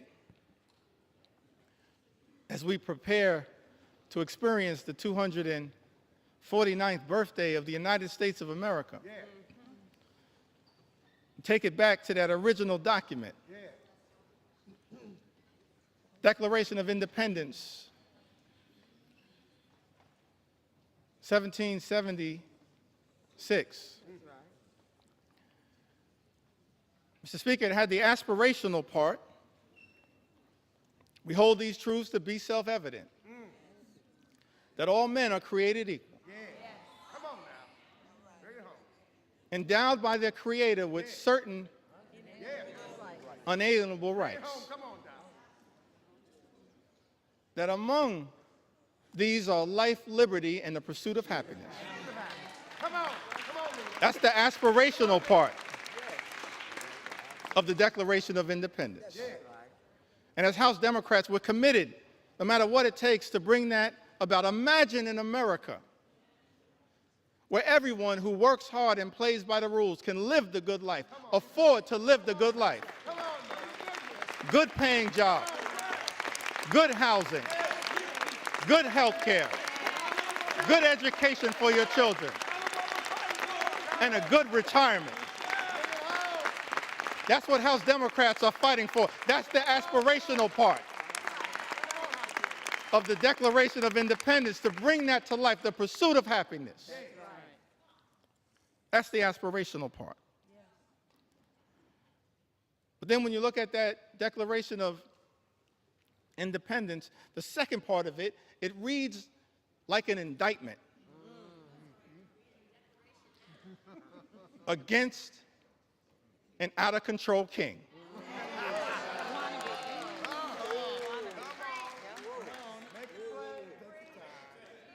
Reads like an indictment against an out-of-control king. I commend all Americans, perhaps sometime tomorrow, I'm going to do this myself, read that document in its entirety.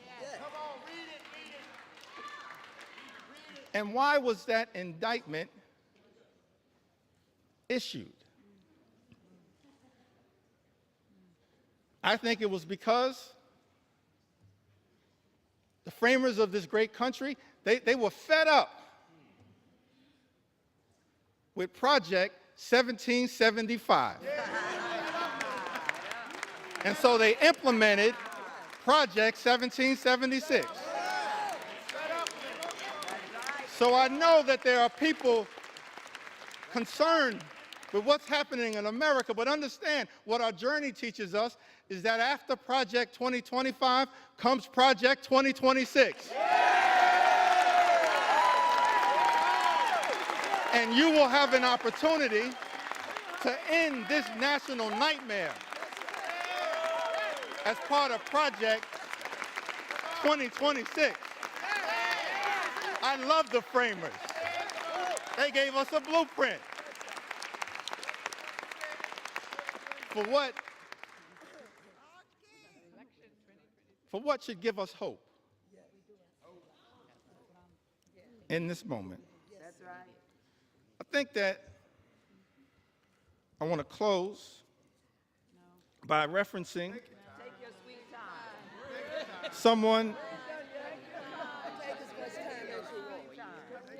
someone who we all serve with. I want to stand on the shoulders, if it's okay,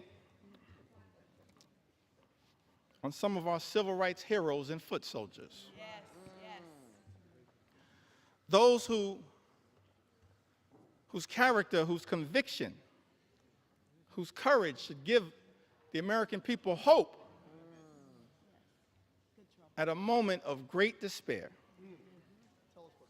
Many of us had the great honor of serving with Congressman John Lewis.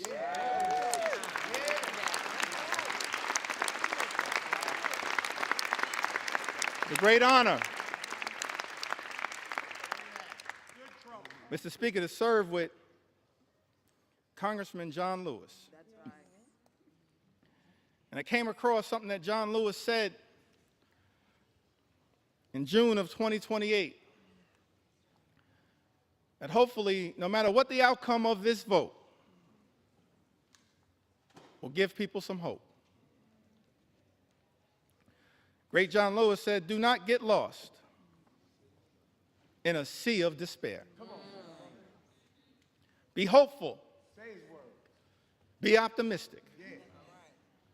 Our struggle is not the struggle of a day, a week, a month, or a year. It is the struggle of a lifetime." That's our struggle. No matter what, Mr. Speaker, you decide to do today, that's our struggle.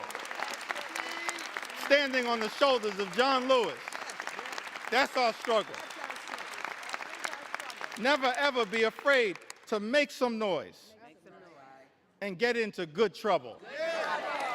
Good trouble. Good trouble. Necessary trouble. Necessary trouble.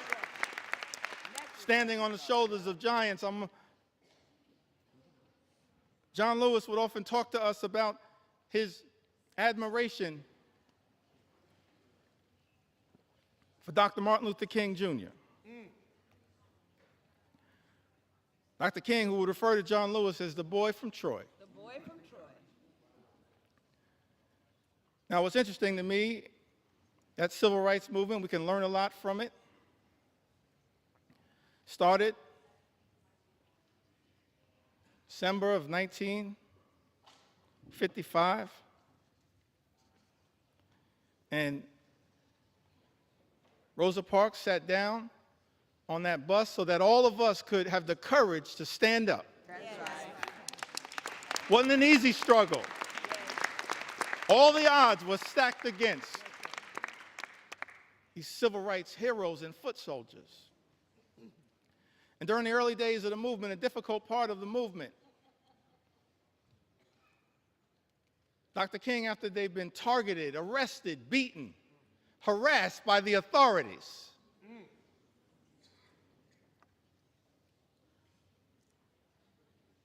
he traveled to Brooklyn, New York, and spoke at the Concord Baptist Church. I think it was in March of 1956. And he said to a group of people of every race, every religion, every life experience, the Concord Baptist Church in Bedford-Stuyvesant, said to them, no matter what the odds, we've got to press on. Dr. King said that if you can't fly, run. That's right. If you can't run, walk. If you can't walk, crawl. But at all times, press on.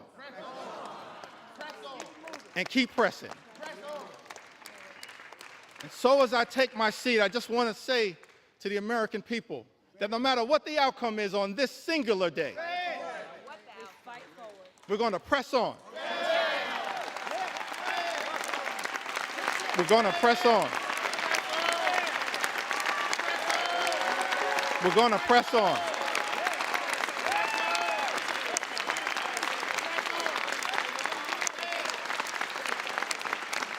We're going to press on for our children, press on for our seniors, press on for our veterans, press on for our unions, press on for our farmers, press on for our dreamers, press on for working class Americans, press on for the middle class, press on for all who aspire to be part of the middle class, press on for the poor, press on for the sick, press on for the afflicted, press on for the least, press on for the lost, press on for the left behind, press on for the rule of law, press on for the American way of life, press on for democracy.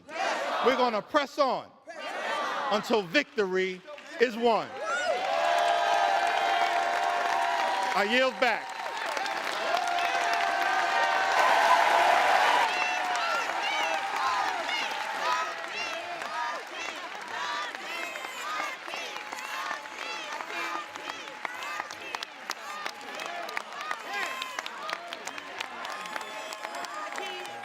John would have been proud. Hakeem, Hakeem, Hakeem,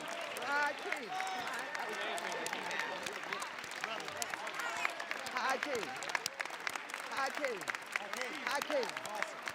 Awesome job. Thank you. Other side. Did he do it? Did he do it?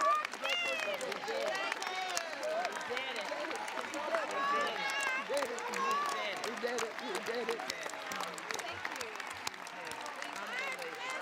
Hakeem, Hakeem. Hakeem, Hakeem. Leaders lead. Hakeem, Hakeem, Hakeem, Hakeem, Hakeem, Hakeem, Hakeem, Hakeem, Hakeem, Hakeem, Hakeem, Hakeem, Hakeem, Hakeem, Hakeem, Hakeem, Hakeem, Hakeem, Hakeem, Hakeem, Hakeem. Gentleman from Massachusetts.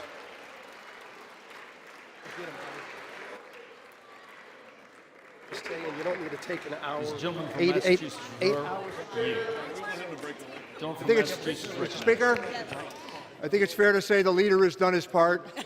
I have no further speakers. I yield back our time. Gentleman from Massachusetts yields.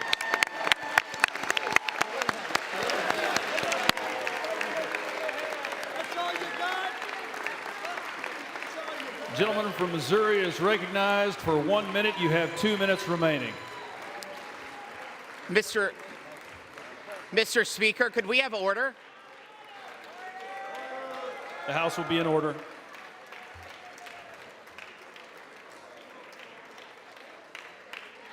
The House will be in order, please. The House will be in order, please. Thank you. Gentleman from Missouri is recognized for 1 minute. You have 2 minutes remaining. Wow, Mr. Speaker. We have stood in this chamber for over 8 hours listening to a lot of words, a lot of comments, a lot of inaccurate statements. And where I come from, could we have order? Gentlemen, the House will be in order. The House will be in order. The House will be in order, please. The House will be in order. Thank you. Gentleman from Missouri is recognized. Mr. Speaker, I come from the Show Me State, and what we just heard can be defined in one word. A bunch of hogwash is what we've heard for 8 hours on that side of the building. I'll tell you, for the 8 hours, could we have order? We'll suspend. The House will be in order.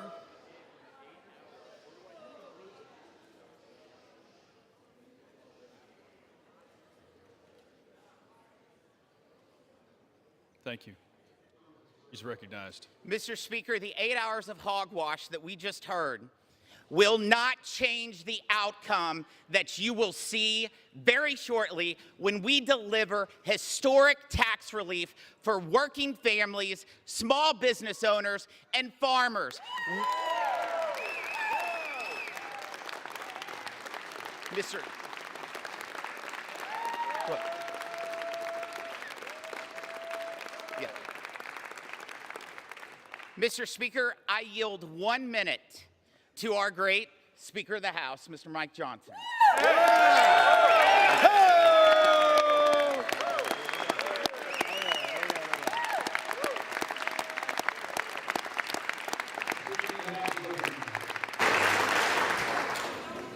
I thank the gentleman from Missouri. I thank you, Mr. Speaker.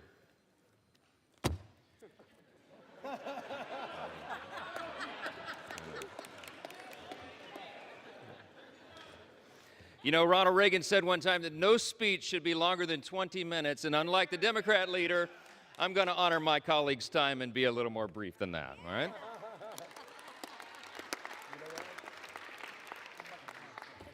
I just want to say something that many of us learned when we were children. We were taught, you know, it takes a lot longer to build a lie than to tell the simple truth.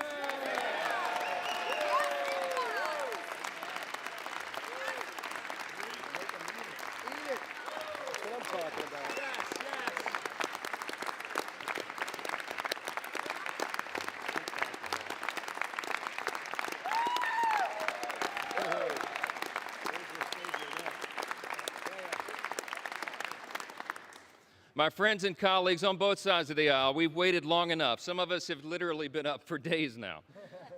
But this day is a hugely important one in the history of our nation. We have a big job to finish, and that's why we're here on the week of July 4th, just a day before now, America's birthday. It was on that fateful day, as the Democrat leader acknowledged, that Our founders pledged their lives and their sacred honor to this grand experiment in self-governance that we are now here to steward. It's an experiment that falls to us to guard and to protect it. We take that very seriously on this side of the aisle. In just a few moments, we will remind the world why the American experiment still endures today and why its best days are still ahead of us. Yeah.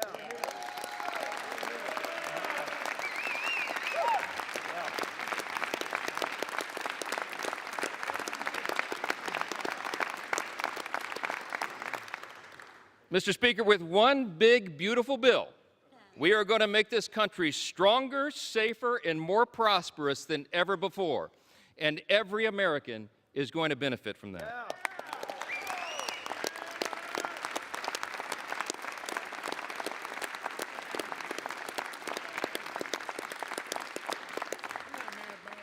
Today, we are laying a key cornerstone of America's new golden age. Now listen, we have a few words of gratitude first. Scripture's been cited a lot this morning, I think mostly out of context, but what I will say, one thing that we know about Scripture is that we're supposed to give honor where honor is due, and that's what we do on this side of the aisle. I want to thank every single member of the House Republican Conference for their pouring their time and their heart and their expertise and experience into this process. I want to thank all of our amazing staff members, all of them. Yes.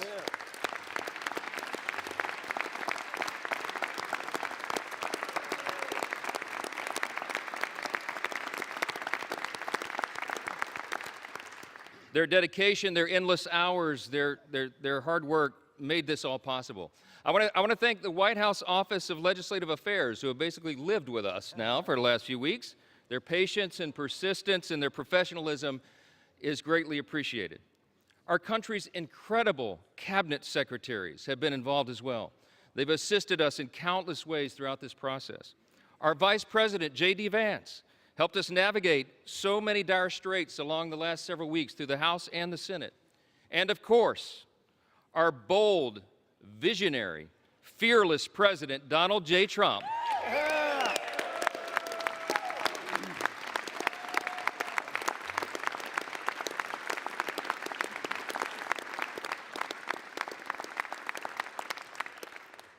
President Trump is the creator and the champion of the America First agenda. We will deliver upon that today. We come a long way. We began this process really about 15 months ago. We had a sense and we believed that we would have unified government. We would have this moment where the Republican Party would be given control of the White House and the Senate and the House. And we determined to ourselves that we would not waste that historic opportunity. We've had spirited debates, we've had months of deliberation, and now we are finally ready to fulfill our promise to the American people. That's what we are doing today. Now look, before I respond to the allegations from across the chamber, I just want to take us back to a day that most of us will remember so very fondly for the rest of our lives, and that's November 5th of 2024. That was Election Day, a fateful one for America. The reason that was so important, the reason it was such a turn in history is because the American people spoke with unmistakable clarity. We sensed it as we were all out campaigning. We saw that there would be a demographic shift in America, and that is exactly what the election yielded. We, in our party, had a record number of Black and African American voters come to the Republican Party. We had a record number of Hispanic and Latino voters come to the Republican Party, a record number of Jewish voters and union workers and suburban women and urban voters. They came out in record numbers to join the Republican Party and the America First agenda with President Trump.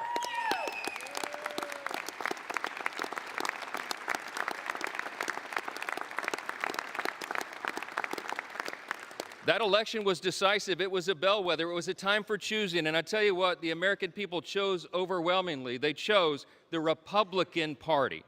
And the reason they did that, they didn't come hesitantly. They came with hopeful anticipation. You know why? Because this is not your father's Democratic Party, okay? Amen. They went so far, full speed, to the far left. And their radical, woke, progressive agenda, that nonsense that they tried to push on the people, was rejected by the people. Yeah.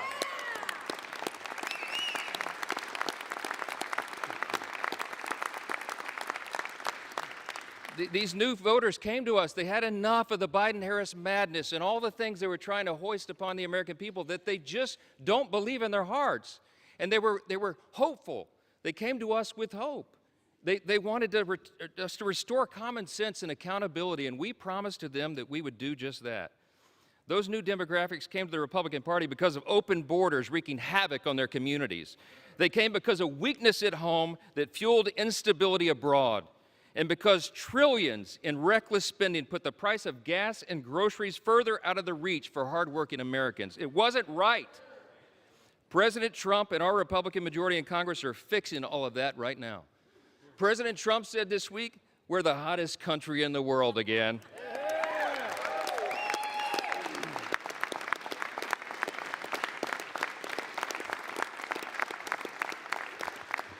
My friends, that is an objective truth. Hey, listen, how about all the wins for the president and this party? Here's just a sample from the last 2 weeks. The headline today will be, the one big beautiful bill passes the Congress, okay?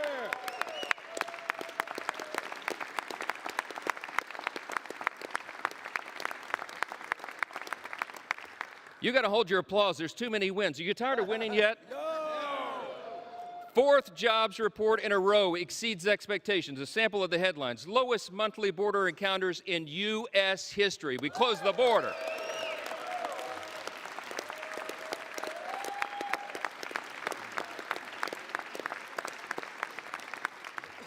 Last couple of days, a new trade deal with Vietnam and all the countries of the world, around the world lining up for that. UPenn agrees to ban biological men from women's sports.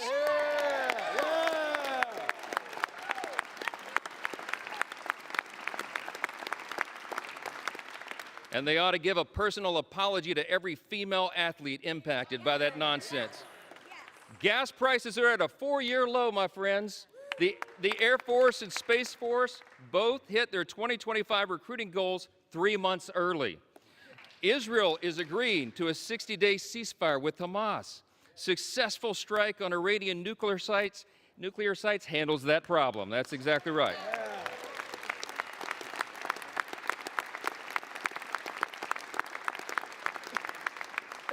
Strength is back. America's back. It's resulted now in a ceasefire deal between Iran and Israel. The NATO countries are increasing their defense spending, not just 2%, 5% of GDP, okay?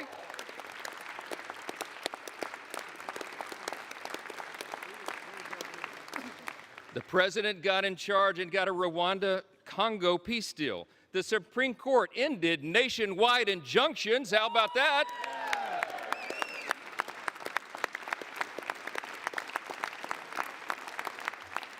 That conservative majority on the Supreme Court also allows third country deportations. We've had a record high stock market, and we're signing a China trade deal. That's just the last 2 weeks. The last 2 weeks.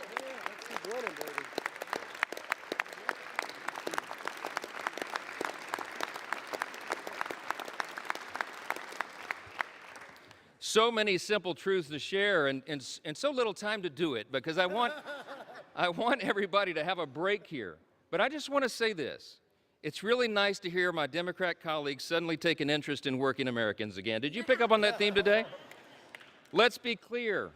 Working Americans stopped trusting Democrats a long time ago. That is a fact. They're looking to this side of the chamber. They're looking to the Republican Party and our principles to deliver the relief and the reform that they have long demanded and they most certainly deserve. This big, beautiful bill fulfills all the promises of the America First agenda. It is the people's bill. It is made for and shaped by the most diverse coalition of American voters in American history.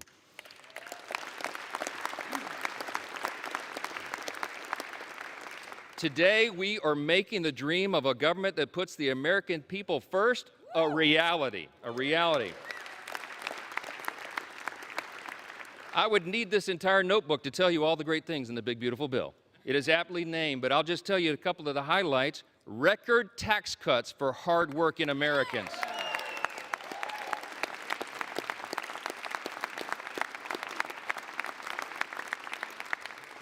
historic savings at the same time to end reckless spending. We got energy dominance coming back to power our future. We have a secure border to protect American families. We have a strong military to restore peace through strength. And we have a government that is now accountable and responsive to the people once again. That's what we're delivering.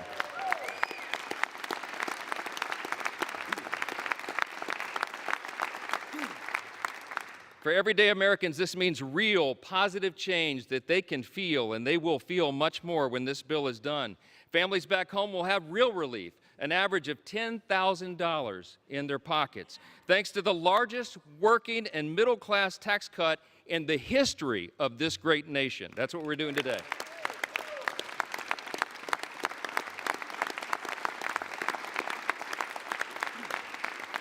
You got hardworking Americans like our waiters and our bellhops and our hairstylists. They're going to keep 100% of their tips and overtime pay. That is money they earned. It does not belong to the government. It belongs to them, and they deserve to keep it.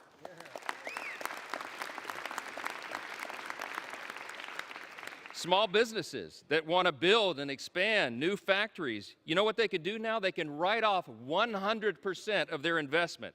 That will have us a lot more building. Young families who want to buy a home will be able to, thanks to historic savings that will put our country on a stronger financial footing. Pregnant women, children, seniors, single mothers, the disabled, and the low-income Americans among us receiving Medicaid and SNAP will have the peace of mind of knowing that we've made these safety nets stronger with our reforms.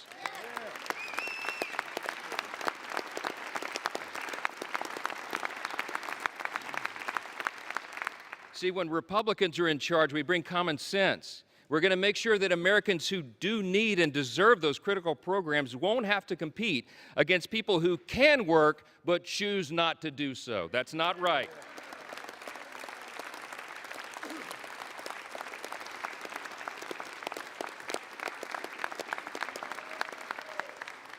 This bill is going to put fairness back in the system. We are returning to common sense. We're returning to what is good and decent that people know in their hearts, and that's why they support it. More Americans will be working, volunteering, and serving their communities because modest, common sense work requirements will restore dignity and purpose to those on taxpayer-funded benefits. The bill will also mean that safer streets are available in every zip code around the country because our border will remain fully and totally secure.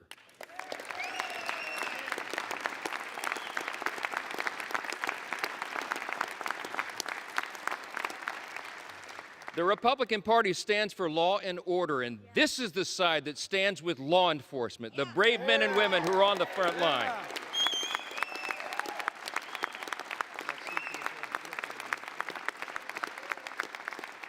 The idea that those who put their own lives on the line to protect us would be assaulted for doing their jobs is unconscionable. Law enforcement, I know you agree. I know, amen. Law enforcement will have the help of a border wall now that's 100% complete. Yeah!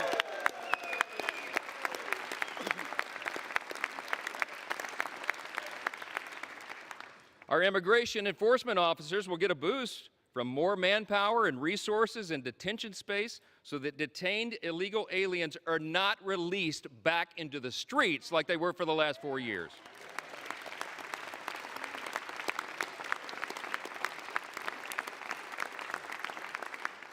And our homeland can rest soundly again under the protection of President Trump's Golden Dome. That's what we're investing in. Look, any of these individual achievements would be historic victories for a Republican Congress or any Congress. And today we're delivering on all of them in one big, beautiful bill. That's what Americans can count on when we pass this legislation, and that's exactly what Democrats will vote to oppose today. That's a fact. We didn't write this bill for the Democratic Party or the elites or the media. This bill is for hardworking Americans, and they deserve it.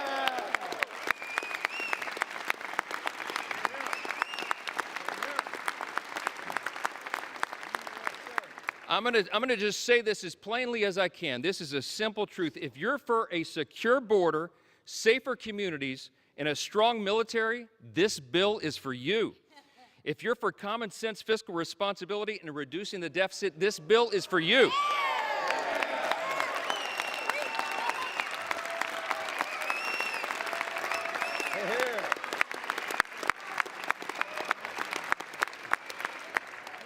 If you're for fair and lower taxes, bigger paychecks, affordable gas and groceries, and restoring dignity to hard work, this is the bill for you.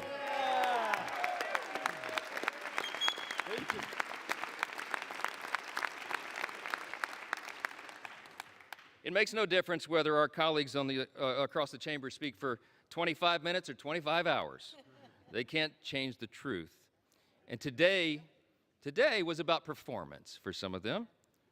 But today for us is about results.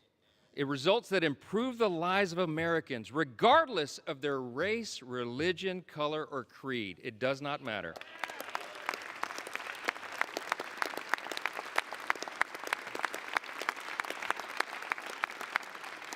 I tell you what, Ronald Reagan used to remind us you can always trust the American people, and we do trust the American people, and they can discern the difference. What they saw on display here today is that Democrats deliver performances and Republicans deliver results.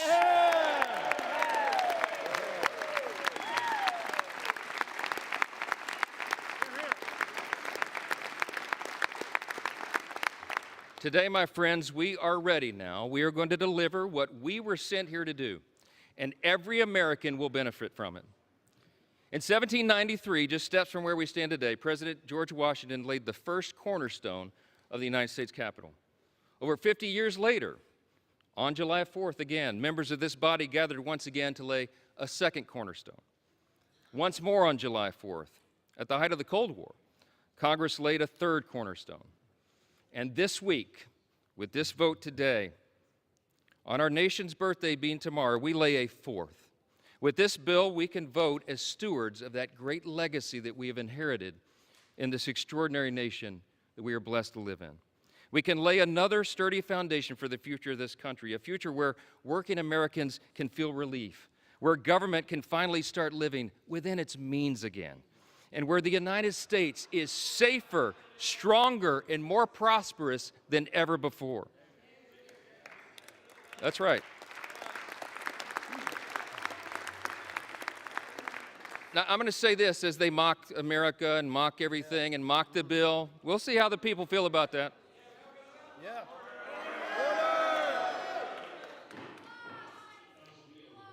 So listen, seriously, as friends and colleagues, really, across the aisle, what we celebrate tomorrow is the nation's birthday. Let's put the politics aside for a minute, and let's reflect on our blessings. No kidding, really.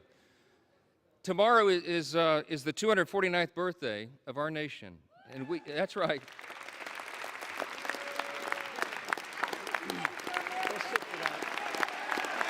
Yeah!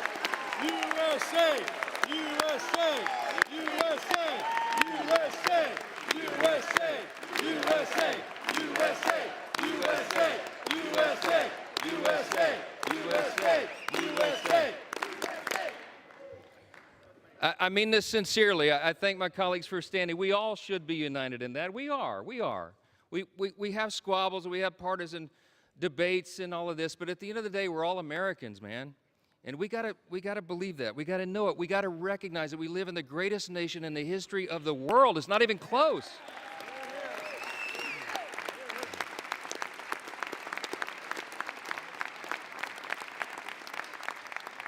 My friends and colleagues, we are so blessed. We should not take it for granted.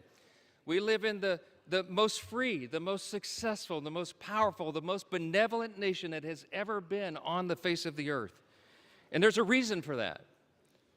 The reason that we are the greatest nation is because we were built on the ultimate foundation. And the bold declaration that my friend Hakeem Jeffries articulated earlier is true. We unite under that. The bold declaration that we do hold these truths to be self-evident. What is a self-evident truth? It's something that's obvious. We hold these truths to be self-evident that all men are created equal. It does not say born equal, it says created equal. And that it is our Creator, yes. It is our Creator that gives us our rights. See, the powerful thing about that is we're the first nation in the history of the world that acknowledged that our rights do not derive from government. They come from God Himself.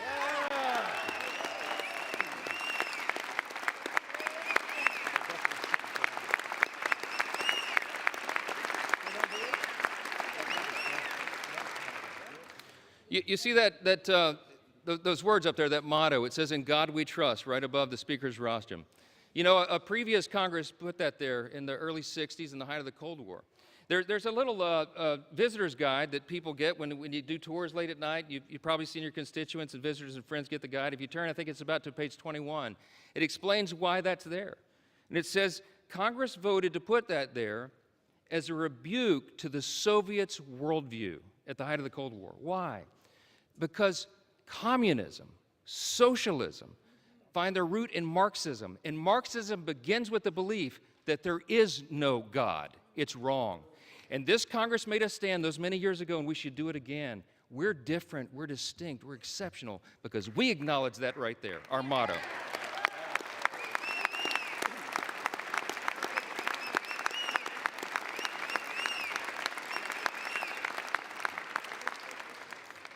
It doesn't say in government we trust. It says in God we trust. And we better remember that. He has blessed us with His grand experiment in self-governance now for almost 2.5 centuries. And by God's grace, we are working hard and we are delivering on our promise to make America great again.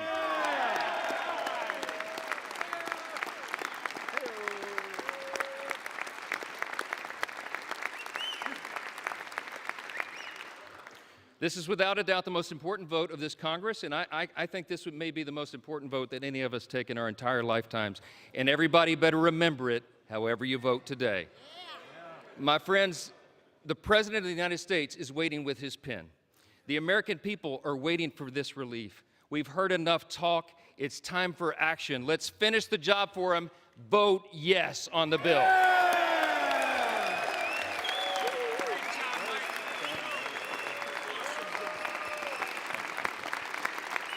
With that, I yield back.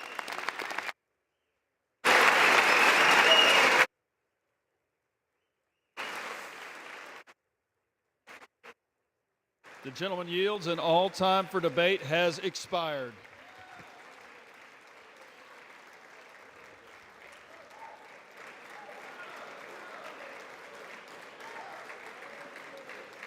Pursuant to House Resolution 566, the previous question is ordered. The question is on the motion by the gentleman from Texas, Mr. Arrington. All those in favor say aye. Aye. Those opposed, no. No. The ayes have it. The motion is agreed to.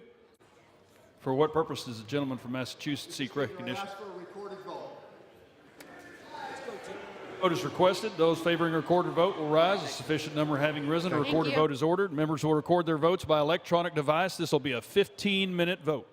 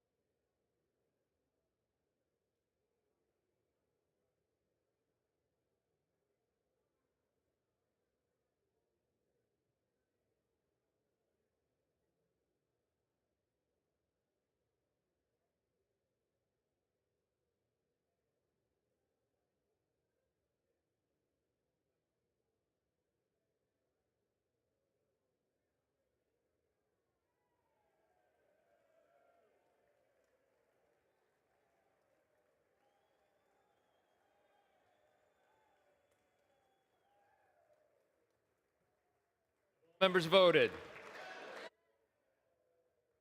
Or wish to change a vote? No.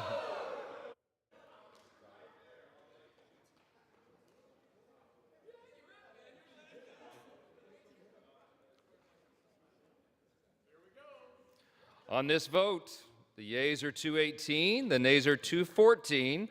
The motion is adopted.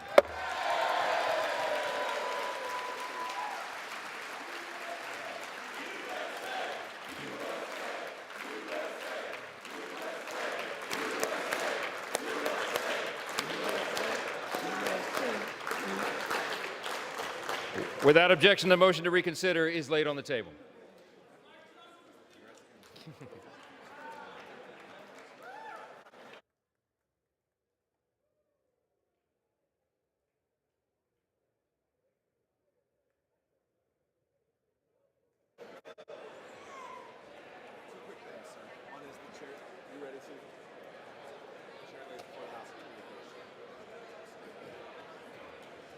You ready?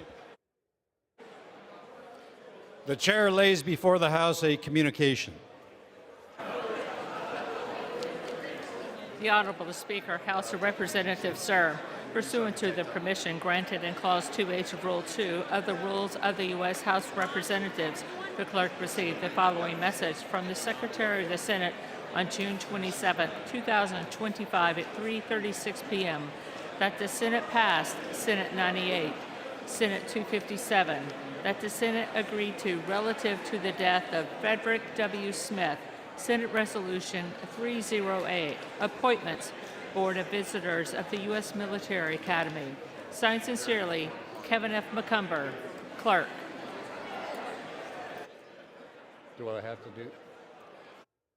To Clause 13 of Rule 1, the House stands adjourned until 10 a.m. on Monday, July 7, 2025.